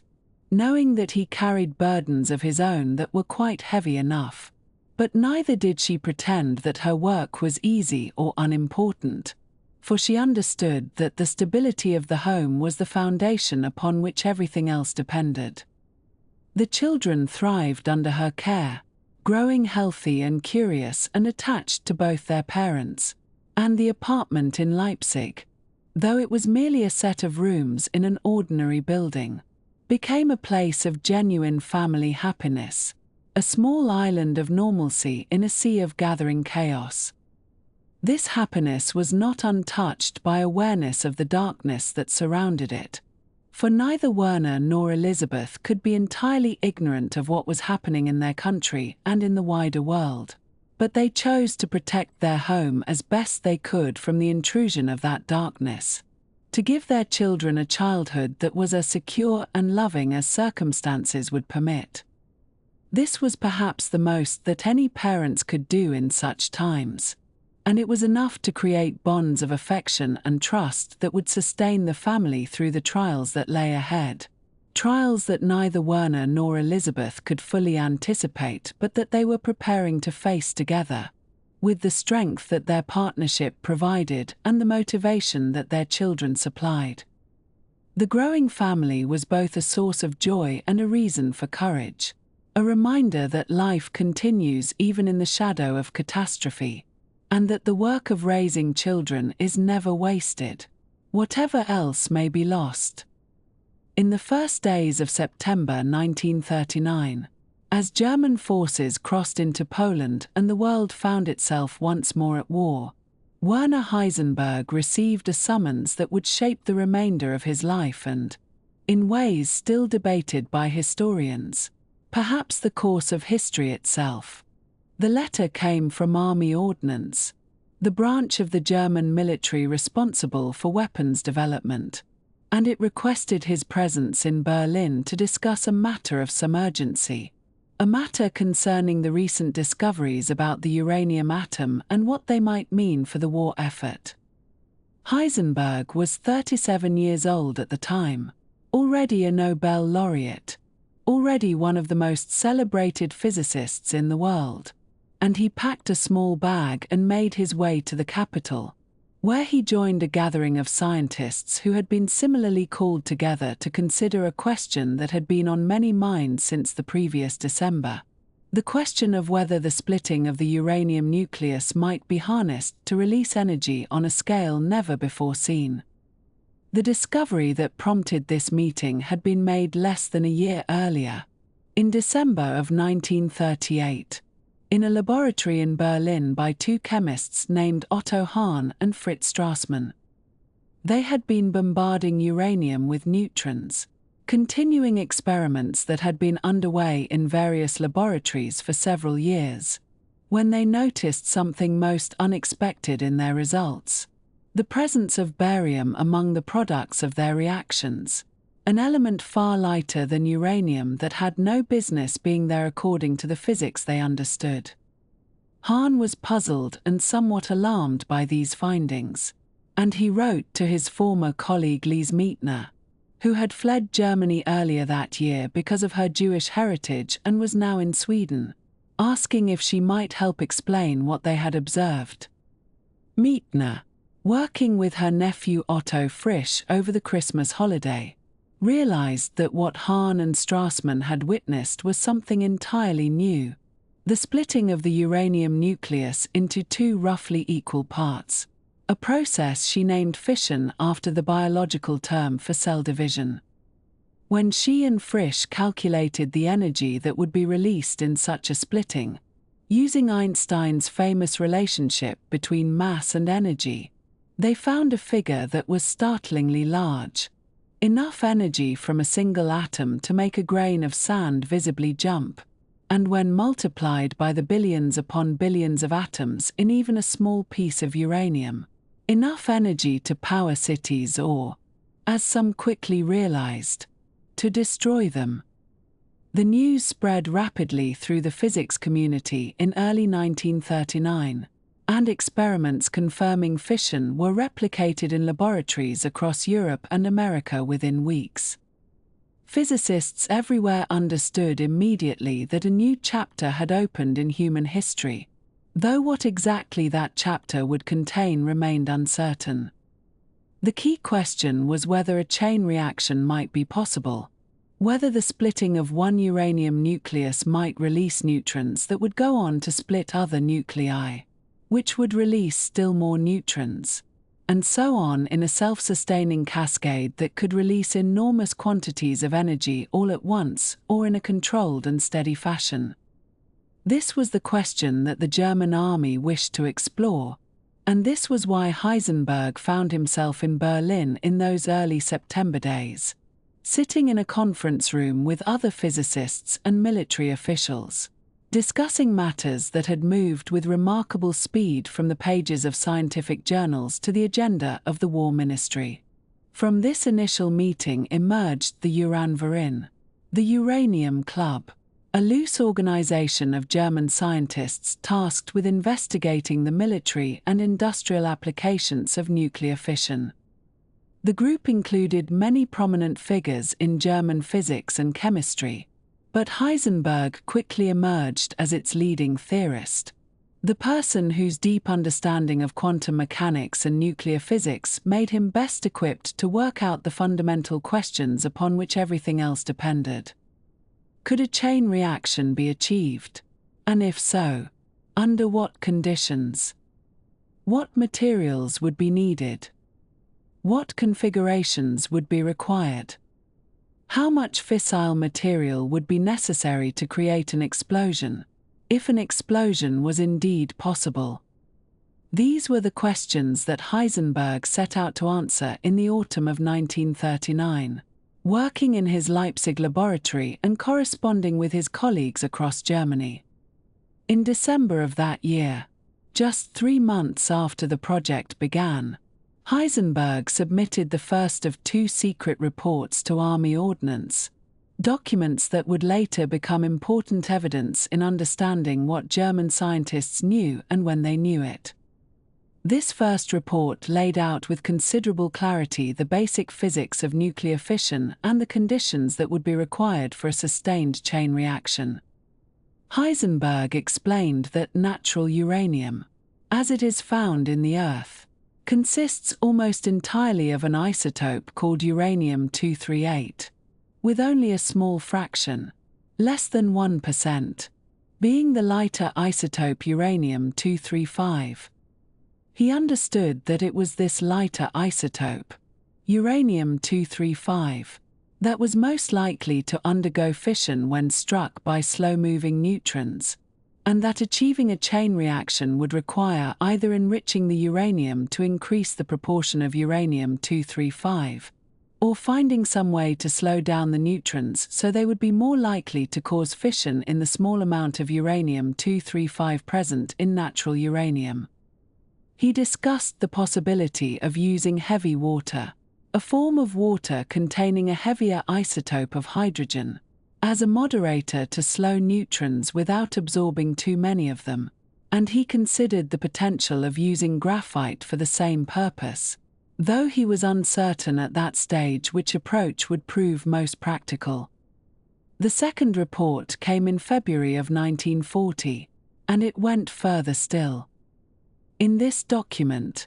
Heisenberg explicitly addressed the possibility of a nuclear explosive, what we would now call an atomic bomb. He explained that if uranium-235 could be separated and concentrated, a sufficiently large quantity would undergo an explosive chain reaction of tremendous force. He also discussed an intriguing possibility regarding the element that would later be called plutonium, recognizing that the absorption of neutrons by uranium-238 would transmute it into a new element, element 94, which might itself be fissile and thus useful for either reactors or explosives. This was a remarkable insight, as plutonium had not yet been discovered, and it demonstrated that Heisenberg's theoretical understanding of nuclear physics was fundamentally sound and in many ways quite sophisticated. The question of critical mass, the minimum amount of fissile material needed to sustain an explosive chain reaction, has been much discussed in the years since the war, and Heisenberg's handling of this calculation has generated considerable controversy. In his early reports, he seems to have arrived at estimates that were roughly correct, suggesting a critical mass on the order of tens of kilograms of pure uranium-235, which was broadly in line with what Allied scientists would later calculate. Yet in later conversations, including a famous conversation recorded secretly after the war, Heisenberg gave a much higher estimate, suggesting he thought tons of fissile material might be needed, a quantity that would have made a bomb utterly impractical. Whether this later confusion reflected genuine uncertainty, deliberate obfuscation, or simply the fog of memory remains a matter of considerable debate among historians, and we shall perhaps never know with certainty what Heisenberg truly believed about the feasibility of the bomb at various points during the war. What we do know is that under Heisenberg's theoretical guidance, the Uranverein focused most of its efforts not on building a bomb but on constructing a working nuclear reactor, a device that would demonstrate controlled fission and might eventually be used to generate power or produce plutonium. Heisenberg worked on reactor designs first at Leipzig and later in Berlin, experimenting with various configurations of uranium and heavy water, trying to find an arrangement that would achieve a self-sustaining chain reaction. Progress was slow, hampered by shortages of materials, particularly heavy water, which had to be imported from a plant in Norway that was subject to sabotage by the Norwegian resistance and bombardment by Allied aircraft. By the end of the war, the German reactor experiments had come tantalizingly close to achieving criticality, but they never quite succeeded, leaving Germany without a working reactor and without any significant progress toward a nuclear explosive. In September of 1941, with the war now well into its second year, Heisenberg traveled to Copenhagen to visit his old mentor and friend Niels Bohr. This meeting, which took place during a German scientific conference in the occupied Danish capital, has become one of the most analyzed and disputed episodes in the history of science, a conversation whose true content may never be known with certainty despite decades of investigation and speculation. What we know is that Heisenberg and Bohr took a walk together one evening, speaking privately away from the possibility of surveillance, and that something was said during that walk that profoundly disturbed Bohr and damaged their friendship in ways that would never fully heal. Heisenberg's own accounts of the conversation, given in various forms over the years, suggested that he had gone to Copenhagen seeking some form of moral guidance or perhaps hoping to establish an understanding between scientists on both sides of the war. In some tellings, He claimed to have hinted that German physicists might be in a position to slow their country's nuclear program if they believed the Allies were not pursuing a bomb either. A kind of informal mutual restraint among the scientific community that might spare the world the horror of nuclear weapons. In other tellings, he seemed to be probing Bohr for information about Allied progress, trying to learn whether the Americans and British were actively working toward a bomb. The two threads are not necessarily incompatible, though the emphasis shifted in Heisenberg's various recountings over the decades following the war.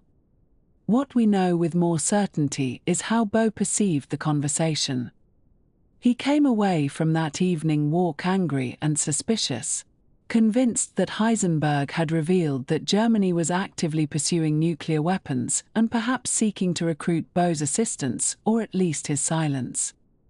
The warmth that had characterized their relationship for nearly 2 decades, the affection between the brilliant young German and the great Danish physicist who had guided him through his most productive years, was broken that September evening in Copenhagen and would never be restored.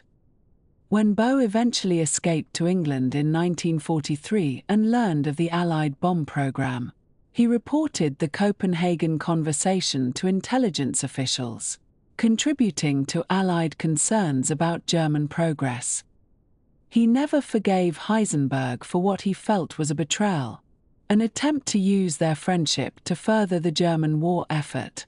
though Heisenberg maintained until his death that his intentions had been quite different. In the years after the war, as the controversy over the Copenhagen meeting continued to simmer, Bohr drafted several letters to Heisenberg attempting to set down his own recollection of events, though he never sent any of them. These unsent letters, which were released by the Bohr family in 2002, reveal the depth of his hurt and confusion, his sense that Heisenberg had indeed been working enthusiastically on weapons for Hitler's regime and had come to Copenhagen to justify or excuse this work. They do not definitively resolve the question of what Heisenberg said or intended, but they make clear that whatever comfort Heisenberg may have taken from his memory of the conversation was not shared by the man on the other side of it. The truth of that September evening in Copenhagen remains hidden in the silence between two old friends who could never afterward find their way back to each other. In June of 1942, Heisenberg participated in a meeting that would have significant consequences for the direction of the German nuclear program. Albert Speer, who had recently been appointed as Reich Minister of Armaments and War Production following the death of his predecessor Fritz Todt, convened a conference to assess the status and prospects of various advanced weapons projects, including nuclear research. Heisenberg was asked to present the current state of the Uranverein's work and to offer his assessment of what might be achieved and what resources would be required. According to various accounts of this meeting,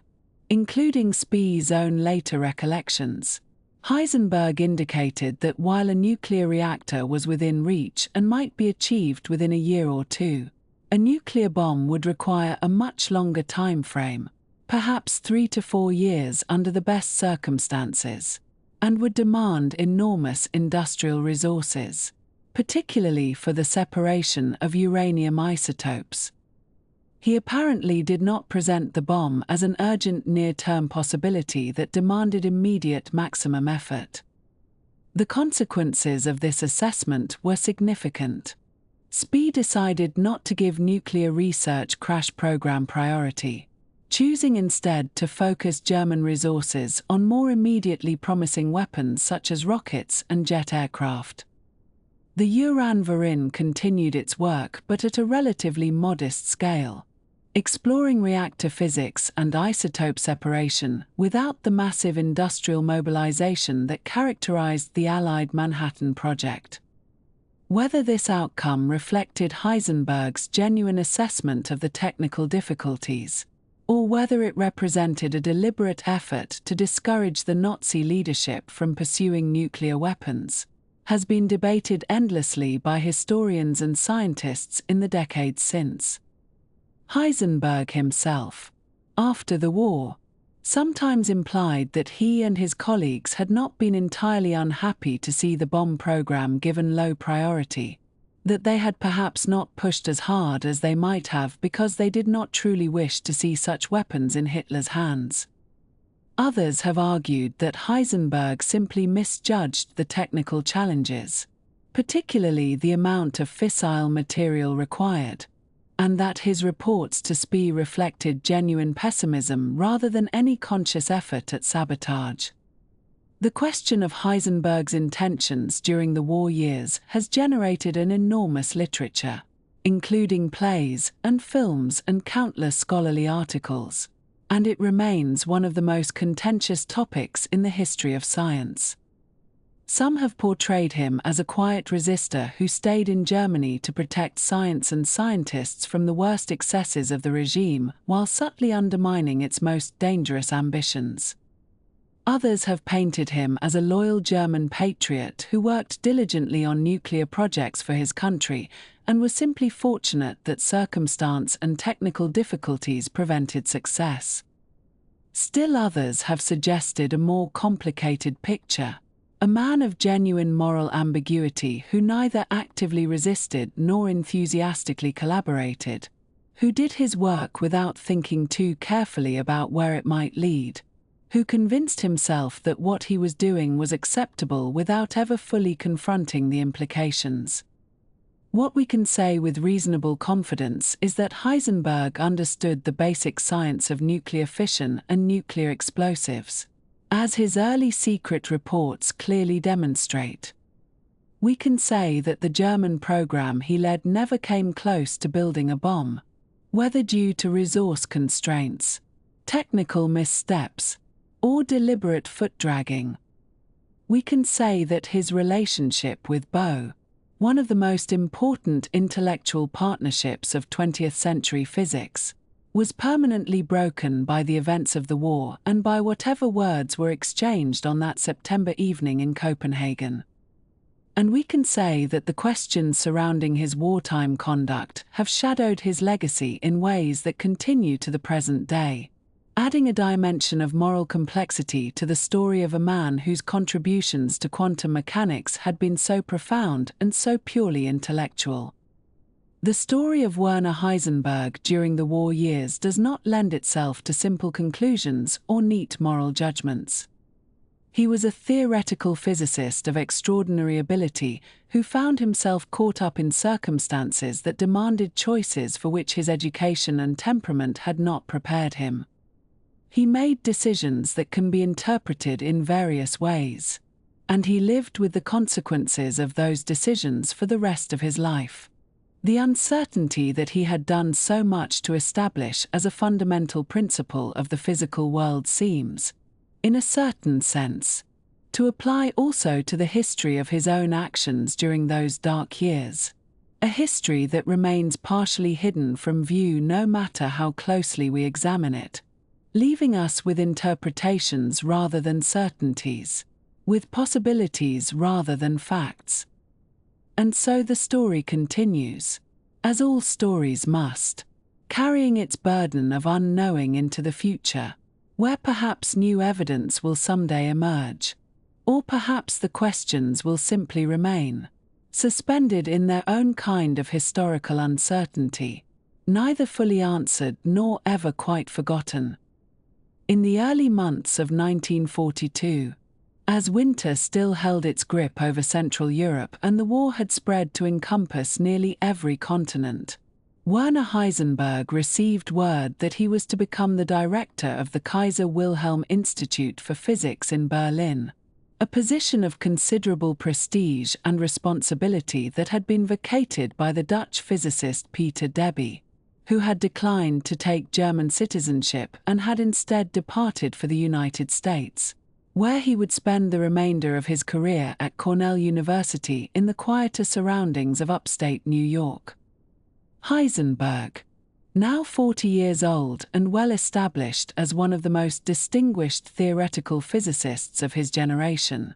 accepted this appointment with a mixture of professional satisfaction and private apprehension. For the directorship placed him at the very center of German physics during a period when the boundaries between scientific research and military objectives had become increasingly difficult to distinguish, and when the pressures upon those who remained in Germany to contribute to the war effort had grown ever more insistent and unavoidable. The Kaiser Wilhelm Institute for Physics occupied a handsome building in the Dahlem district of Berlin, a leafy and pleasant suburb in the southwestern part of the city that had become home to several of the Kaiser Wilhelm Society's research institutes, clustered together in what had once been a rather peaceful academic enclave. The institute had been founded in 1917 with funding from the Prussian government and private donors, and had been directed in its earliest years by Albert Einstein himself, before his departure from Germany in 1933. Now, nearly a decade later, the institute found itself under entirely different circumstances, its work oriented toward questions of nuclear physics and the potential applications of atomic energy, and its new director a man who had to navigate the complex and often treacherous waters of scientific administration under a totalitarian government engaged in a war of unprecedented scale and destruction. Simultaneously with his directorship of the institute, Heisenberg held a professorship at the University of Berlin, which required him to deliver lectures, supervise doctoral students, and participate in the ordinary academic activities that continued even as the city around him was gradually transformed by the exigencies of war. This dual appointment meant that his days were filled with administrative meetings, research discussions, teaching obligations, and the endless paperwork that accompanies any position of institutional leadership, all conducted against a backdrop of increasing uncertainty and danger as the Allied bombing campaign against German cities intensified month by month. The combination of responsibilities would have been demanding under normal peacetime conditions, but under the circumstances of total war it became a relentless and exhausting burden that left little time for the quiet contemplation that theoretical physics properly requires. As the bombing of Berlin grew more severe through 1943 and into 1944, with British night raids and American daylight attacks reducing large portions of the city to rubble and rendering daily life increasingly precarious, the decision was made to relocate portions of the Kaiser Wilhelm Institute for Physics away from the capital to safer locations in southwestern Germany.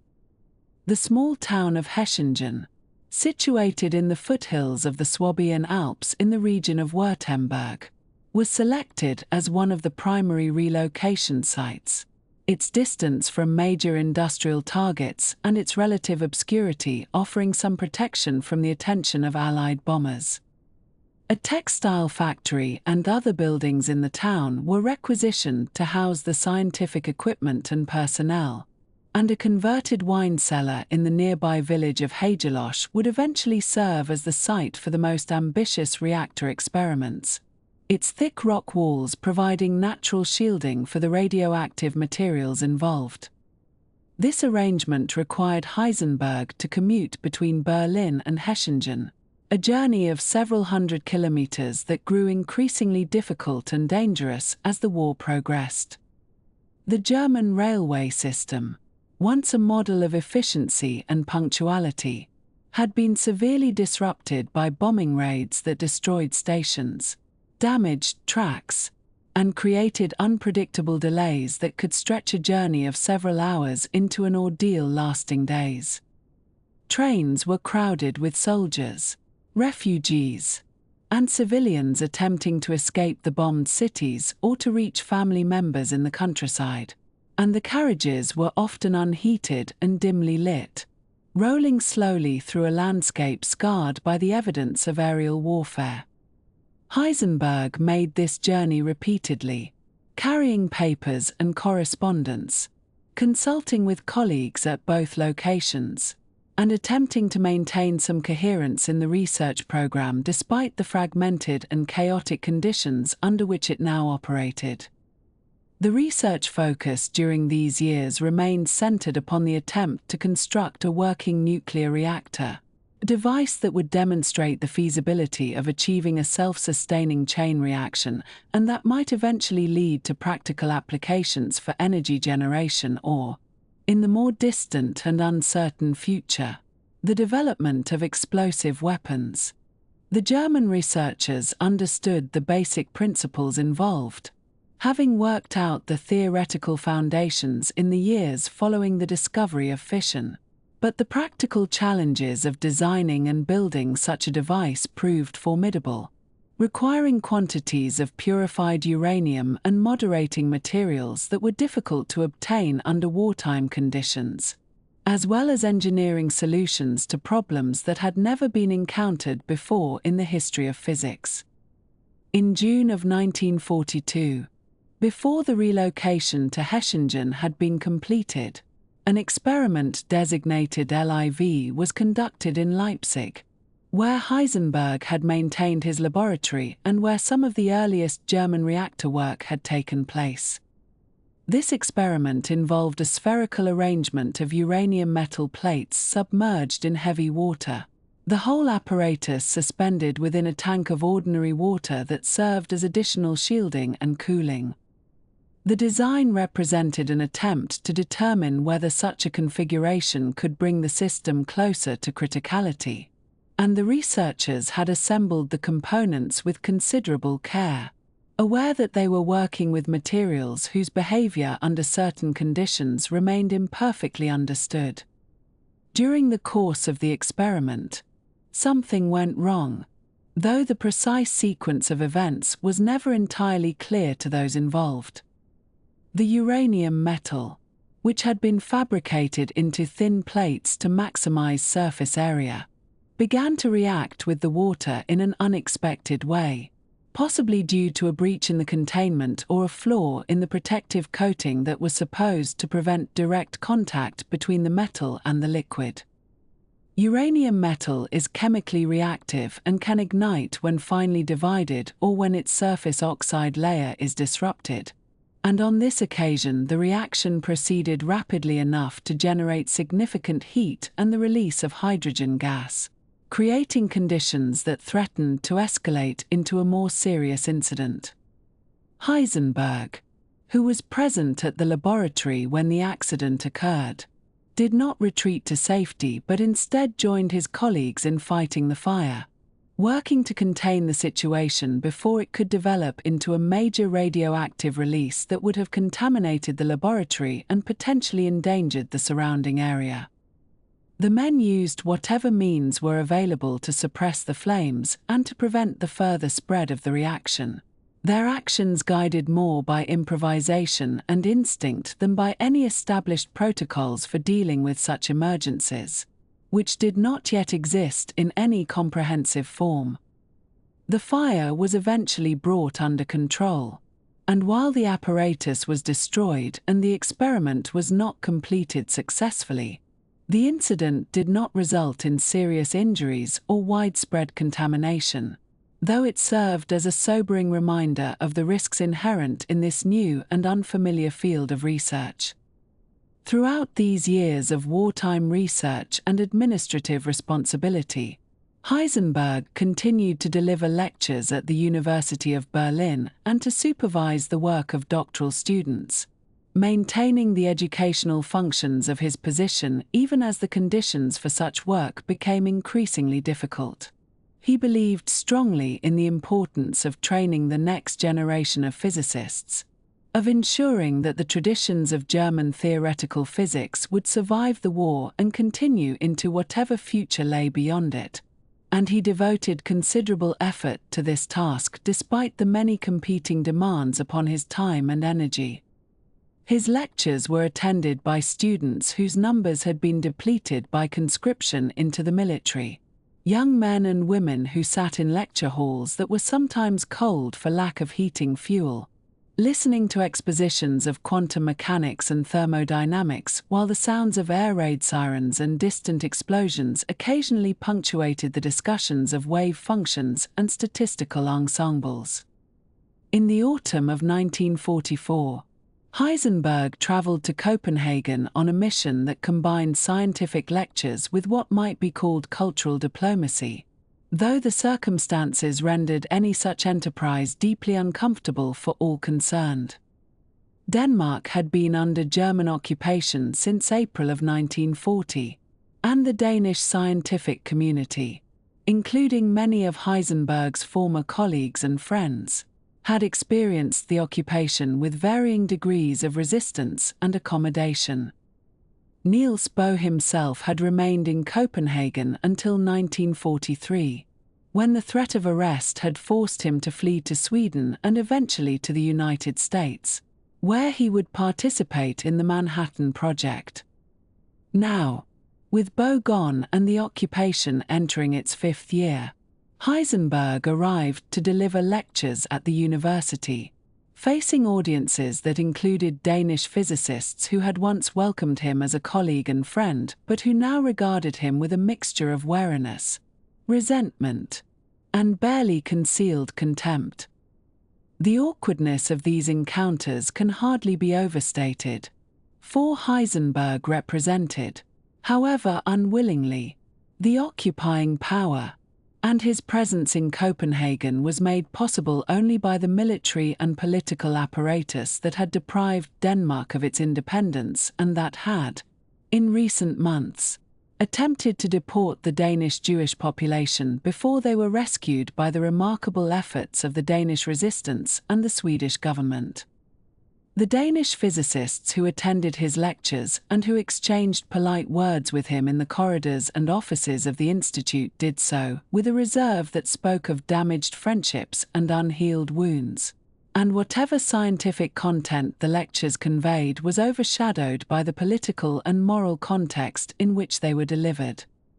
Heisenberg returned to Germany having fulfilled his official duties but having also witnessed,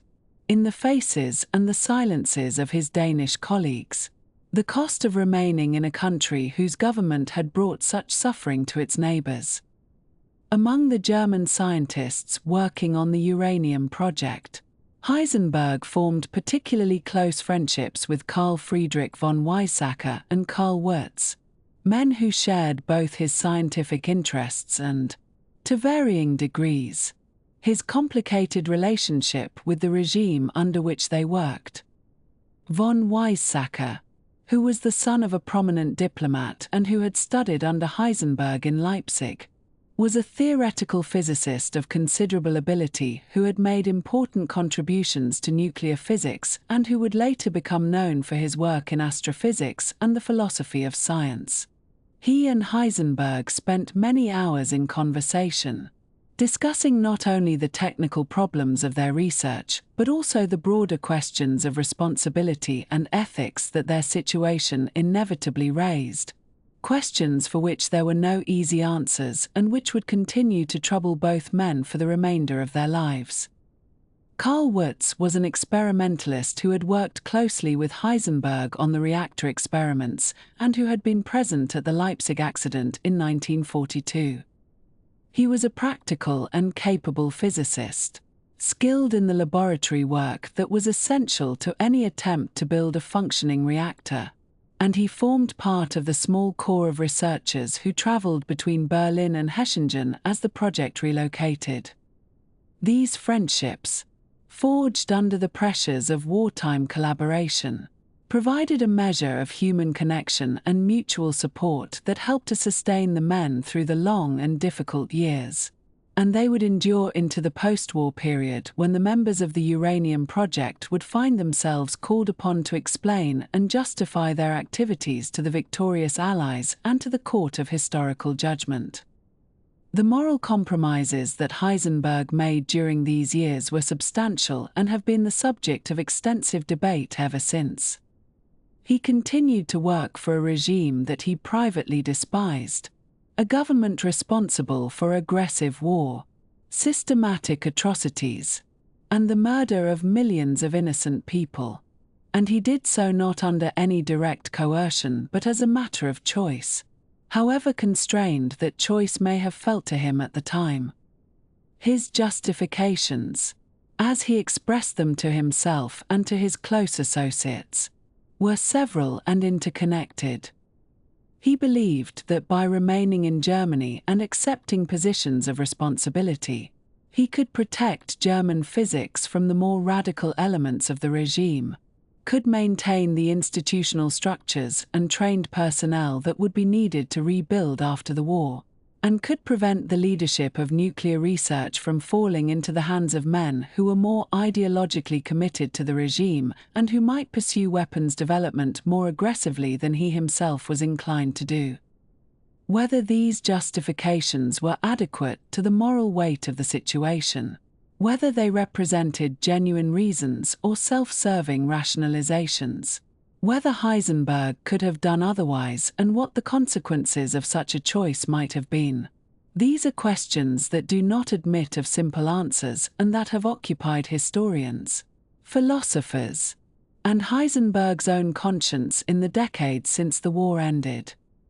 What can be said with certainty is that he did not leave Germany when departure was still possible, that he accepted appointments and responsibilities that served the interests of the regime even as that regime pursued its catastrophic and criminal policies, and that he lived with the consequences of these decisions for the rest of his life, defending himself against accusations of collaboration while also acknowledging, at least to some degree, the moral ambiguity of his position. As the war continued and the bombing of German cities intensified, Heisenberg took steps to ensure the safety of his family. Elisabeth and the children were evacuated from Leipzig, which had become increasingly dangerous, to the family's cottage in Urfeld, a small village in Bavaria situated on the shores of the Walchensee Sea, a deep and beautiful lake surrounded by mountains in the foothills of the Alps.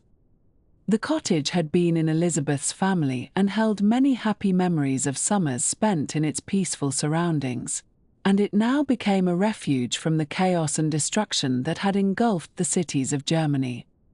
Elisabeth, who had already endured years of separation from her husband and anxiety about his safety, now took on the responsibility of managing the household and caring for the children in the relative isolation of the Bavarian countryside, where food shortages and other privations were less severe than in the urban areas but where the uncertainty about the future was no less acute.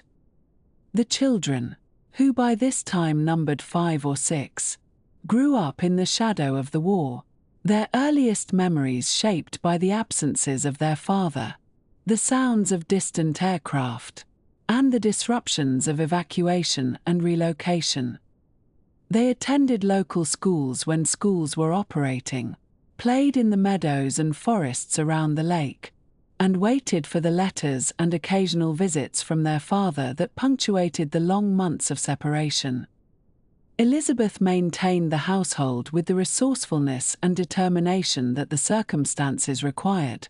drawing upon the reserves of strength that she had discovered within herself during the years of her marriage to a man whose work had always demanded much of him and whose situation had now become more complicated and dangerous than either of them could have imagined when they had married in 1937. Heisenberg visited Urfeld when his duties permitted, making the journey from Berlin or Hechingen to spend brief periods with his family before returning to his work. These visits provided moments of respite from the pressures of the project and from the grimness of life in a country being steadily destroyed by war, moments when he could walk along the shores of the lake, play music with Elisabeth, and experience something of the domestic peace that the war had made so scarce. Yet even these interludes were shadowed by the knowledge of what awaited him upon his return, and by the uncertain future that lay ahead for Germany, for his family, and for himself. The years between 1942 and 1944 marked a period of survival, of endurance, and of moral complexity that would shape the remainder of Heisenberg's life and legacy. He directed research, taught students, maintained friendships, protected his family, and navigated the treacherous landscape of science under totalitarianism, making choices that he believed were the best available to him under the circumstances, but that would be questioned and debated long after the circumstances themselves had passed into history. The war continued, the bombs continued to fall, and the outcome remained uncertain. But Heisenberg continued his work, one day following another in the long progression of days that constitutes a life lived through extraordinary times. In the final months of the Second World War, as the conflict moved inexorably toward its conclusion across the frozen and then thawing landscapes of Europe, the remnants of Germany's uranium research program found themselves relocated to a small town in the southwestern region known as Swabia, a place called Haigerloch, where the work would continue in circumstances that seemed almost medieval in their setting, hidden beneath the ancient stones of a castle that had watched over the valley for centuries. And it is here, in this unlikely location, that we find Werner Heisenberg and his colleagues making their final attempt to achieve what had eluded them throughout the war years: the sustained nuclear chain reaction that would demonstrate the feasibility of extracting energy from the atomic nucleus. And so let us settle in and follow this last chapter of the German nuclear project as it unfolded in caves and cellars during those strange and desperate days of early 1945. The decision to move the reactor experiments to Haigerloch had been made in the preceding months, as the Allied bombing campaigns made the cities increasingly dangerous and the approaching front lines threatened to overrun the research facilities that had been established in Berlin and elsewhere. And so in January of 1945, the equipment and materials for what was designated the B8 reactor experiment began arriving in this picturesque town of perhaps 1,000 inhabitants, nestled in a valley carved by the Iac River, where half-timbered houses climbed the hillsides and a Baroque church tower rose above the rooftops. And one might have thought it an unlikely setting for cutting-edge nuclear physics. But the war had created many such incongruities, and the scientists adapted themselves to working in spaces that had been carved from the rock long ago for quite different purposes. The specific location chosen for the reactor was a cave beneath the Schlosskirche, the castle church that crowned a rocky outcrop above the town. And this cave, which would later become known as the Atom Keller, had been excavated into the limestone sometime in the past, perhaps as a wine cellar or storage space, and its thick rock walls offered natural protection from aerial observation and bombing, while the coolness of the underground space provided stable conditions for the delicate measurements that would need to be made.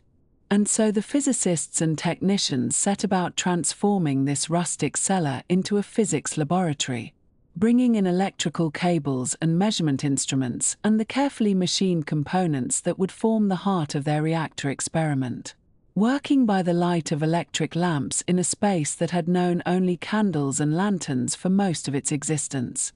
The reactor design that Heisenberg and his team had developed represented the culmination of years of experimentation and calculation, and it centered on what they called the Uranmaskin, the uranium machine, which consisted of a cylindrical vessel lined with graphite to reflect escaping neutrons back into the active region.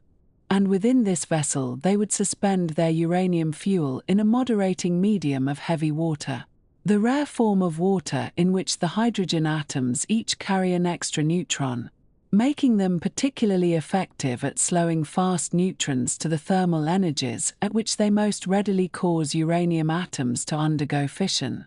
And the arrangement of the uranium itself was distinctive, for rather than using solid blocks or rods, the German team had settled on a lattice of uranium cubes, each one measuring approximately 5 centimeters on a side. And these cubes were to be suspended on chains within the heavy water, creating a three-dimensional array that maximized the interaction between the neutrons and the fissile material. The number of uranium cubes available for this final experiment was 664, each one having been carefully cast and machined from the limited supplies of metallic uranium that Germany had managed to produce over the course of the war. And when one considers that each cube weighed approximately 5 kilograms, the total uranium mass approached 3¼ tons, which was a substantial quantity but still not quite enough for what they hoped to achieve. And the cubes were arranged in a roughly spherical configuration, suspended from the lid of the reactor vessel, hanging down into the heavy water like some strange metallic chandelier. And when everything was assembled and the vessel was sealed and the heavy water was pumped in, the scientists would begin their neutron measurements to determine how close they had come to achieving a self-sustaining reaction. The heavy water itself was precious beyond measure, for the only production facility in German-controlled territory had been the Norsk hydro plant in Norway, which had been sabotaged by Norwegian resistance fighters in 1943 and then bombed by Allied aircraft, severely limiting the supply available for the reactor experiments, and the Germans had managed to accumulate approximately 1½ tons of this rare substance for the Haigerloch experiment, which they knew was less than optimal but hoped might still be sufficient if their calculations were correct and if the uranium was arranged in just the right configuration. And so this water, which looked exactly like ordinary water but was slightly heavier, was transported with great care to the cave beneath the castle, where it would serve as the medium in which they hoped to finally demonstrate the reality of nuclear energy. The experiments in Haigerloch took place primarily during February and March of 1945, as the winter slowly loosened its grip on the Swabian hills and the distant rumble of artillery grew ever closer. And the scientists worked with a mixture of scientific dedication and awareness that time was running short, making their measurements and calculations in the cool silence of the underground laboratory while above them the war entered its final desperate phase. And what they found was encouraging but ultimately insufficient, for the neutron multiplication they observed indicated that they were approaching criticality but had not yet reached it. The reactor was producing more neutrons than it absorbed, but still not quite enough to sustain a chain reaction without an external neutron source. And Heisenberg calculated that they would need perhaps 50% more uranium and additional heavy water to cross that threshold. Materials that simply did not exist in Germany in those final weeks of the war. Heisenberg's calculations regarding what was missing provide a kind of scientific coda to the German reactor efforts, for he determined through careful analysis of the neutron multiplication factor that the experiment had achieved a value of approximately 0.87, meaning that for every 100 neutrons introduced into the reactor, 87 were produced by fission reactions before escaping or being absorbed unproductively. And to achieve criticality this number would need to reach 1.00, at which point the reaction would become self-sustaining, and the gap between 0.87 and 1.00 might seem small, but it represented a substantial shortfall in materials. And Heisenberg estimated that they would need approximately 750 additional kilograms of uranium and another ½ ton of heavy water to bridge that gap. Quantities that were simply unavailable as the German war economy collapsed and supply lines disintegrated under the weight of Allied advances from both East and West. It is worth pausing here to consider the peculiar atmosphere of those final experiments, conducted as they were in a rock cellar beneath a castle church in a small Swabian town, while the thousand-year Reich crumbled around them and the outcome of the war had long since been determined. And one might wonder what motivated the scientists to continue their work under such circumstances. And the answer is probably a mixture of scientific curiosity, professional habit, and perhaps a certain unrealistic hope that their work might somehow still prove relevant, though to what end was increasingly unclear. And there was also the simple human tendency to continue doing what one knows how to do, to find refuge in familiar routines and technical problems even as the larger world descends into chaos. And so they measured neutron fluxes and adjusted their uranium lattice and debated the optimal configuration while Allied armies advanced from every direction. The approach of these Allied forces brought with it a special concern for those involved in nuclear research. For both the Americans and the British had developed their own understanding of the potential significance of nuclear fission, and they were determined to prevent any German nuclear materials or expertise from falling into the hands of the advancing Soviet forces. And to this end, they had established what was called the Alsos mission, named with a certain classical flourish after the Greek word for grove, which was a bilingual pun on the name of General Leslie Groves, who commanded the American nuclear weapons program. And this mission combined military and scientific personnel, whose task was to follow behind the advancing front lines and capture German nuclear scientists, confiscate documents and equipment, and secure any fissile materials before they could be destroyed, hidden, or seized by others. And as the front approached southwestern Germany in the spring of 1945, the Alsos teams prepared to descend upon the known centers of German nuclear research.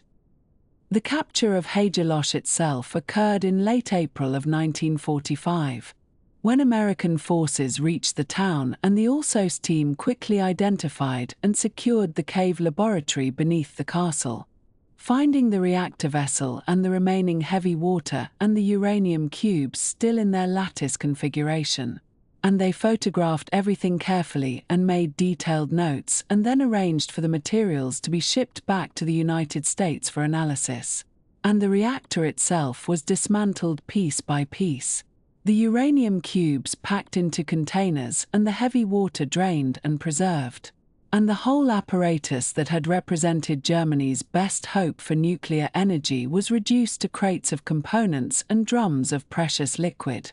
destined for laboratories on the other side of the Atlantic, where American scientists would study them to understand exactly how close their German counterparts had come.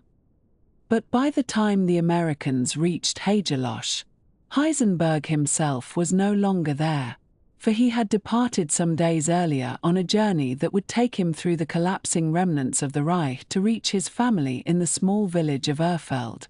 on the shores of the Walchen Sea in the Bavarian Alps, where his wife Elisabeth and their children had been sent for safety as the cities became too dangerous. And this journey, undertaken in late April of 1945, covered a distance of more than 200 miles through territory that was in the final stages of disintegration, where military units retreated chaotically along clogged roads, where displaced persons wandered in search of food and shelter, where the normal structures of society had broken down almost completely. And Heisenberg undertook this journey by bicycle, that most humble of conveyances, pedaling through a landscape of defeat toward the one thing that still mattered to him in those final days.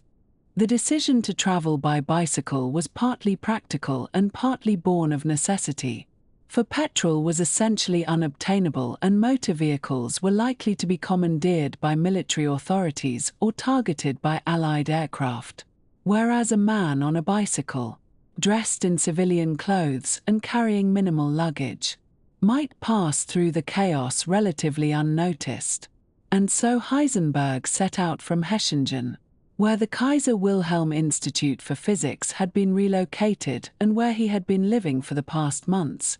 and he rode southward and then eastward through the hills and valleys of southern Germany, passing through towns that had surrendered and others that were still holding out in futile resistance, crossing rivers whose bridges might or might not still be standing, and navigating around military checkpoints where fanatical officers were still executing deserters and civilians alike for insufficient dedication to the doomed cause. The journey took several days. And during this time Heisenberg experienced the full reality of Germany's collapse in a way that someone sheltered in a laboratory could not have fully appreciated. Passing through villages where white flags hung from windows and others where fires still burned from recent fighting. Encountering refugees pushing handcarts piled with possessions. Seeing the wreckage of military equipment abandoned along the roadsides. And everywhere sensing the strange mixture of fear, relief, and uncertainty that accompanied the ending of things. And throughout this difficult passage he carried with him the knowledge that he was one of Germany's most prominent scientists, that the Allies were actively searching for nuclear researchers, and that his fate upon capture was entirely unknown. For he could not know whether he would be treated as a valuable scientific asset to be recruited or as a war criminal to be punished. He arrived in Urfeld sometime in the final days of April, exhausted from the journey but reunited at last with Elisabeth and the children. And for a few brief days he was simply a husband and father again, no longer the director of a research institute or the leader of a nuclear project. Just a man who had come home to his family as the world he had known fell apart around them. And they waited together in the Alpine village as the news came of Hitler's suicide in Berlin and the unconditional surrender negotiations and the final collapse of the Nazi regime. And the mountains that rose around them seemed indifferent to these events, their snow-covered peaks unchanged by the ending of an era. And one can imagine the peculiar peace of those days. The suspension between what had been and what would come. The relief that the war was finally ending mixed with anxiety about what the end would bring for a German physicist who had worked on uranium research. The capture came on the 3rd of May, 1945, when American troops reached Urfeld and Heisenberg was identified and taken into custody. And the soldiers who came for him were followed by members of the Alsos mission who had been tracking his movements and who now had the satisfaction of securing one of the primary targets of their operation. And Heisenberg went with them without resistance, for there was nothing to resist and nowhere to flee. And the war was over and he was now a prisoner, though the nature of his imprisonment would prove to be quite different from what one might expect of a captured enemy scientist. More comfortable and more complicated in its implications for his future. The immediate aftermath of his capture involved the confiscation of any documents he had with him, though most of the important papers had been left behind in Hechingen or hidden in various locations. And there were initial interrogations conducted by Alsos personnel who were eager to understand exactly what the German nuclear program had achieved and how close it had come to producing either a reactor or a weapon. And Heisenberg answered their questions with varying degrees of completeness, sometimes forthcoming and sometimes evasive,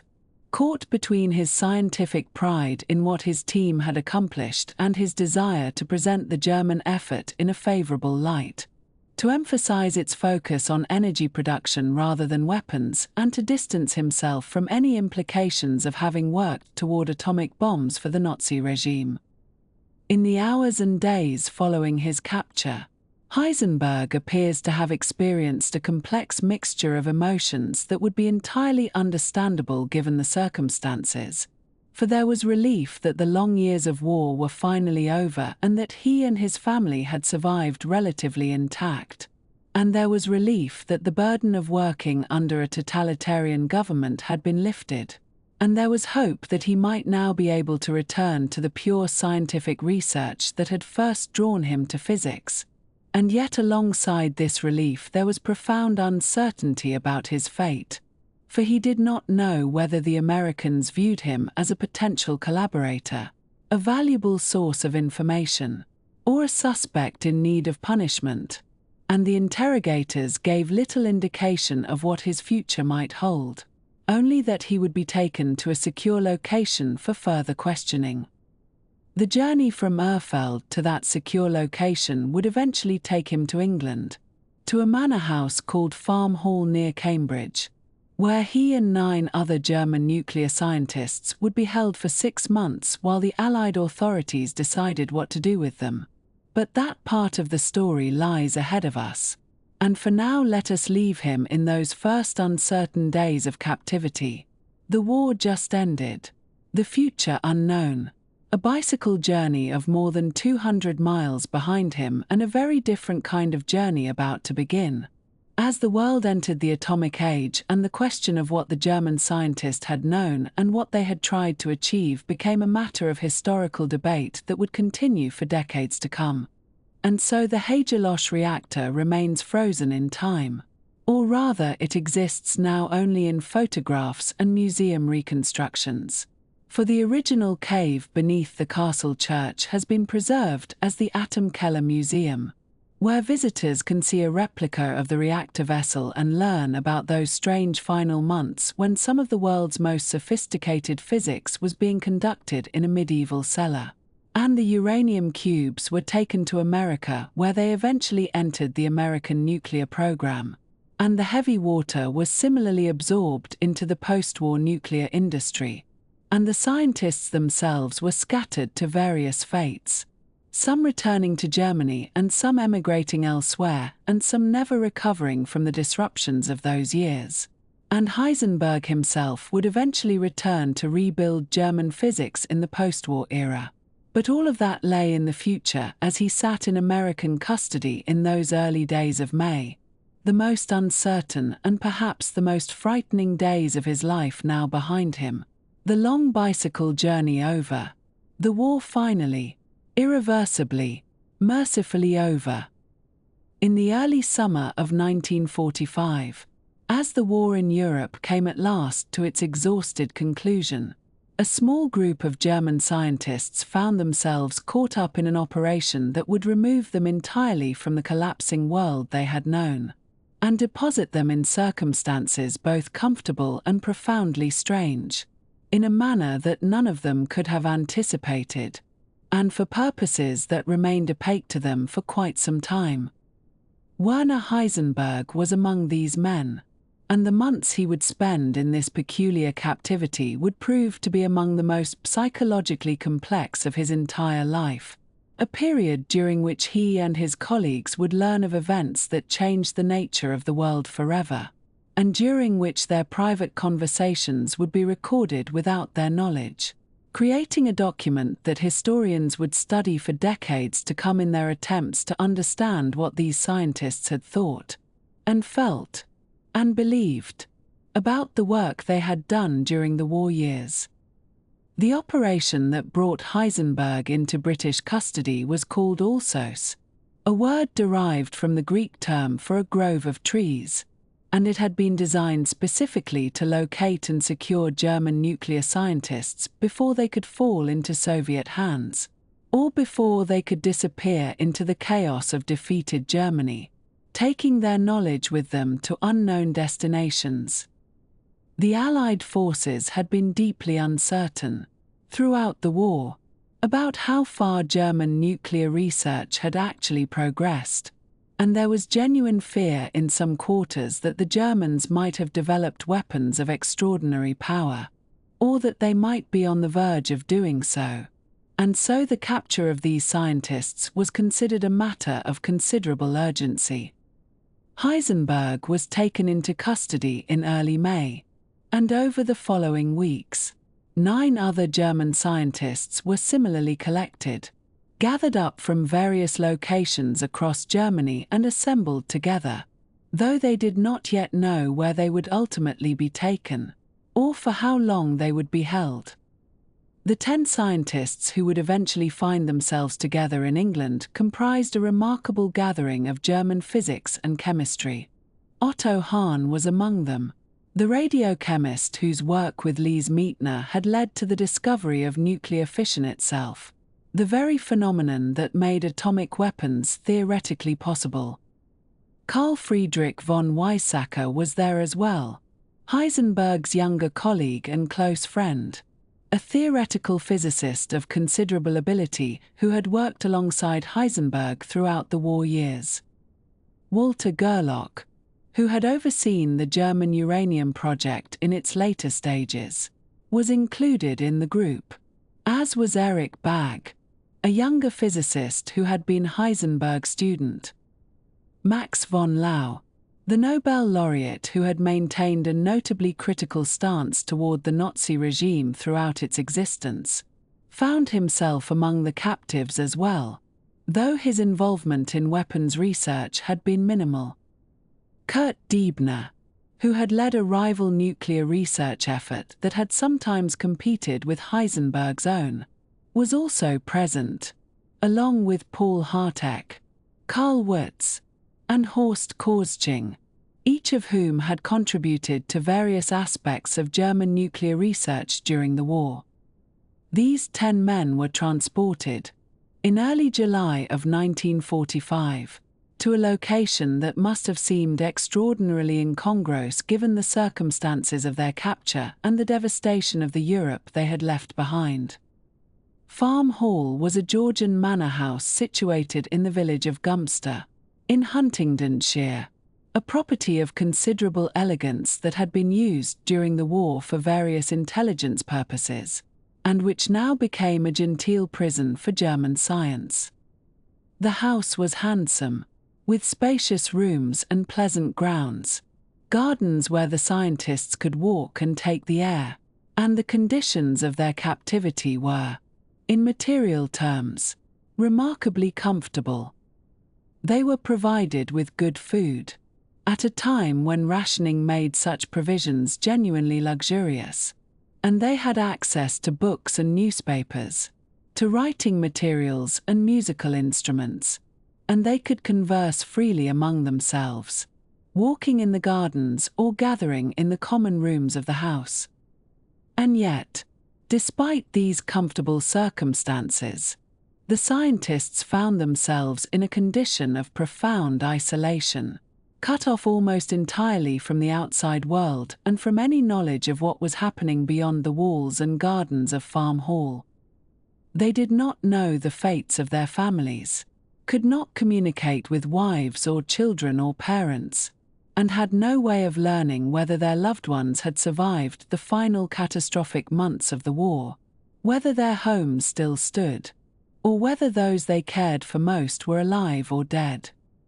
This uncertainty weighed heavily upon them, adding a dimension of anxiety to their comfortable captivity that no amount of good food or pleasant gardens could alleviate. They were told very little about how long they would be held, or what would ultimately become of them, and so they existed in a kind of limbo, suspended between the world they had known and whatever future might eventually be permitted to them, passing their days in conversation and speculation and the slow consumption of hours that had no clear purpose or direction. What the scientists did not know, and would not discover until many years later, was that their comfortable prison had been carefully prepared to serve a purpose beyond mere detention. British intelligence had installed microphones throughout Farm Hall, hidden in the walls and fixtures of the house, and every conversation that took place within its rooms was being recorded and transcribed. The operation was designed to capture the scientists' unguarded thoughts about their wartime work, to learn what they truly believed about German nuclear research, and to discover whether they possessed knowledge that might be valuable or dangerous. The recordings were made on equipment that was state-of-the-art for its time, and teams of translators worked to produce transcripts of the conversations, which were then studied by intelligence analysts and government officials. The scientists, speaking freely among themselves in what they believed to be private conversations, had no idea that their words were being captured and preserved, creating a record that would eventually become one of the most fascinating and contested documents in the history of science. The transcripts of these recordings remained classified for nearly 5 decades, locked away in government archives while historians debated and speculated about what the German scientists had known and believed during the war. It was not until 1992 that the transcripts were finally declassified and made available to scholars, and their release prompted a new wave of analysis and interpretation, as historians finally gained access to what the scientists had said to one another in those long summer days and nights at Farm Hall. The conversations recorded in those transcripts range from the mundane to the profound, from discussions of food and comfort to deep philosophical debates about the nature of scientific responsibility, and they provide a window into the minds of these men that no other historical source could possibly offer. For more than a month, the scientists passed their days at Farm Hall in a state of comfortable tedium, their conversations recorded but the world beyond their genteel prison remaining largely unknown to them. They speculated about their futures, discussed physics and philosophy, complained about their isolation, and waited for something to happen that would clarify their situation. And then, on the 6th of August, 1945, something did happen, something that would shake them all profoundly, and that would be captured in remarkable detail by the hidden microphones of Farm Hall. On that evening, the scientists gathered as they usually did, and Major Rittner, the British officer in charge of their detention, informed them that an announcement would be made on the BBC radio that he thought they would find of interest. What followed was the news that an atomic bomb had been dropped on the Japanese city of Hiroshima, a weapon of unprecedented power that had been developed by the Americans and that had destroyed much of the city in a single blinding flash. The scientists listened to this announcement, and their reactions, captured by the hidden microphones, reveal the full complexity of their responses to news that touched upon everything they had worked on, and everything they had believed about the state of nuclear research for the previous 6 years. Heisenberg's initial reaction was one of disbelief, and he expressed the view that the announcement must surely be propaganda of some kind, an exaggeration or fabrication designed for some political purpose that was not immediately clear. He found it difficult to accept that the Americans could have succeeded in building a weapon that worked on the principles of nuclear fission, principles that he understood perhaps better than anyone else in the room, and his skepticism reflected a conviction that such a weapon would have required resources and solutions to technical problems that he did not believe had been achieved. In the conversations that followed, as the scientists discussed the announcement among themselves, this skepticism gradually gave way to acceptance, as further details emerged and as the weight of evidence made it impossible to maintain the belief that the report was merely propaganda. Otto Hahn was affected perhaps most profoundly of all, and his distress was evident to everyone present. It was Hahn who had discovered nuclear fission, working with Lise Meitner and Fritz Strassmann in Berlin in 1938, and it was this discovery that had made the atomic bomb theoretically possible. Hahn had always hoped that fission would be used for peaceful purposes, for the generation of energy that could benefit humanity, and the news that his discovery had been turned into a weapon of mass destruction, a weapon that had killed tens of thousands of people in an instant, was almost more than he could bear. His colleagues later reported that they feared for his well-being that night,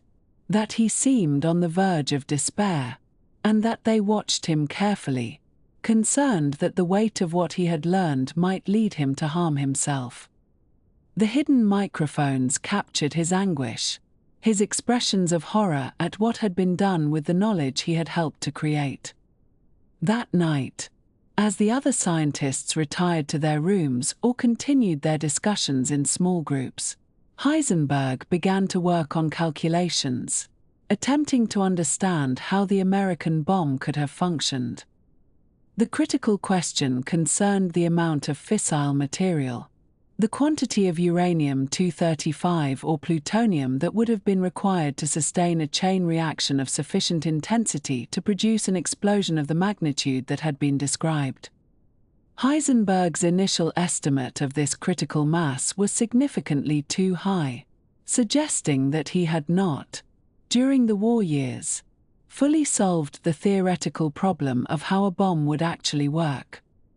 This calculation, and the errors it contained, would later become central to historical debates about the German nuclear program, as scholars argued about whether the errors reflected genuine misunderstanding,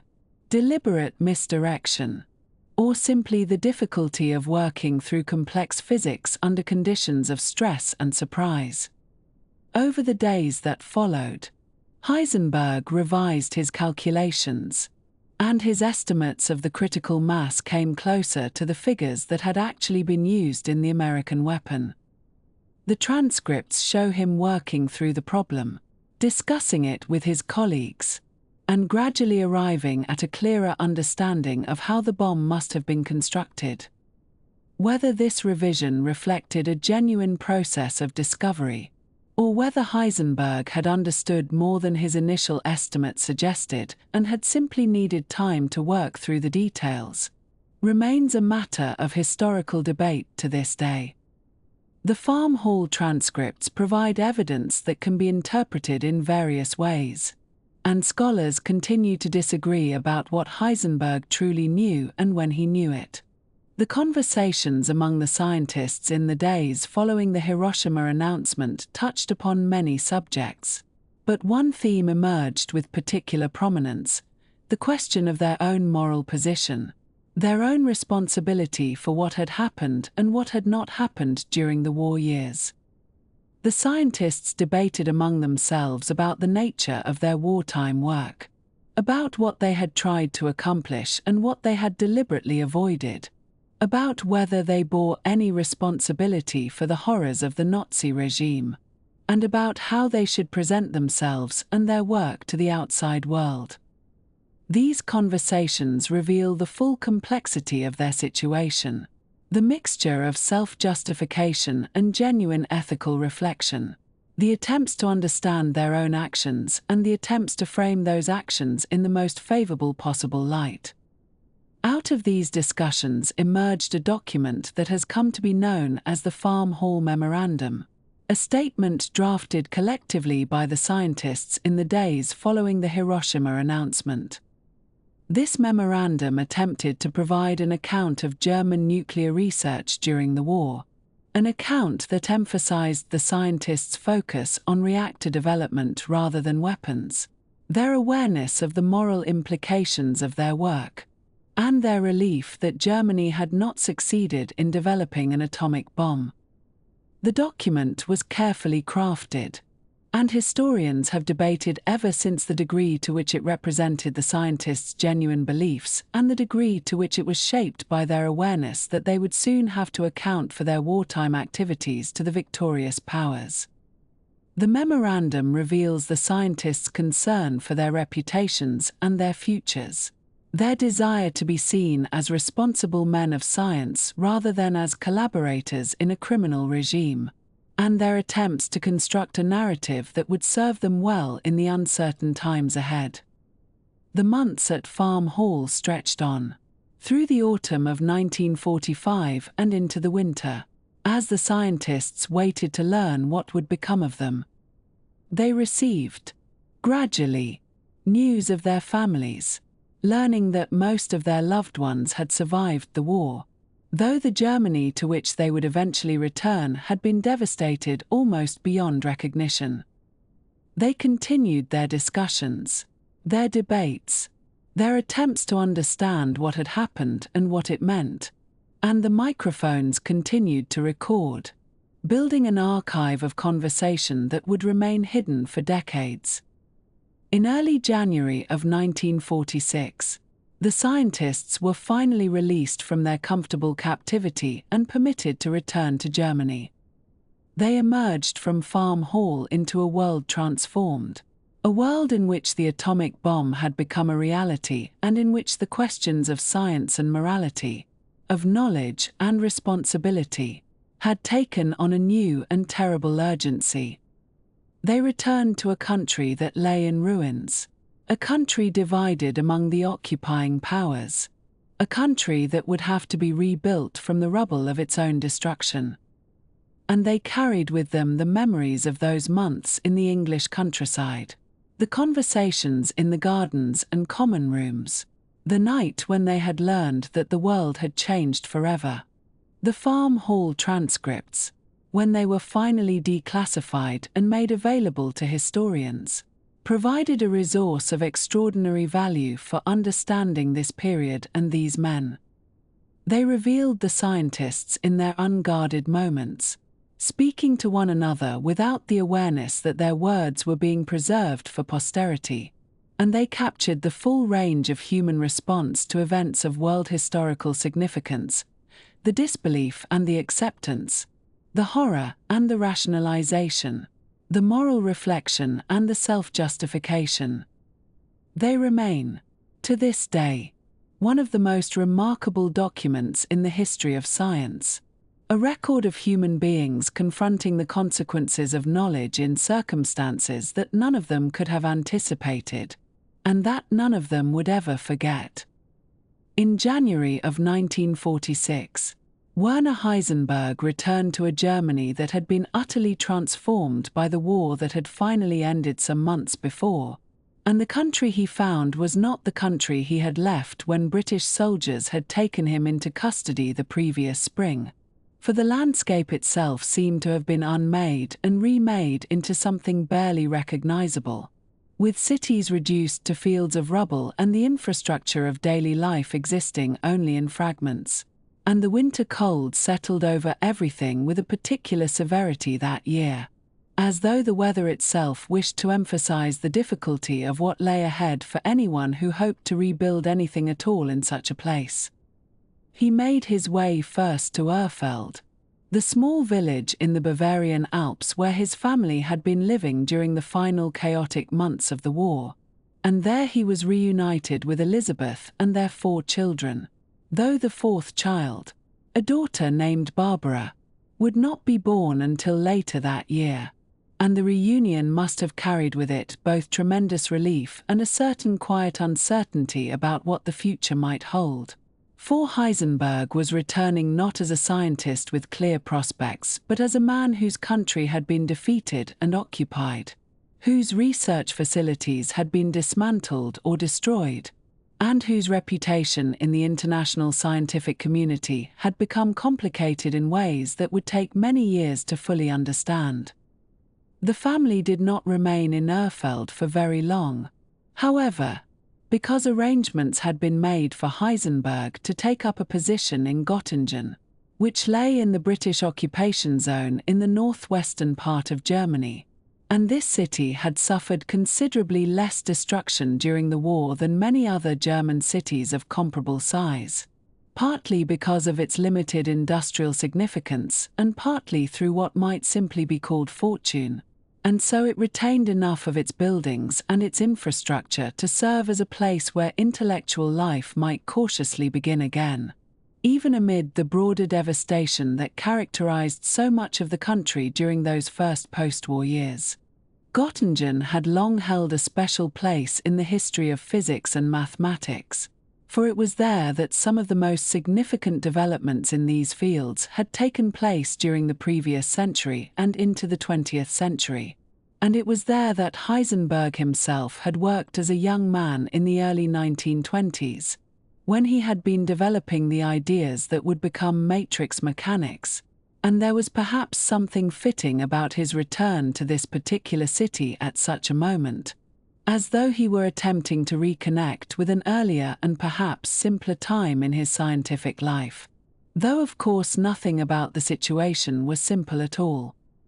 He had been appointed director of the Kaiser Wilhelm Institute for Physics, which was in the process of being reconstituted and relocated from its previous home in Berlin, and this institute had been one of the premier research organizations in Germany before and during the war, though its work had been interrupted and its personnel scattered by the events of the preceding years. And now it was to be given a new name as well as a new location, for the Kaiser Wilhelm Society was being reorganized and renamed as the Max Planck Society, in honor of the great physicist who had died in 1947 and who had represented something of the older tradition of German science that had existed before the catastrophe of the Nazi period. The challenges facing Heisenberg as he attempted to rebuild the institute and more broadly to contribute to the reconstruction of German physics were considerable and various. And they touched on practical matters and human matters and political matters in ways that could not easily be separated from one another, for everything was connected in those difficult years, and a shortage of laboratory equipment could not be addressed without also addressing the shortage of funding, which could not be addressed without navigating the complex bureaucratic structures of occupation governance, which in turn required a certain careful attention to how one presented oneself and one's intentions to the authorities who controlled access to resources and permissions of various kinds.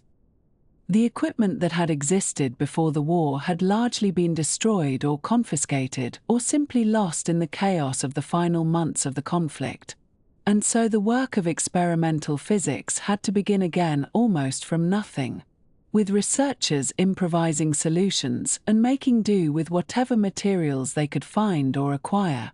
And this was true not only at Heisenberg's institute but at universities and research centers throughout Germany, where the physical infrastructure of science had been so thoroughly damaged that even basic teaching activities required considerable creativity and determination.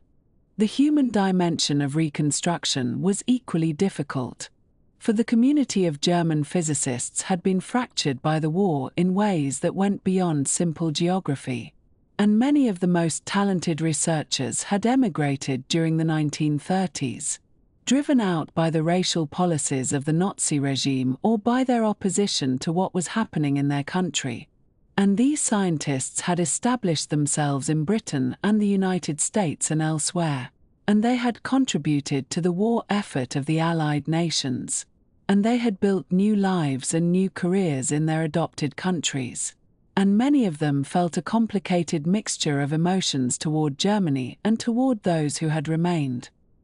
Those who had stayed behind, including Heisenberg himself, faced questions about their choices and their conduct during the Nazi period,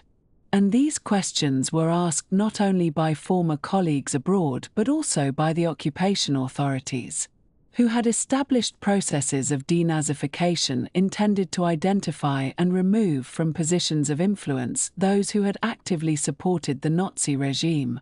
And these processes were sometimes thorough and sometimes cursory, sometimes fair and sometimes arbitrary, and they created an atmosphere of uncertainty and judgment that colored the experience of reconstruction for nearly everyone involved. Heisenberg himself was never a member of the Nazi Party, and he had been subjected to attacks by ideological factions within the party who viewed modern physics with suspicion and who had accused him of teaching what they called Jewish physics. And these facts were considered during the denazification proceedings that he underwent, and he was ultimately classified as exonerated,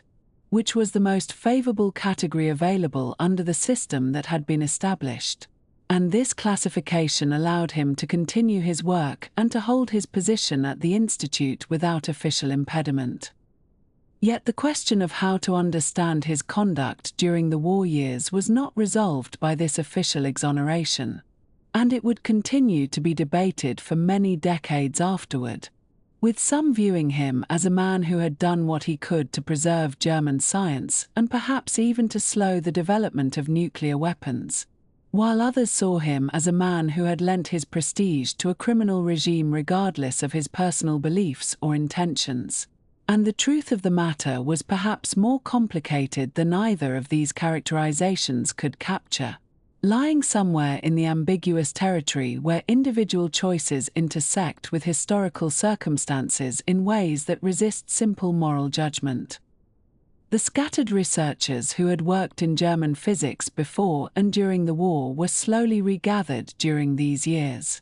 As transportation became possible again and as positions became available and as the basic structures of academic and research life were re-established, and Heisenberg devoted considerable energy to recruiting young scientists to the institute and to the broader project of rebuilding the field. For he understood that the future of physics in Germany depended on the cultivation of new talent, and that the interruption of normal training and research during the war years had created a gap that would need to be filled if the country were to regain its former position in the international scientific community. He also worked to establish connections with scientists in other countries. Recognizing that physics had become an increasingly international enterprise and that Germany could not hope to make significant contributions in isolation.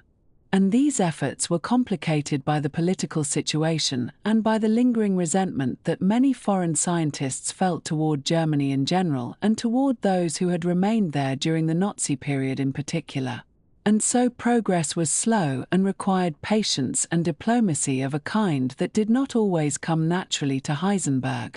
who had been accustomed before the war to a position of eminence and respect that could not simply be assumed in the changed circumstances of the post-war world. During this period,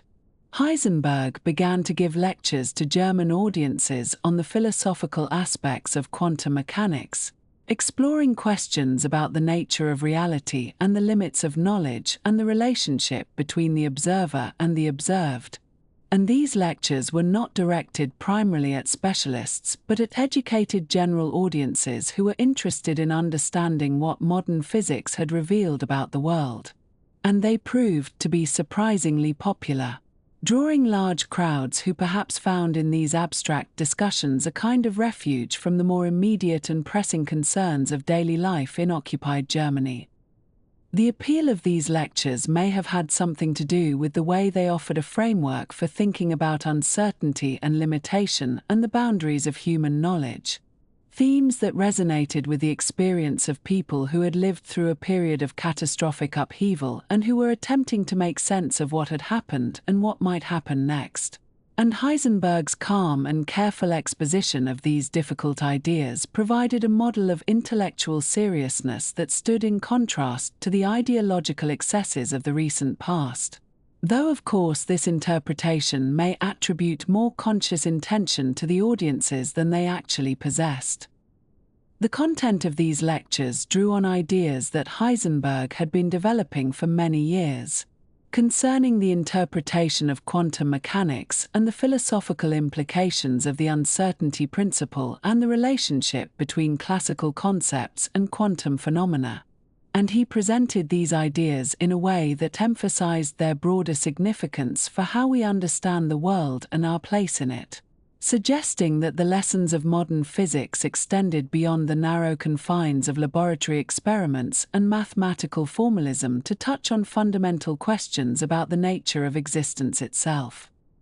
In 1947, Heisenberg made his first trip abroad since the end of the war, traveling to Cambridge in England to attend a scientific conference and to renew acquaintance with colleagues from whom he had been separated during the years of conflict. And this journey was significant both practically and symbolically, for it represented a tentative step toward the reintegration of German science into the international community, though the reception he received was decidedly mixed, reflecting the complicated feelings that many scientists still harbored toward those who had remained in Germany during the Nazi period.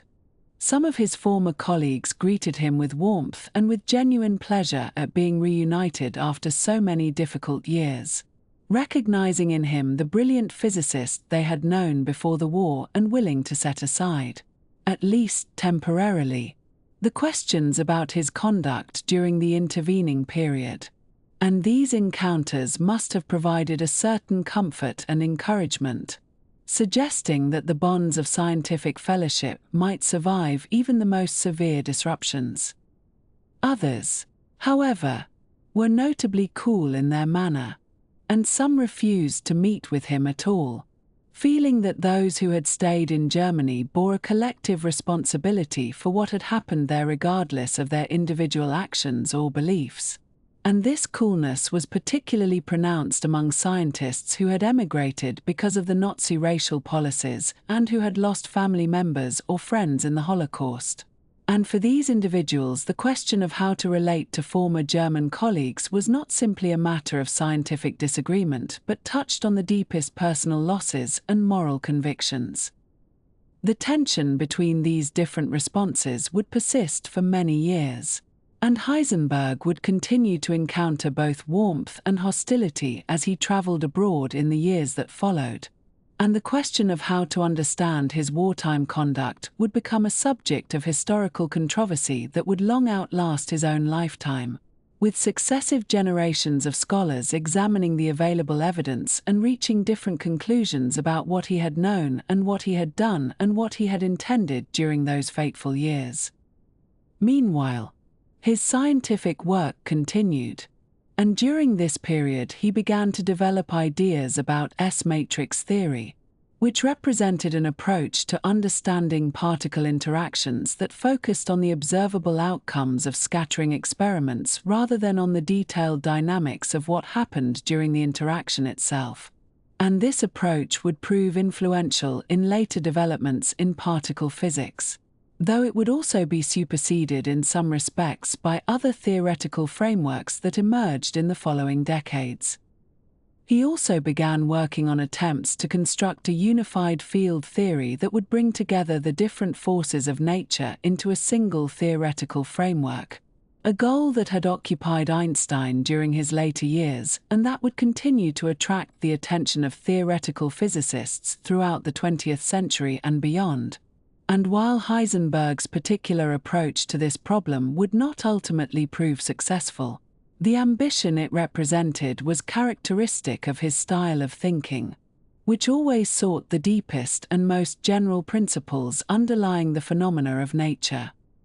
The practical difficulties of conducting research in post-war Germany remained substantial, but gradually the situation improved as the occupation authorities relaxed certain restrictions and as resources became more available and as the broader economy began to recover from the devastation of the war. And the institute in Göttingen slowly took shape as a functioning research center where meaningful work could be done, though it would never quite regain the position of preeminence that German physics had enjoyed before the Nazi period. In October of 1946, Elisabeth gave birth to their fourth child, a daughter named Barbara, and this event brought new life into the family even as the broader society was struggling to rebuild itself, and the presence of young children must have provided a kind of anchor to normalcy amid the uncertainties of the period, reminding Heisenberg of the continuity of ordinary existence even when so much else had been disrupted or destroyed. 2 years later, in 1948, their fifth child was born, another daughter named Christine, and with this birth the family reached its final size of 7. And the household in Göttingen became a busy and lively place where the concerns of domestic life mingled with the demands of Heisenberg's professional responsibilities. And Elisabeth continued to manage the practical affairs of the family with the capability she had always shown, creating a stable environment in which her husband could pursue his work. The years in Göttingen represented a period of reconstruction and adaptation, during which Heisenberg and those around him attempted to rebuild not only the physical infrastructure of German physics, but also its intellectual traditions and its connections to the wider world. And this work was slow and difficult and marked by setbacks and frustrations, but it also produced real accomplishments and laid the foundation for the recovery that would eventually come, even if that recovery would never quite restore what had been lost during the catastrophe of the Nazi period and the war. And so the late 1940s found Heisenberg established in a new position in a familiar city, working to rebuild what had been destroyed and to train a new generation of physicists and to reconnect with colleagues abroad,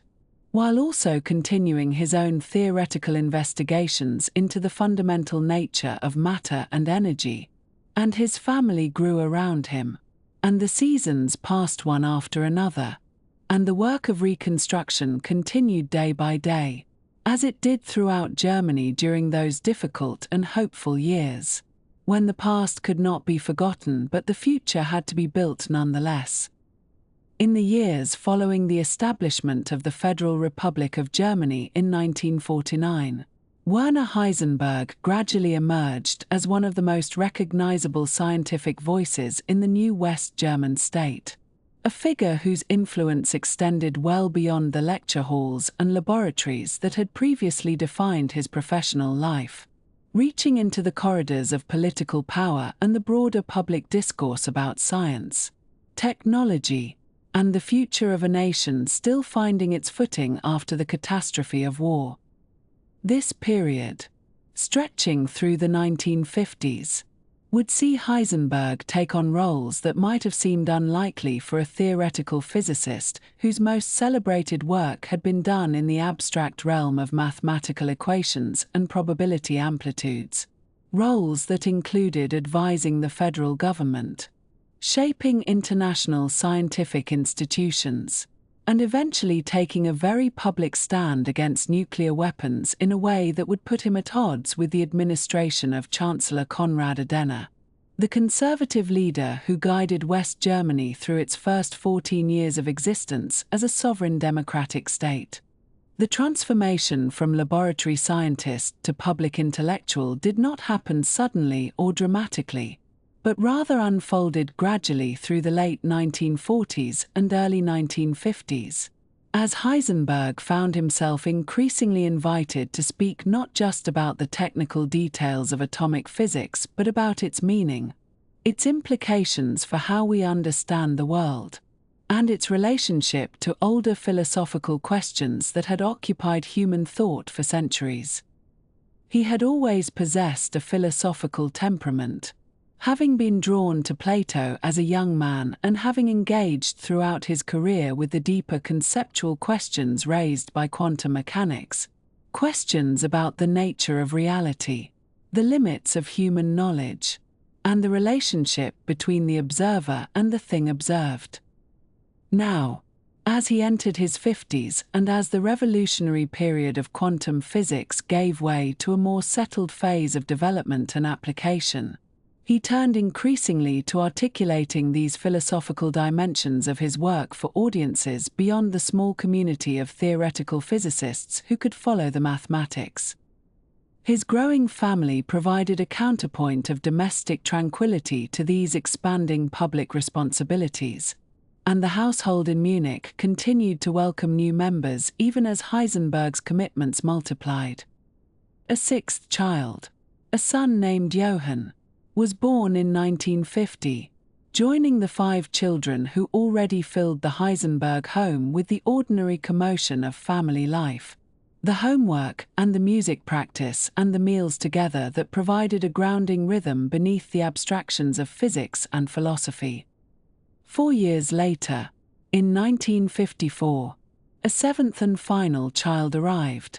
a daughter named Verena, completing the family that Werner and Elisabeth had built together through the difficult war years and into this new era of reconstruction and possibility.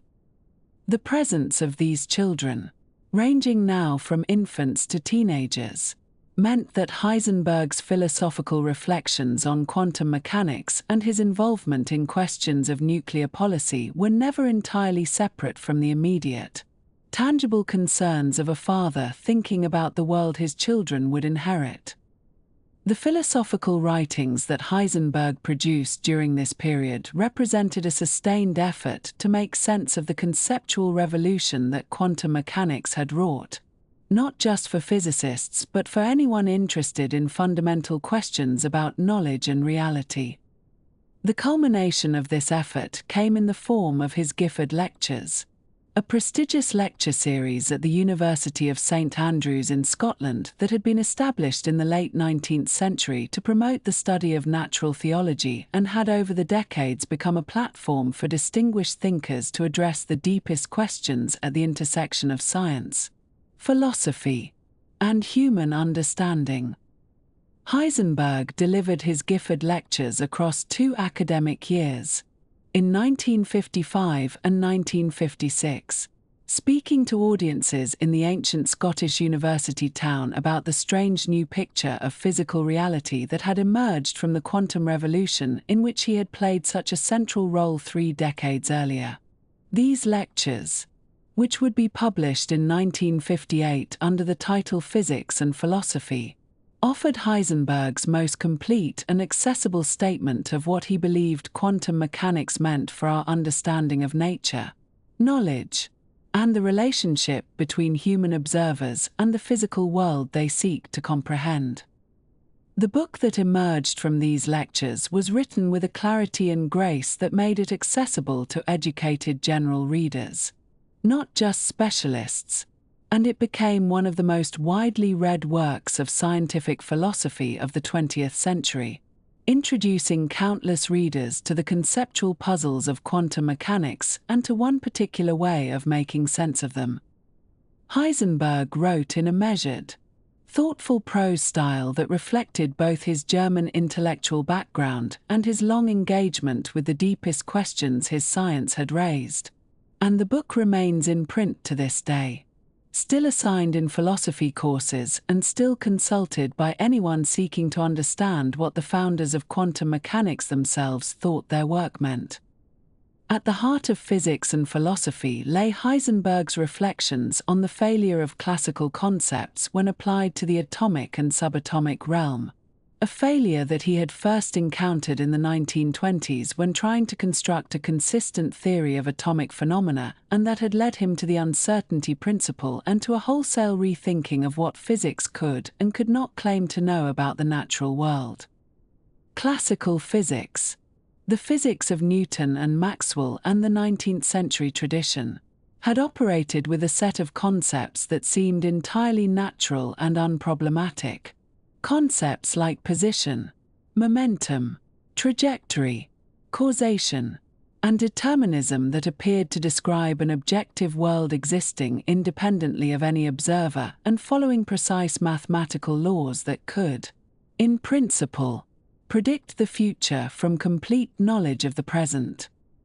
These concepts had worked extraordinarily well for describing the motion of planets and cannonballs, the behavior of gases and fluids, the propagation of light and electromagnetic waves, and indeed for understanding most of the physical phenomena that humans encountered in their daily lives or could investigate with the instruments available before the 20th century.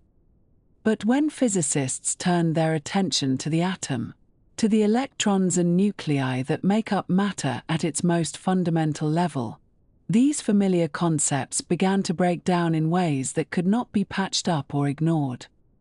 Electrons did not follow precise trajectories like tiny billiard balls. They could not be assigned definite positions and momenta simultaneously. Their behavior could only be predicted statistically, in terms of probabilities rather than certainties, and the very act of observing them inevitably disturbed them in ways that made certain kinds of knowledge forever inaccessible. Heisenberg had grappled with these strange features of the quantum world since his youth, and in Physics and Philosophy he offered his mature reflections on what they meant, arguing that the old concepts of classical physics were not simply inadequate approximations to a deeper reality, but were fundamentally inappropriate for describing atomic phenomena, much as the concept of temperature is inappropriate for describing a single molecule or the concept of color is inappropriate for describing a sound wave. The relationship between observer and observed occupied a central place in these philosophical reflections, as Heisenberg explored the way quantum mechanics seemed to dissolve the sharp boundary between the knowing subject and the known object that classical physics had taken for granted. In classical physics, at least in the idealized picture that physicists had inherited from Newton and Laplace, the observer was a passive recorder of facts about an external world that existed and evolved independently of any observation. A world that would have been exactly the same whether or not anyone was watching. But quantum mechanics, in Heisenberg's interpretation, revealed this picture to be an oversimplification at best and perhaps a fundamental misconception. For the act of measurement played an essential and irreducible role in quantum theory, and the properties of quantum systems could not always be said to exist independently of the experimental arrangements used to investigate them. This did not mean, as some popular accounts suggested, that human consciousness created reality or that the physical world was merely a projection of the mind, but it did mean that the clean separation between observer and observed, between subject and object, had to be reconsidered and perhaps abandoned as a foundation for physical theory. Heisenberg's views on these matters were closely related to but not identical with those of his mentor Niels Bohr, with whom he had worked so closely in Copenhagen in the 1920s and with whom he had discussed these philosophical questions for decades. Bohr had developed his own interpretation of quantum mechanics, centered on the principle of complementarity and on the idea that classical concepts remained indispensable for describing experimental results even though they could not be applied consistently to atomic systems themselves. Heisenberg largely accepted this Copenhagen interpretation, as it came to be called, but he also developed his own emphases and formulations, and physics and philosophy reflected his particular way of understanding and articulating these difficult ideas. The book also engaged with broader philosophical traditions, from the ancient Greeks through Kant and the German idealists to the logical positivists and other contemporary schools, situating quantum mechanics within the longer history of human attempts to understand the relationship between thought and reality, between language and the world it seeks to describe. The question of language itself received considerable attention in these philosophical writings, as Heisenberg reflected on the way the strangeness of quantum mechanics might be understood, at least in part, as a failure of ordinary language and classical concepts to capture phenomena that lay outside the range of everyday human experience. We had evolved, Heisenberg suggested, in a world of medium-sized objects moving at moderate speeds, a world where classical concepts worked perfectly well and where the language we developed to describe our experience was entirely adequate to its purposes. But when we ventured into the realm of the very small, where quantum effects dominate, or the very fast, where relativistic effects become important, we encountered phenomena for which our inherited language and concepts were simply not equipped, and the resulting difficulties in interpretation might reflect not some fundamental mysteriousness in nature, but rather the mismatch between our cognitive and linguistic tools and the domain we were trying to comprehend. These philosophical reflections, developed in the calm of the lecture hall and the study, existed alongside a very different kind of activity during the 1950s, as Heisenberg became increasingly involved in shaping science policy at both the national and international levels.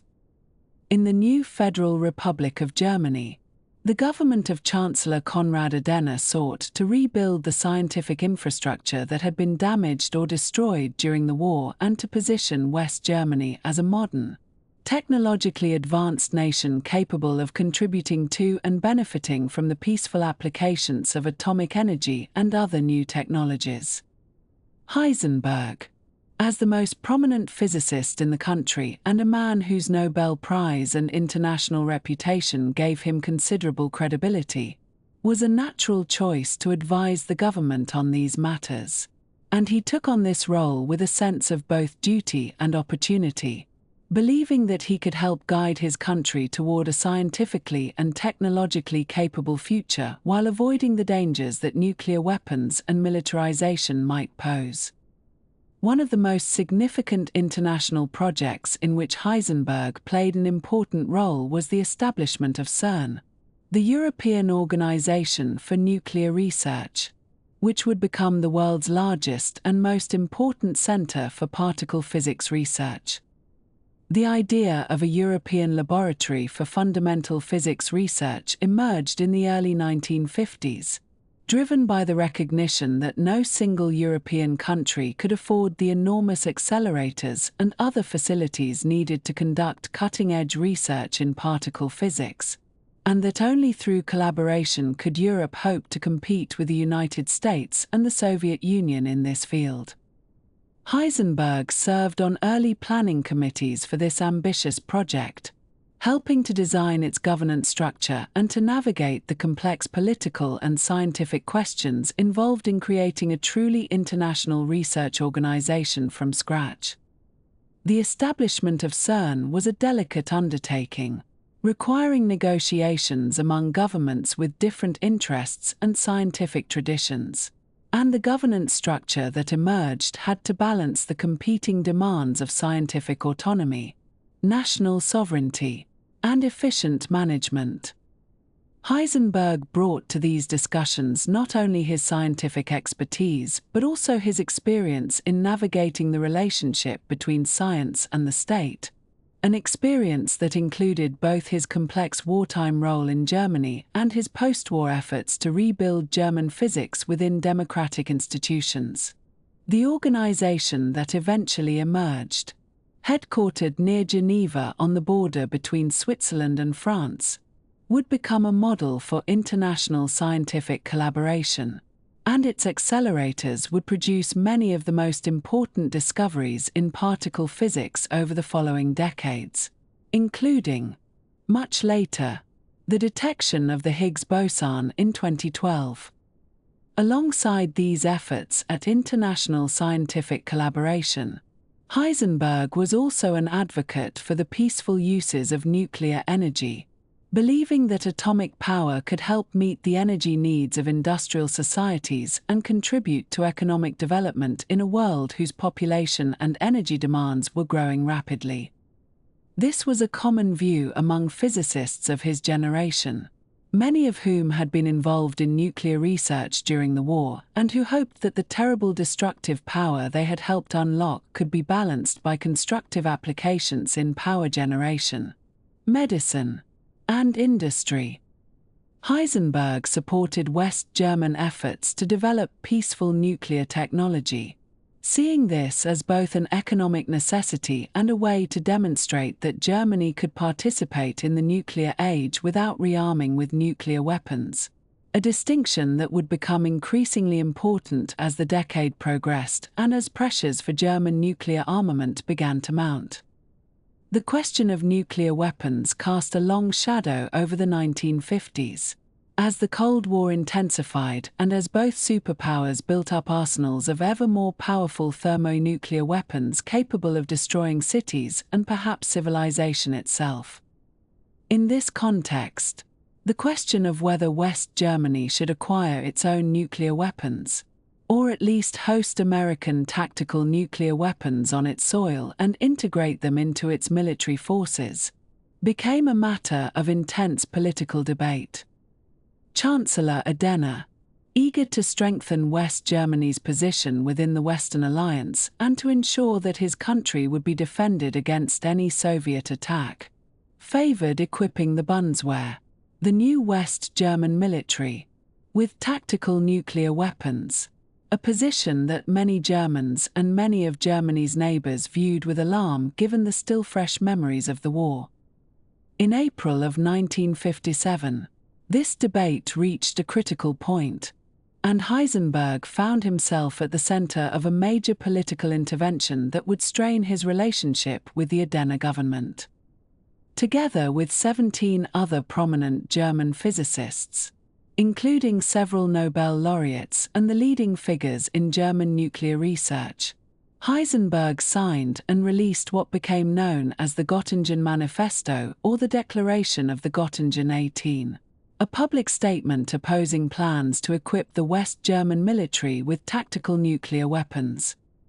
The declaration was carefully worded but unambiguous in its message, warning of the dangers of nuclear weapons and rejecting the notion that tactical nuclear weapons were simply a more powerful form of conventional armament that could be used in limited military operations without catastrophic consequences. The political impact of this declaration was considerable, as it brought together the most respected scientific voices in the country in opposition to a policy that the government had been pursuing and that Adenauer had publicly defended. The Chancellor was embarrassed and angered by this intervention, which undermined his position in ongoing negotiations with allies and gave ammunition to domestic critics of his defense policy. The physicists who signed the declaration were not radical anti-militarists or pacifists for the most part. They were establishment figures, many of whom had worked on nuclear projects during the war, and their opposition to nuclear weapons for Germany reflected not a rejection of Western defense or German sovereignty, but a specific concern about the dangers of nuclear proliferation and the particular risks that nuclear weapons on German soil might pose. For Heisenberg personally, the declaration represented a complex negotiation between his deeply felt German nationalism and his equally deep fears about nuclear weapons and their potential for catastrophe. He had always been a patriot in a certain sense, someone who loved German culture and wanted to see Germany strong and respected among nations. And this nationalism had shaped his controversial decision to remain in Germany during the Nazi period and to work on nuclear research under that regime. But this same nationalism, in the context of the post-war world and the nuclear age, led him to oppose nuclear weapons for Germany, precisely because he believed that German nuclear armament would destabilize Europe,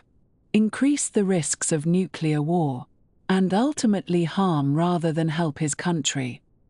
This position was not without its tensions and complications, for Heisenberg supported the Western Alliance and accepted that nuclear deterrence played a role in preventing Soviet aggression, even as he opposed German nuclear weapons and worried about the risks of nuclear war.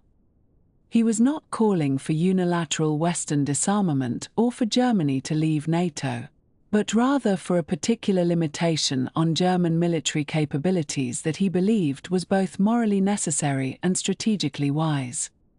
The distinction between supporting peaceful nuclear energy and opposing military nuclear weapons, between accepting American nuclear protection and rejecting German nuclear armament, required careful navigation, and not everyone found Heisenberg's position entirely consistent or persuasive.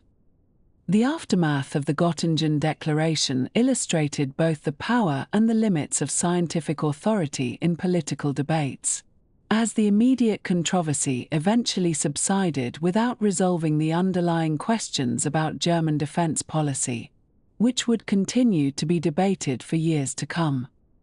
West Germany did not acquire its own nuclear weapons, but it did host American nuclear weapons, and its military forces were trained to use them in the event of war, a compromise that satisfied no one completely but that reflected the difficult realities of Cold War Europe. Heisenberg and his fellow signatories had made their point and had demonstrated that scientists could not be counted on to simply support whatever policies the government wished to pursue, but they had not fundamentally altered the strategic calculations that drove nuclear policy in either West Germany or the broader Western Alliance. As the 1950s drew toward their close, Heisenberg thus occupied a position of considerable prominence and complexity. A Nobel Prize-winning physicist who had become a public intellectual speaking and writing about the philosophical implications of quantum mechanics, an advisor to government who had helped shape scientific policy in the new Federal Republic, an architect of international scientific institutions like CERN, and a political actor who had taken a very public stand against nuclear weapons for his country. His family had grown to include 7 children, ranging from young adults to small children, and his domestic life in Munich provided a stable foundation for these varied public activities. The philosophical questions he had explored in his Gifford lectures and in physics and philosophy remained unresolved, as they remain unresolved today, and the political questions about nuclear weapons and German security continued to evolve as the Cold War entered new phases. But the positions Heisenberg had staked out, both philosophical and political, would continue to influence debates in both domains for decades to come, shaping how people thought about quantum mechanics and its meaning and how Germans thought about their country's role in the nuclear age. In the year 1958, Werner Heisenberg found himself at the center of a significant transition, not only in his own scientific pursuits but also in the physical circumstances of his working life, as the Max Planck Institute for Physics and Astrophysics completed its long-anticipated relocation from the city of Göttingen to new and rather more spacious facilities in Munich, a move that had been planned for some years and which now brought the institute to a modern campus where the conditions for research were considerably improved, with better laboratories and more room for the growing number of physicists who had gathered around the institute's various programs. Munich was, of course, the city where Heisenberg had spent his formative years as a young student, where he had first encountered the mysteries of atomic theory under the guidance of Arnold Sommerfeld, and so there was a certain symmetry to his return, a sense of coming full circle, though the city itself had changed a great deal since those early days, having been heavily damaged during the war and subsequently rebuilt in the years of reconstruction that followed. The new institute buildings were functional and modern, designed to accommodate the needs of contemporary physics research, and Heisenberg, now in his late 50s and at the height of his administrative influence, oversaw the transition with characteristic attention to detail,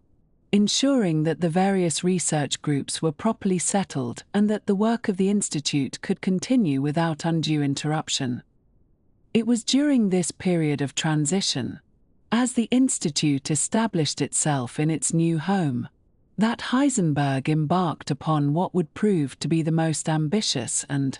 ultimately, the most controversial project of his later scientific career, an attempt to construct a unified field theory of elementary particles that would explain, through a single fundamental equation, the behavior and properties of all the various particles that had been discovered in the preceding decades, a theory that would bring order to what had become an increasingly complex and somewhat bewildering landscape of subatomic physics. The proliferation of new particles in the years following the war had created a situation that many physicists found rather unsatisfying, with dozens of different particles, each with its own mass and charge and spin and other quantum numbers, and no clear understanding of why these particular particles should exist or what underlying principles might govern their relationships to one another. Heisenberg, who had always been drawn to questions of fundamental principle and who had never been content with merely cataloguing phenomena without seeking deeper explanations, felt that the time had come for a bold attempt at unification, a theory that would start not from the particles themselves but from some more basic mathematical structure from which the particles would emerge as natural consequences. The approach that Heisenberg developed, in collaboration with a number of younger colleagues at the Institute, was based upon what is called a nonlinear Spinor equation, a mathematical expression that describes the behavior of Spinor fields, which are the mathematical objects used to represent particles with half-integer spin, such as electrons and protons and neutrons. The equation was nonlinear, meaning that it contained terms in which the field appeared raised to powers higher than 1, or multiplied by itself in various combinations, and this nonlinearity was essential to Heisenberg's vision, for it was through these nonlinear terms that the interactions between particles would arise and that the rich structure of the particle spectrum might be generated from what was, in its basic form, a relatively simple starting point. Hans-Peter Dürr, a talented young physicist who had joined the Institute some years earlier and who would become one of Heisenberg's closest collaborators in this work, played a particularly important role in developing the mathematical details of the theory and in carrying out the calculations necessary to compare its predictions with experimental observations. Other members of the group contributed as well, and for a time the atmosphere at the institute was one of considerable excitement and activity, as the team worked to elaborate the consequences of the fundamental equation and to see whether it might indeed provide the unified description of nature that Heisenberg sought. The Spinor equation that formed the heart of this program was, in its written form, deceptively compact, occupying only a single line of mathematical notation, and yet the implications of this equation were intended to be vast, encompassing not only the known particles but also the forces through which they interacted, the electromagnetic force and the nuclear forces, and perhaps even gravitation, all flowing from a single mathematical source. The ambition of this project was enormous, perhaps unrealistically so, and there were many physicists, even among those who admired Heisenberg and respected his past achievements, who viewed the endeavor with a certain degree of skepticism, wondering whether such a sweeping unification was possible at this stage of physical understanding or whether the program was premature, attempting to leap ahead of the careful experimental and theoretical work that might be necessary to lay the proper foundations for such a theory. Nevertheless, Heisenberg pressed forward with considerable energy and conviction, apparently believing that the time was ripe for just such an advance and that the basic structure of the theory was sound, even if many details remained to be worked out. It was in this context that Heisenberg made a decision that would have significant consequences for both the reception of his theory and for one of the most important friendships of his scientific life. In the spring of 1958, before the theory had been fully developed and tested against experiment, Heisenberg agreed to participate in a press conference at which the new unified field theory would be announced to the public, an event that was covered by journalists and reported in newspapers and magazines not only in Germany but around the world. The coverage that followed was, to say the least, rather excessive, with headlines proclaiming that Heisenberg had discovered a world formula, a single equation that would explain all of physics, and presenting the work in terms that suggested a completed achievement rather than an ongoing research program with many unresolved questions. The language used in some of these reports was reminiscent of the announcements that might accompany a major technological breakthrough or a dramatic scientific discovery, and the effect was to create expectations that the theory, in its current state, could not possibly satisfy. Heisenberg himself seems to have been somewhat taken aback by the intensity of the media response, and there is evidence that he later regretted the way in which the announcement had been handled, feeling that the premature publicity had done a disservice to the scientific work and had invited criticism that might have been avoided if the theory had been allowed to develop more quietly. Among those who responded to the announcement with particular sharpness was Wolfgang Pauli, the brilliant and famously acerbic physicist who had been one of Heisenberg's closest friends and collaborators since their youth, when they had worked together in the heady early days of quantum mechanics and had shared in the excitement of those revolutionary discoveries. Pauli had, in fact, been involved in the early stages of Heisenberg's unified field theory program and had contributed ideas and mathematical techniques to the effort. But as the work progressed, Pauli had become increasingly dissatisfied with the direction it was taking, feeling that the theory lacked proper mathematical rigor and that some of the claims being made for it were not adequately supported by calculation or evidence. The press conference and the attendant publicity seemed to have been the final straw for Pauli, who felt that Heisenberg was making claims that went far beyond what the theory could actually deliver and that the whole affair was bringing discredit upon serious physics. Pauli's response was characteristically blunt and devastating, and he made his views known in both private correspondence and public statements, criticizing the theory in terms that left no doubt as to the depth of his disapproval. The most famous of Pauli's criticisms, which has passed into the folklore of physics and is still quoted today, was his judgment that the theory was not even wrong, a phrase that captures, in 4 words, the particular kind of failure that Pauli perceived in the work. To say that a theory is wrong is,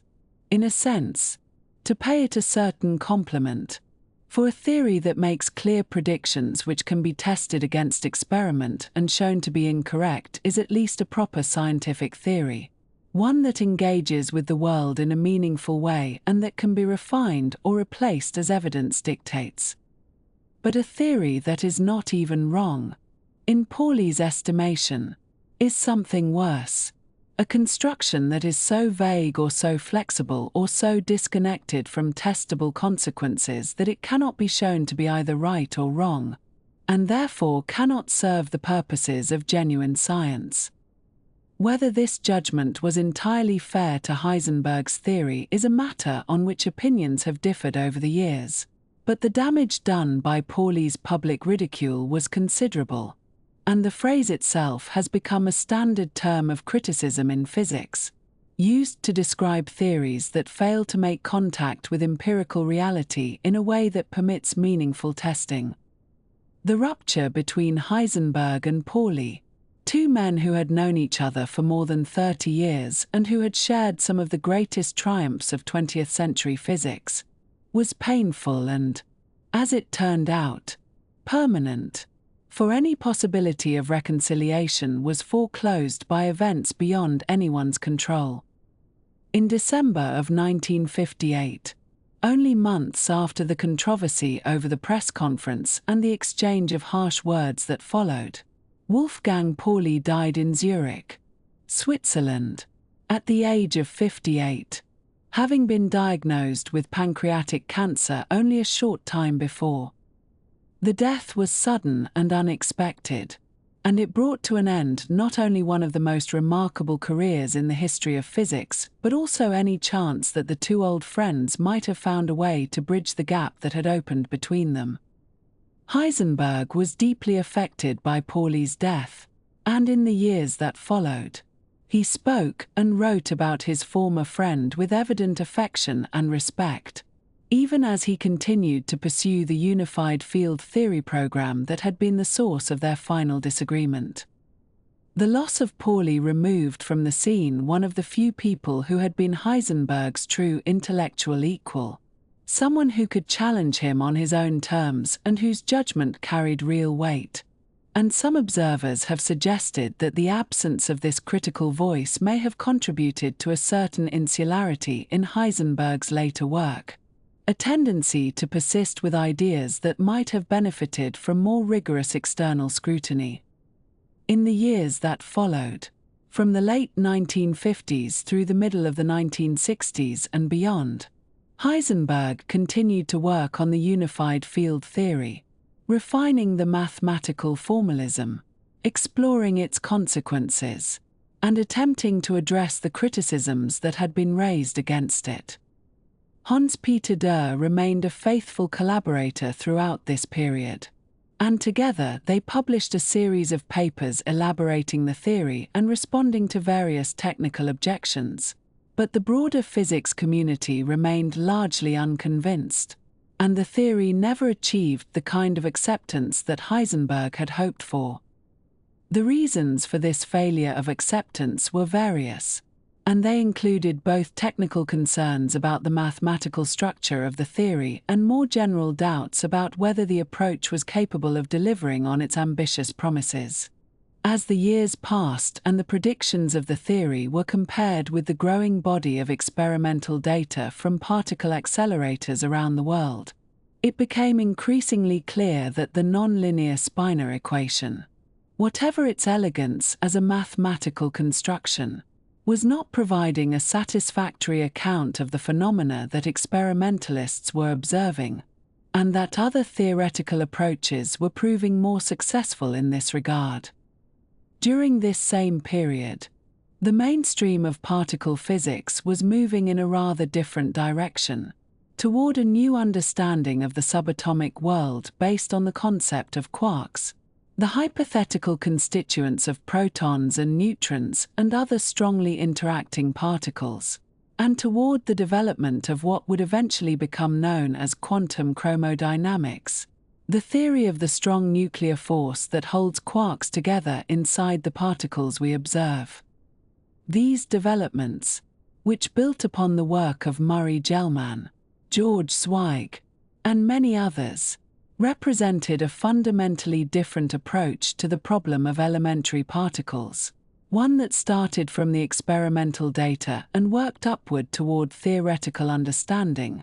rather than starting from a grand unifying principle and working downward. And the success of this program in explaining a wide range of phenomena gradually established it as the dominant framework for particle physics. Heisenberg, who had always favored the approach of seeking fundamental principles first, found himself increasingly out of step with these developments, and his unified field theory came to be seen as something of a historical curiosity, an ambitious but ultimately unsuccessful attempt at a kind of unification that the physics community was not yet ready to achieve, if indeed it was achievable at all. The isolation that Heisenberg experienced in these later years was, it should be said, primarily scientific rather than personal or institutional.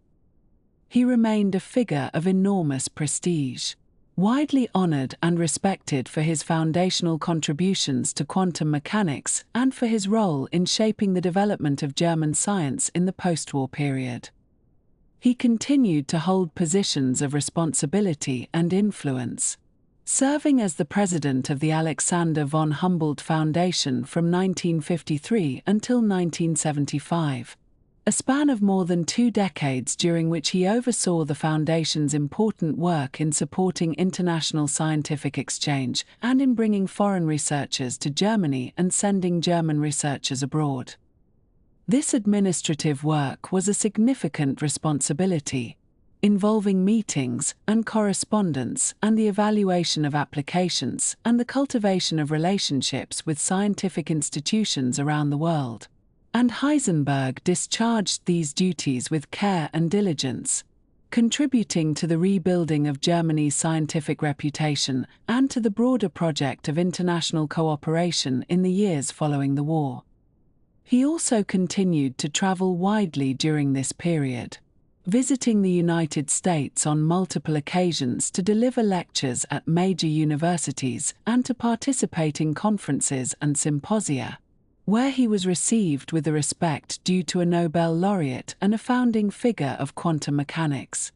And yet, for all the formal honors and the polite receptions, there remained a certain reserve in some quarters, particularly among those émigré physicists who had fled Germany and Austria in the 1930s and who had never quite forgiven Heisenberg for his decision to remain in Germany during the Nazi period and to continue working on physics under that regime. The question of what Heisenberg had done during the war, and particularly his involvement in the German uranium research program, continued to cast a shadow over his reputation in some circles. And there were physicists of the older generation, men and women who had lost colleagues and family members to the horrors of the Nazi state, who could not bring themselves to fully embrace Heisenberg as a colleague and friend, whatever their respect for his scientific achievements. This was a source of some pain to Heisenberg, who felt that his actions during the war had been misunderstood and that he had, in his own way, tried to prevent the development of a German atomic bomb, though the evidence on this point is complex and has been the subject of much historical debate. And so the years of the unified field theory project passed, with Heisenberg working steadily in Munich, surrounded by his collaborators and students, continuing to refine a theory that the rest of the physics world had largely moved beyond, maintaining his administrative responsibilities and his international connections, and living with the complicated legacy of his earlier life, both the triumphs and the controversies. The nonlinear Spinor equation, for all the hopes that had been invested in it, did not become the world formula that the newspapers had prematurely announced, and the quest for a unified theory of elementary particles would continue long after Heisenberg's active research career had come to an end, pursued by other physicists with other methods, the goal still tantalizingly out of reach even now.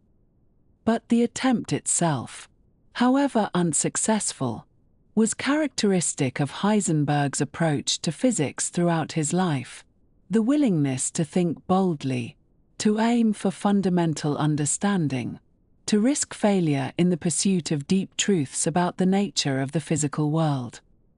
In the middle years of the 1960s, as Werner Heisenberg moved through his seventh decade of life, he found himself turning increasingly toward reflection, toward the patient work of looking backward across the long arc of his experiences and setting them down in words that might convey something of what it had meant to live through such extraordinary times.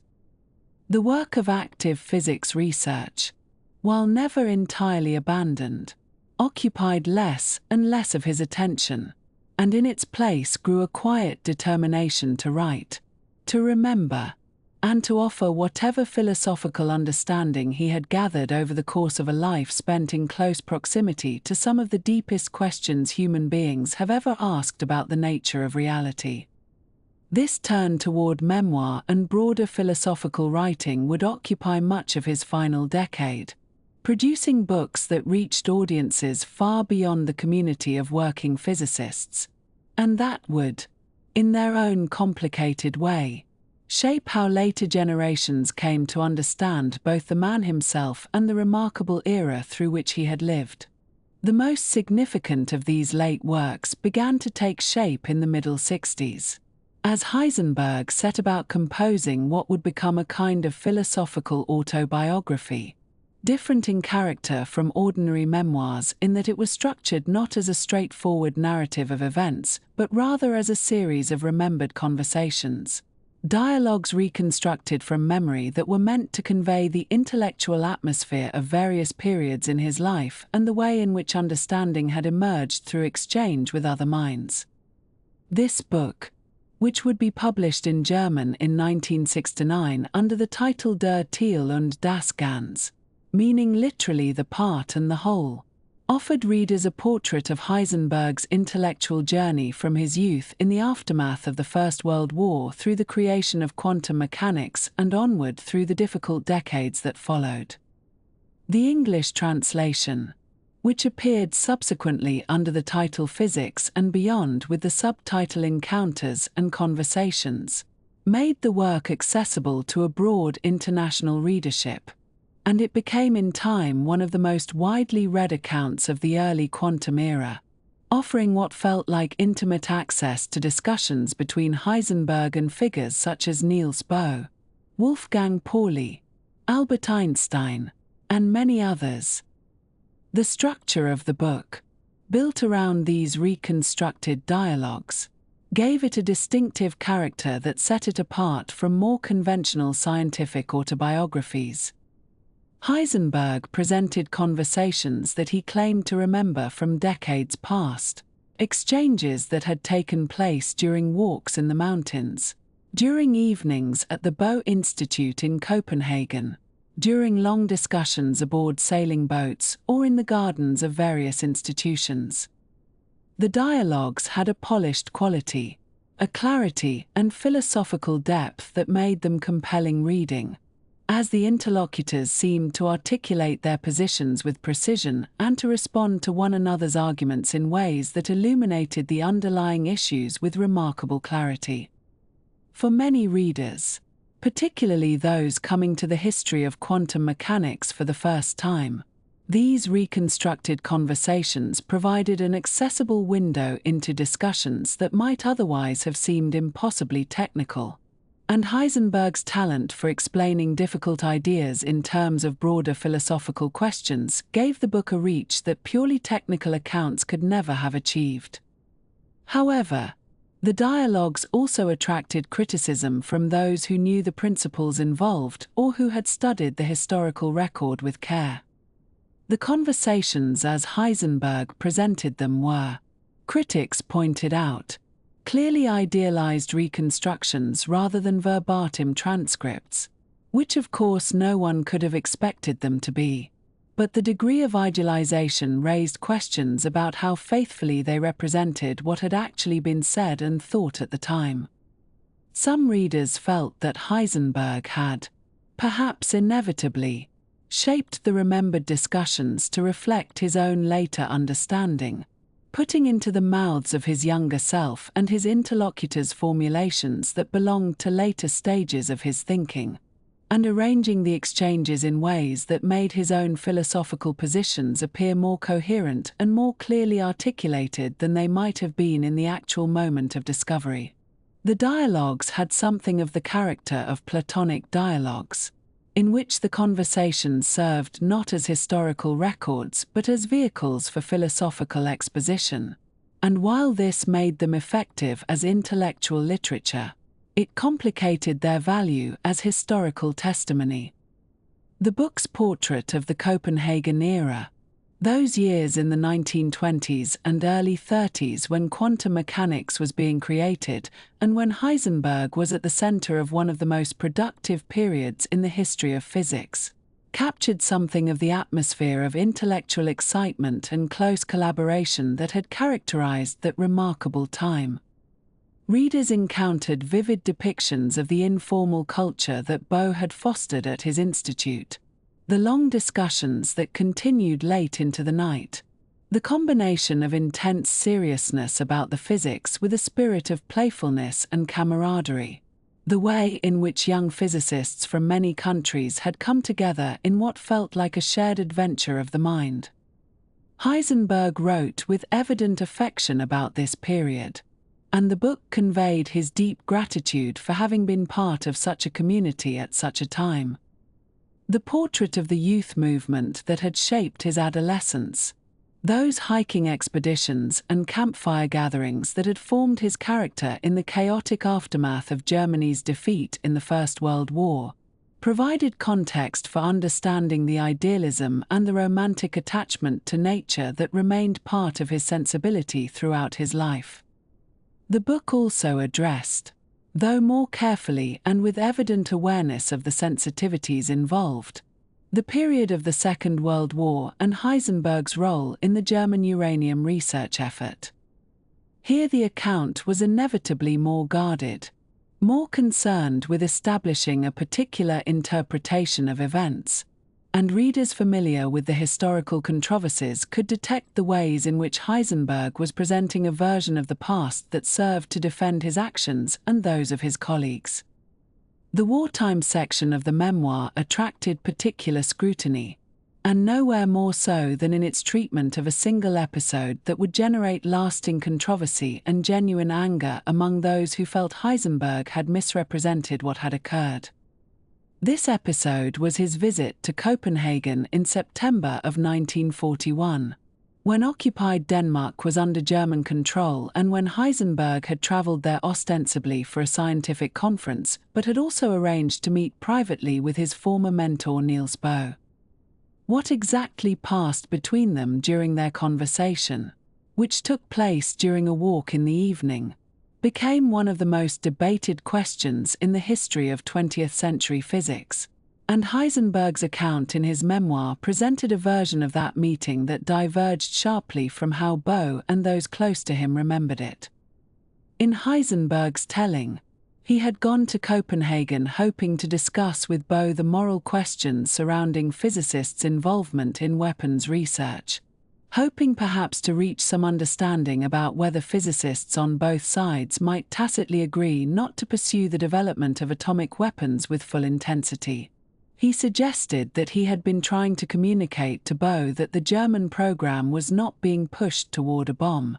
and that he had hoped Bohr might convey similar assurances about the Allied effort, should he have knowledge of one. This account angered Bohr's family and colleagues, who remembered the meeting very differently and who felt that Heisenberg was rewriting history in a way that obscured rather than illuminated what had actually transpired. Bohr himself, who died in 1962 before Heisenberg's memoir appeared, had spoken of that encounter with evident pain, conveying the impression that Heisenberg had come to him as a representative of an occupying power and had spoken in ways that suggested German confidence in their ability to develop nuclear weapons, leaving Bohr shocked and disturbed rather than reassured. The Bohr family disputed Heisenberg's characterization vigorously, and the controversy would continue to generate debate among historians and physicists for decades after both men were gone. Heisenberg's memoir thus became, for this episode at least, not merely a record of his recollections but an intervention in an ongoing historical argument, one in which his version of events remained contested and his motives for presenting that version remained subject to interpretation. Beyond the memoir, Heisenberg continued throughout these years to lecture and write on broader philosophical questions, extending beyond physics proper into territories where science touched upon matters of meaning, value, and human self-understanding. He spoke and wrote about the relationship between science and religion, not in a way that proposed simple reconciliation or that blurred the distinctions between different modes of knowledge, but rather in a way that sought to understand how human beings might hold together their scientific understanding of nature with their need for meaning and their sense of connection to something beyond the merely material. He was interested in the limits of scientific explanation, in the ways that reductionist approaches, however successful in their own domains, seemed to leave out aspects of experience and existence that human beings could not simply dismiss as illusion. His lectures on these themes reached audiences who were hungry for reassurance that scientific knowledge did not require the abandonment of all other forms of understanding,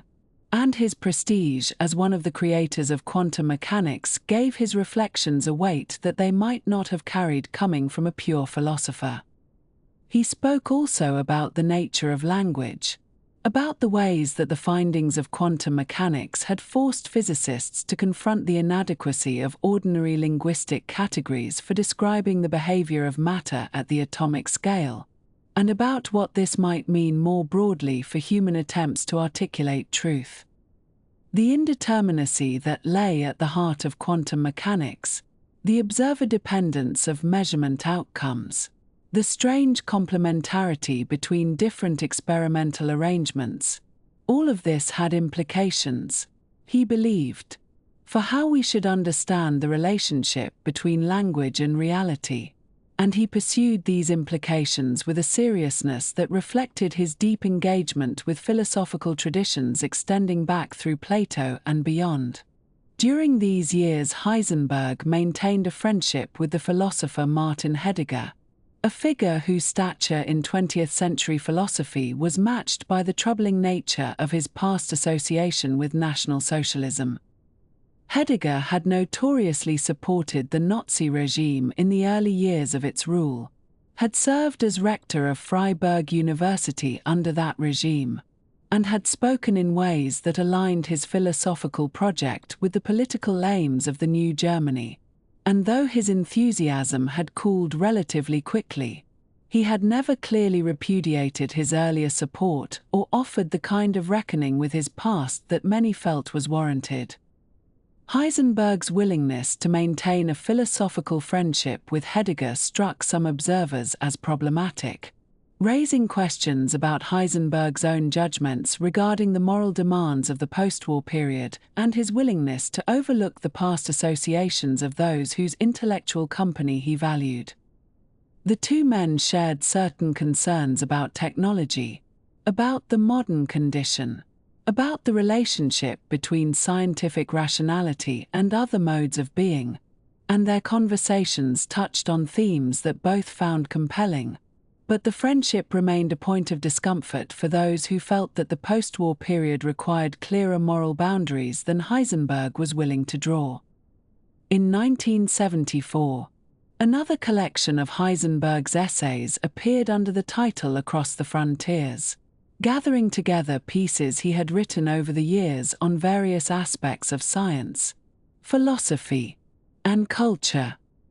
The collection demonstrated the breadth of his interests and his willingness to engage with questions that lay at the boundaries between disciplines. Questions about the unity of knowledge, about the role of science in human culture, about the responsibilities of scientists as citizens and as human beings. The essays were marked by the same measured, reflective quality that characterized his memoir, the voice of a man who had lived long enough to have perspective on his own times and who felt an obligation to share whatever wisdom he had accumulated with readers who might find it useful. In 1970, Heisenberg retired from the directorship of the Max Planck Institute for Physics and Astrophysics, stepping down from the administrative responsibilities he had carried for many years and handing over the leadership to a new generation. His successor as director was Hans-Peter Dürr, who had been his student and who had worked closely with him on unified field theory and other projects, and the succession represented a natural passing of responsibility to someone who shared many of Heisenberg's interests and concerns. Retirement did not mean withdrawal from intellectual life, for Heisenberg continued to think and write and engage with visitors who sought his views. But it did mean a quieter existence, more centered on home and family and on the personal activities that had always given him pleasure. He continued to live in Munich, the city that had been his base for many years and where the institute he had led was located. But during the summers he would travel as he had done for so long to the small cottage at Urfeld on the shores of the Walchen Sea, that beautiful lake in the Bavarian Alps where he had first retreated as a young man to recover from the exhaustion of his most intense creative work and where he had returned again and again throughout his life to find peace and renewal. The cottage and the mountains around it held decades of memories, and in his retirement years he could walk the same paths he had walked as a young man, could sit by the same waters and look up at the same peaks, the landscape providing a kind of continuity that human affairs so often fail to offer. Music remained central to his life in these final years, as it had been since childhood when he had first learned to play the piano and had discovered in musical practice a form of engagement with beauty and order that complemented his scientific work. In retirement he had more time for chamber music, for gathering with friends and fellow musicians to play through the classical repertoire, the quartets and sonatas and trios that he loved. He was a capable pianist, though he had never pursued music with the single-minded dedication that might have made him a professional performer, and the pleasure he took in playing was the pleasure of the devoted amateur, someone for whom music making was a form of communion rather than a matter of virtuosic display. The discipline of music, the way it demanded both precision and feeling, both intellectual understanding and bodily coordination, had always seemed to him to share something essential with the discipline of physics, and in his late years the piano remained a faithful companion. His family, which had been central to his life since his marriage to Elisabeth in 1937, continued to grow as his children reached adulthood and began families of their own. Grandchildren began to arrive, representing the continuation of life into new generations, and Heisenberg could take pleasure in this most ordinary and yet most profound of human experiences, watching the young grow and learn and find their own paths. The domestic happiness that had sustained him through the difficult years, the warmth of a household filled with music and books and the coming and going of family members, remained a source of quiet contentment even as his body began to show the signs of age and accumulated strain. For in the early years of the 1970s, health problems began to make themselves felt in ways that could not be ignored. The energy that had carried him through decades of demanding work, through the building and rebuilding of institutions, through countless lectures and conferences and the sustained effort of writing, began to diminish. The ailments were of the sort that often arrive in the 8th decade of life, the gradual failing of systems that have served faithfully for many years. And while the details need not concern us here, the general arc was one of declining strength and increasing need for rest and medical attention. He faced these developments with the composure that had marked much of his life, accepting what could not be changed while continuing, as long as strength permitted, to engage with the work and the relationships that gave his existence meaning. The philosophical questions that had occupied him for so long did not become less pressing as his body weakened, and if anything, the approach of life's end may have given them additional urgency, though he continued to address them with the same measured tone, the same careful attention to complexity that had always characterized his thinking. The years from 1965 to 1974 thus represent a distinct phase in Heisenberg's long life, a period of retrospection and synthesis, of attempting to gather together the threads of a remarkable career and weave them into a coherent account that might be of value to those who would come after. The books he produced during this time, whatever their limitations as historical documents, whatever controversies they generated among those who disputed his interpretations, succeeded in reaching a broad audience and in shaping how many readers came to understand the early quantum era and the philosophical questions it raised.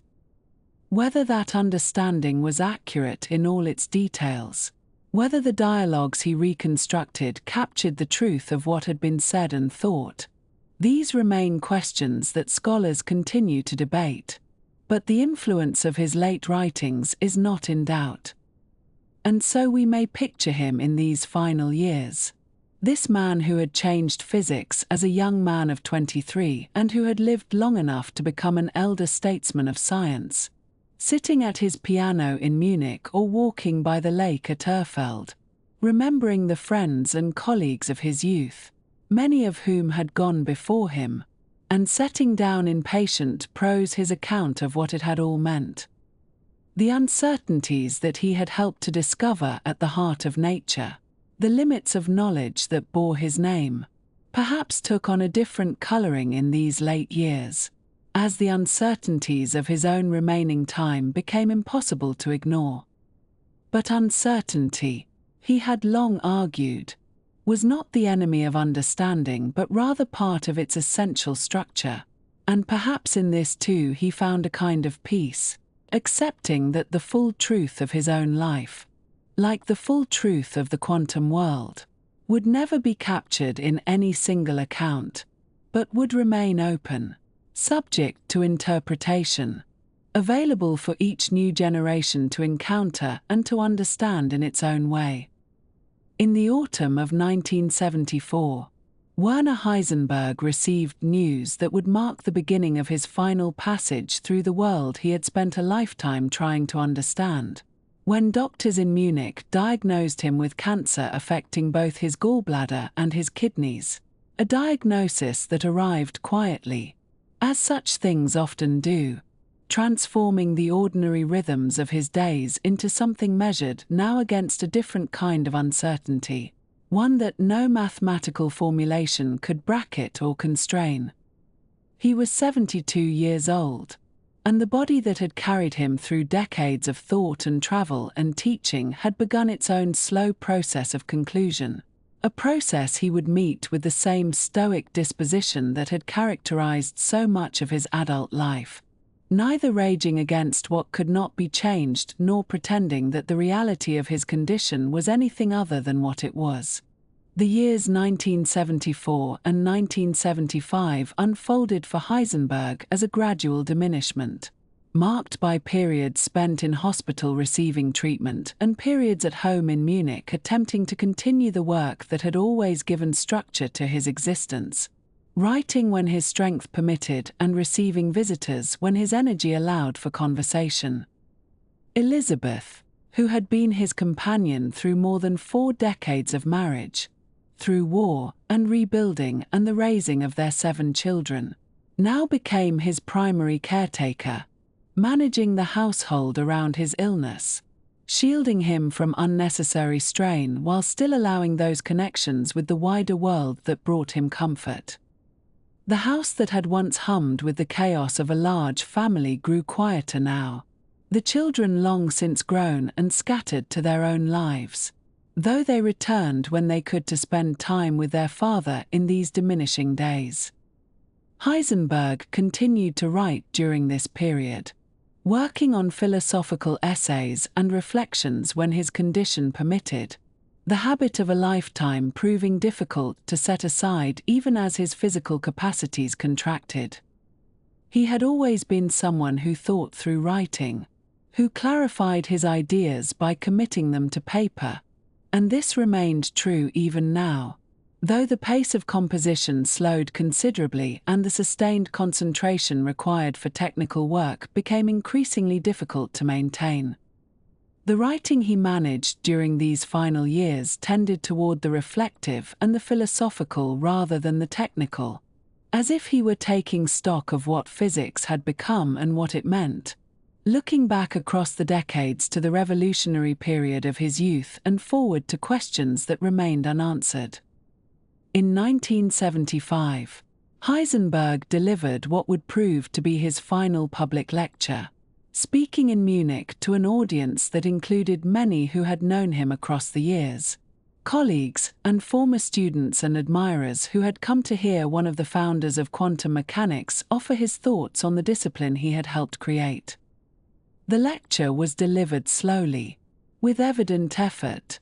The voice that had once filled lecture halls with confident exposition now weakened by illness but still capable of communicating the ideas that had occupied him for so long. Those who were present would later recall the occasion as deeply moving, not for any particular content of the lecture itself, but for the simple fact of witnessing this figure from the heroic age of physics still attempting to contribute, still engaged with the questions that had defined his intellectual life, even as his physical presence was so visibly diminished. During these final years, Heisenberg received visits from many of those who had shaped or been shaped by his career, former students who had gone on to distinguished careers of their own, colleagues from the long decades of German physics, friends from various chapters of his life who came to pay their respects and to say their farewells. Some of these visits involved reconciliations of a sort, the mending of relationships that had frayed over disagreements scientific or personal, the setting aside of old disputes in recognition that the time remaining was too precious for continued estrangement. Others were simply occasions for reminiscence, for the sharing of memories from Copenhagen or Leipzig or Göttingen, for recalling experiments and seminars and conferences that had seemed so urgent at the time and now took on the softer coloring of history. The winter of 1975 passed into the new year of 1976, and Heisenberg's condition continued its decline, the cancer progressing despite treatment, his periods of lucidity and energy becoming briefer and further between. Elisabeth remained at his side, as she had been for so many years, managing his care and his visitors and the correspondence that still arrived from around the world, from physicists seeking his opinion or historians seeking his recollections or simply admirers wishing to express their gratitude for what he had contributed to human understanding. The house on the outskirts of Munich, where they had lived since the post-war reconstruction of German science, became the quiet setting for these final weeks, a domestic space transformed by the presence of mortality into something more solemn and more tender. Werner Heisenberg died on the 1st of February, 1976, in Munich, the city where he had spent so much of his professional life, where he had rebuilt German physics after the war and where he had taught and written and thought about the deepest questions of physical reality for more than 2 decades. He was 74 years old, and his death, though long expected, still marked the passing of an era,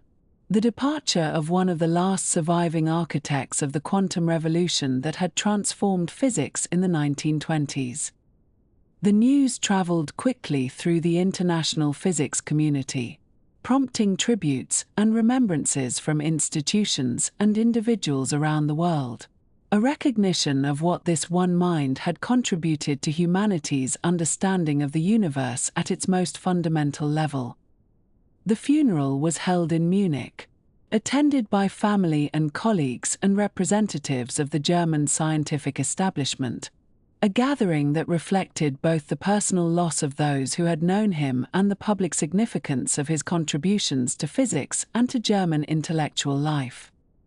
He was buried in the Munich Waldfriedhof Cemetery, a resting place among the trees of a forest cemetery, where the graves are set among natural growth and the atmosphere is one of peaceful conclusion rather than monumental commemoration. The simplicity of the setting seemed appropriate for someone who had always valued nature, who had found renewal in hiking and skiing and sailing, who had understood physics itself as an engagement with the natural world rather than an abstraction from it. Elisabeth Heisenberg survived her husband by more than 2 decades, living until 1998. And during those years she devoted considerable energy to protecting and shaping his legacy, managing his papers and correspondence, cooperating with biographers and historians, offering her own perspective on the events of his life and particularly on the contested period of the war years. She had been present for so much of it, had seen him struggle with the impossible position of remaining in Germany while his Jewish colleagues fled or were murdered, had watched him navigate the demands of the Nazi regime while trying to preserve what he could of German physics, and she believed firmly in the integrity of his choices even as others questioned them. Her memoir of their life together, published after his death, offered a portrait of Heisenberg as she had known him, a man of principle and sensitivity and deep love for his family, a portrait that inevitably reflected her own perspective and her own need to defend the husband she had cherished. The debates about Heisenberg's wartime role did not conclude with his death but rather intensified in the decades that followed, as new evidence emerged and new interpretations were offered, keeping the questions surrounding his conduct during the Nazi years alive and contested. In 1992, the British government finally released the transcripts of the Farm Hall recordings, the secretly recorded conversations among the German scientists detained in England after the war, providing scholars and the public with direct evidence of what these men had said to one another when they believed they were speaking privately. The transcripts revealed a complicated picture, showing Heisenberg expressing relief that Germany had not succeeded in building an atomic bomb while also attempting to explain, or perhaps rationalize, the failure of the German program, suggesting that the scientists had deliberately held back, a claim that many historians viewed skeptically given the evidence of genuine technical obstacles and resource limitations. The following year, in 1993, the American journalist Thomas Powers published a book titled Heisenberg's War, which argued that Heisenberg had indeed engaged in a kind of passive resistance, deliberately slowing the German nuclear program and attempting to communicate this intention to his Allied counterparts, a thesis that sparked considerable controversy among historians of science and World War II. Powers drew on extensive research and interviews to construct his argument, presenting Heisenberg as a kind of secret hero who had used his position to prevent the worst outcome. But critics pointed to the lack of definitive evidence, to the inconsistencies in Heisenberg's own accounts over the years, and to the testimony of others who remembered events quite differently. The book did not settle the question but rather intensified the debate, ensuring that Heisenberg's wartime role would remain a subject of scholarly and public interest for years to come. In 1998, the same year that Elisabeth Heisenberg died, the British playwright Michael Frayn premiered a theatrical work titled Copenhagen, which brought the mysterious 1941 meeting between Heisenberg and Bohr to worldwide attention through the power of dramatic imagination.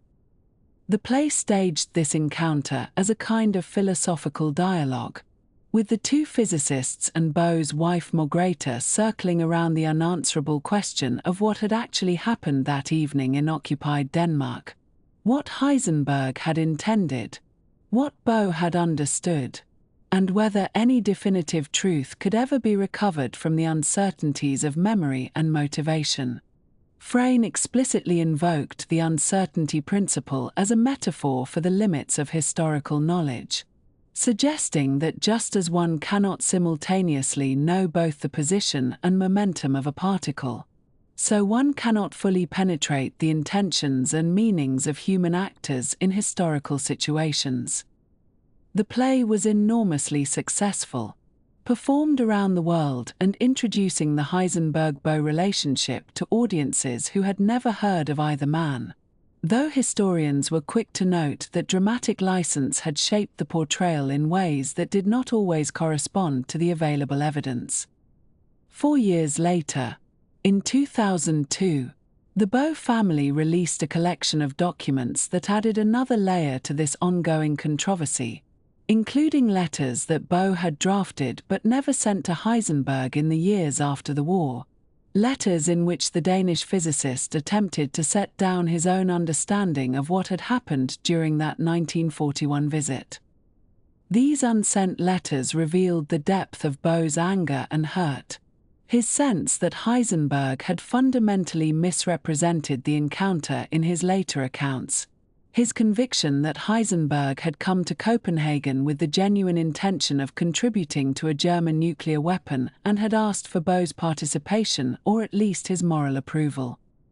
The letters were painful documents, showing a friendship damaged beyond repair by the circumstances of war and by what Bohr experienced as a profound betrayal of trust, and they complicated any simple narrative of Heisenberg as secret resistor or reluctant participant in the German program.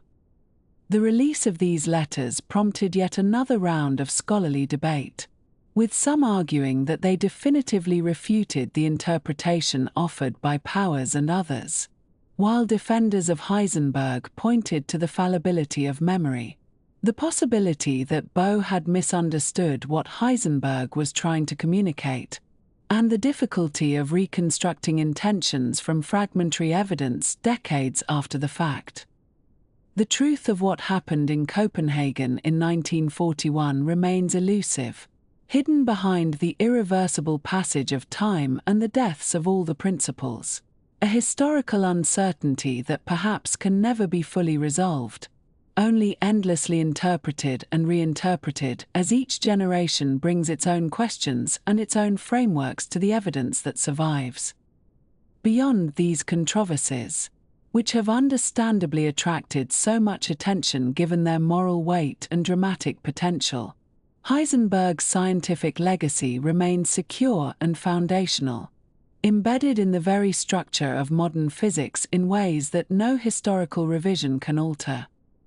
The uncertainty principle that he formulated in 1927 remains one of the central pillars of quantum mechanics, a statement about the nature of physical reality that has been confirmed by nearly a century of experimental investigation and theoretical development.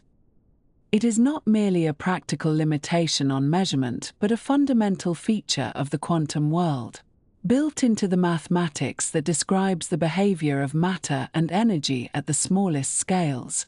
and no subsequent developments in physics have overturned or fundamentally modified its core insight. Students learning quantum mechanics today encounter Heisenberg's principle early in their education, learning to work with the mathematical formalism that expresses it and to understand its implications for the behavior of particles and waves and the strange hybrid entities that quantum mechanics describes. The matrix mechanics that Heisenberg developed in 1925, though superseded in everyday practice by the wave mechanics of Erwin Schrödinger and the more general formulations that followed, retains its conceptual importance as the first complete mathematical framework for quantum phenomena, the first demonstration that a coherent theory of the quantum world was possible at all. Modern quantum mechanics, as taught and practiced today, incorporates insights from both approaches, recognizing them as mathematically equivalent descriptions of the same underlying reality, and the matrices that Heisenberg struggled to understand and manipulate remain part of the mathematical toolkit that physicists use to calculate the properties of atoms and molecules and materials. The conceptual revolution that he helped inaugurate, the recognition that the classical physics of Newton and Maxwell could not account for the behavior of nature at its most fundamental level, continues to shape our understanding of the physical world and to pose philosophical questions that remain subjects of active inquiry and debate. The students that Heisenberg trained across his long career, at Leipzig and Göttingen and Munich, went on to train students of their own, spreading his influence through generations of physicists who carried forward not only his technical knowledge but also his approaches to research, his intuitions about where fruitful problems might be found, his style of doing physics. This lineage extends through the decades, connecting the quantum revolution of the 1920s to the physics of today through chains of mentorship and influence that are traceable if one cares to follow them. An intellectual genealogy that demonstrates how ideas and practices are transmitted from mind to mind across time. Many of the physicists who shaped the development of particle physics, condensed matter physics, and quantum field theory in the post-war decades had connections to Heisenberg directly or through his students, carrying forward his contributions to the collective enterprise of understanding nature. His philosophical influence extends beyond the technical practice of physics to broader discussions of observation, measurement, and the nature of physical reality, questions that he engaged with throughout his life and that remain subjects of active inquiry among philosophers of science and physicists interested in foundational questions.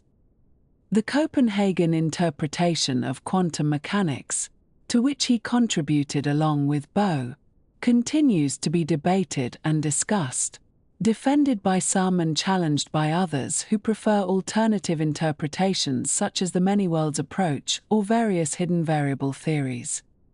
The questions that Heisenberg raised about what physics can and cannot tell us about reality, about the role of the observer in quantum phenomena, about the limits of classical concepts when applied to the quantum domain, remain live questions that have not been definitively settled, inviting continued reflection and investigation.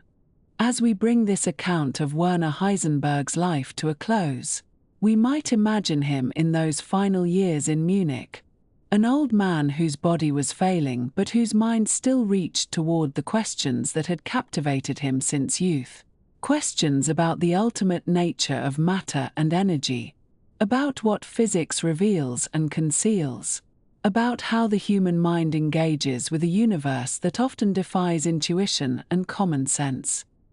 He had lived through one of the most remarkable periods in the history of science, had participated in transforming our understanding of reality at its most fundamental level, and had also lived through one of the darkest periods in human history, making choices that continue to be debated and questioned long after his death. The uncertainties that bear his name, both the precise mathematical uncertainty of quantum mechanics and the vaguer historical uncertainties that surround his wartime role, remain part of his legacy, inviting continued inquiry, continued interpretation, continued wrestling with questions that may never admit of final answers.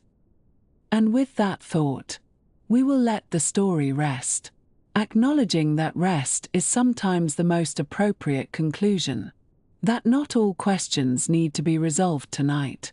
and that the gentle fading of attention into sleep is itself a kind of natural process, as inevitable and as unremarkable as the quantum transitions that occur constantly, silently, in every atom of every body, including the one that is listening now, breathing slowly, letting the words settle into quietness, into peace, into the soft darkness that comes at the end of all our days.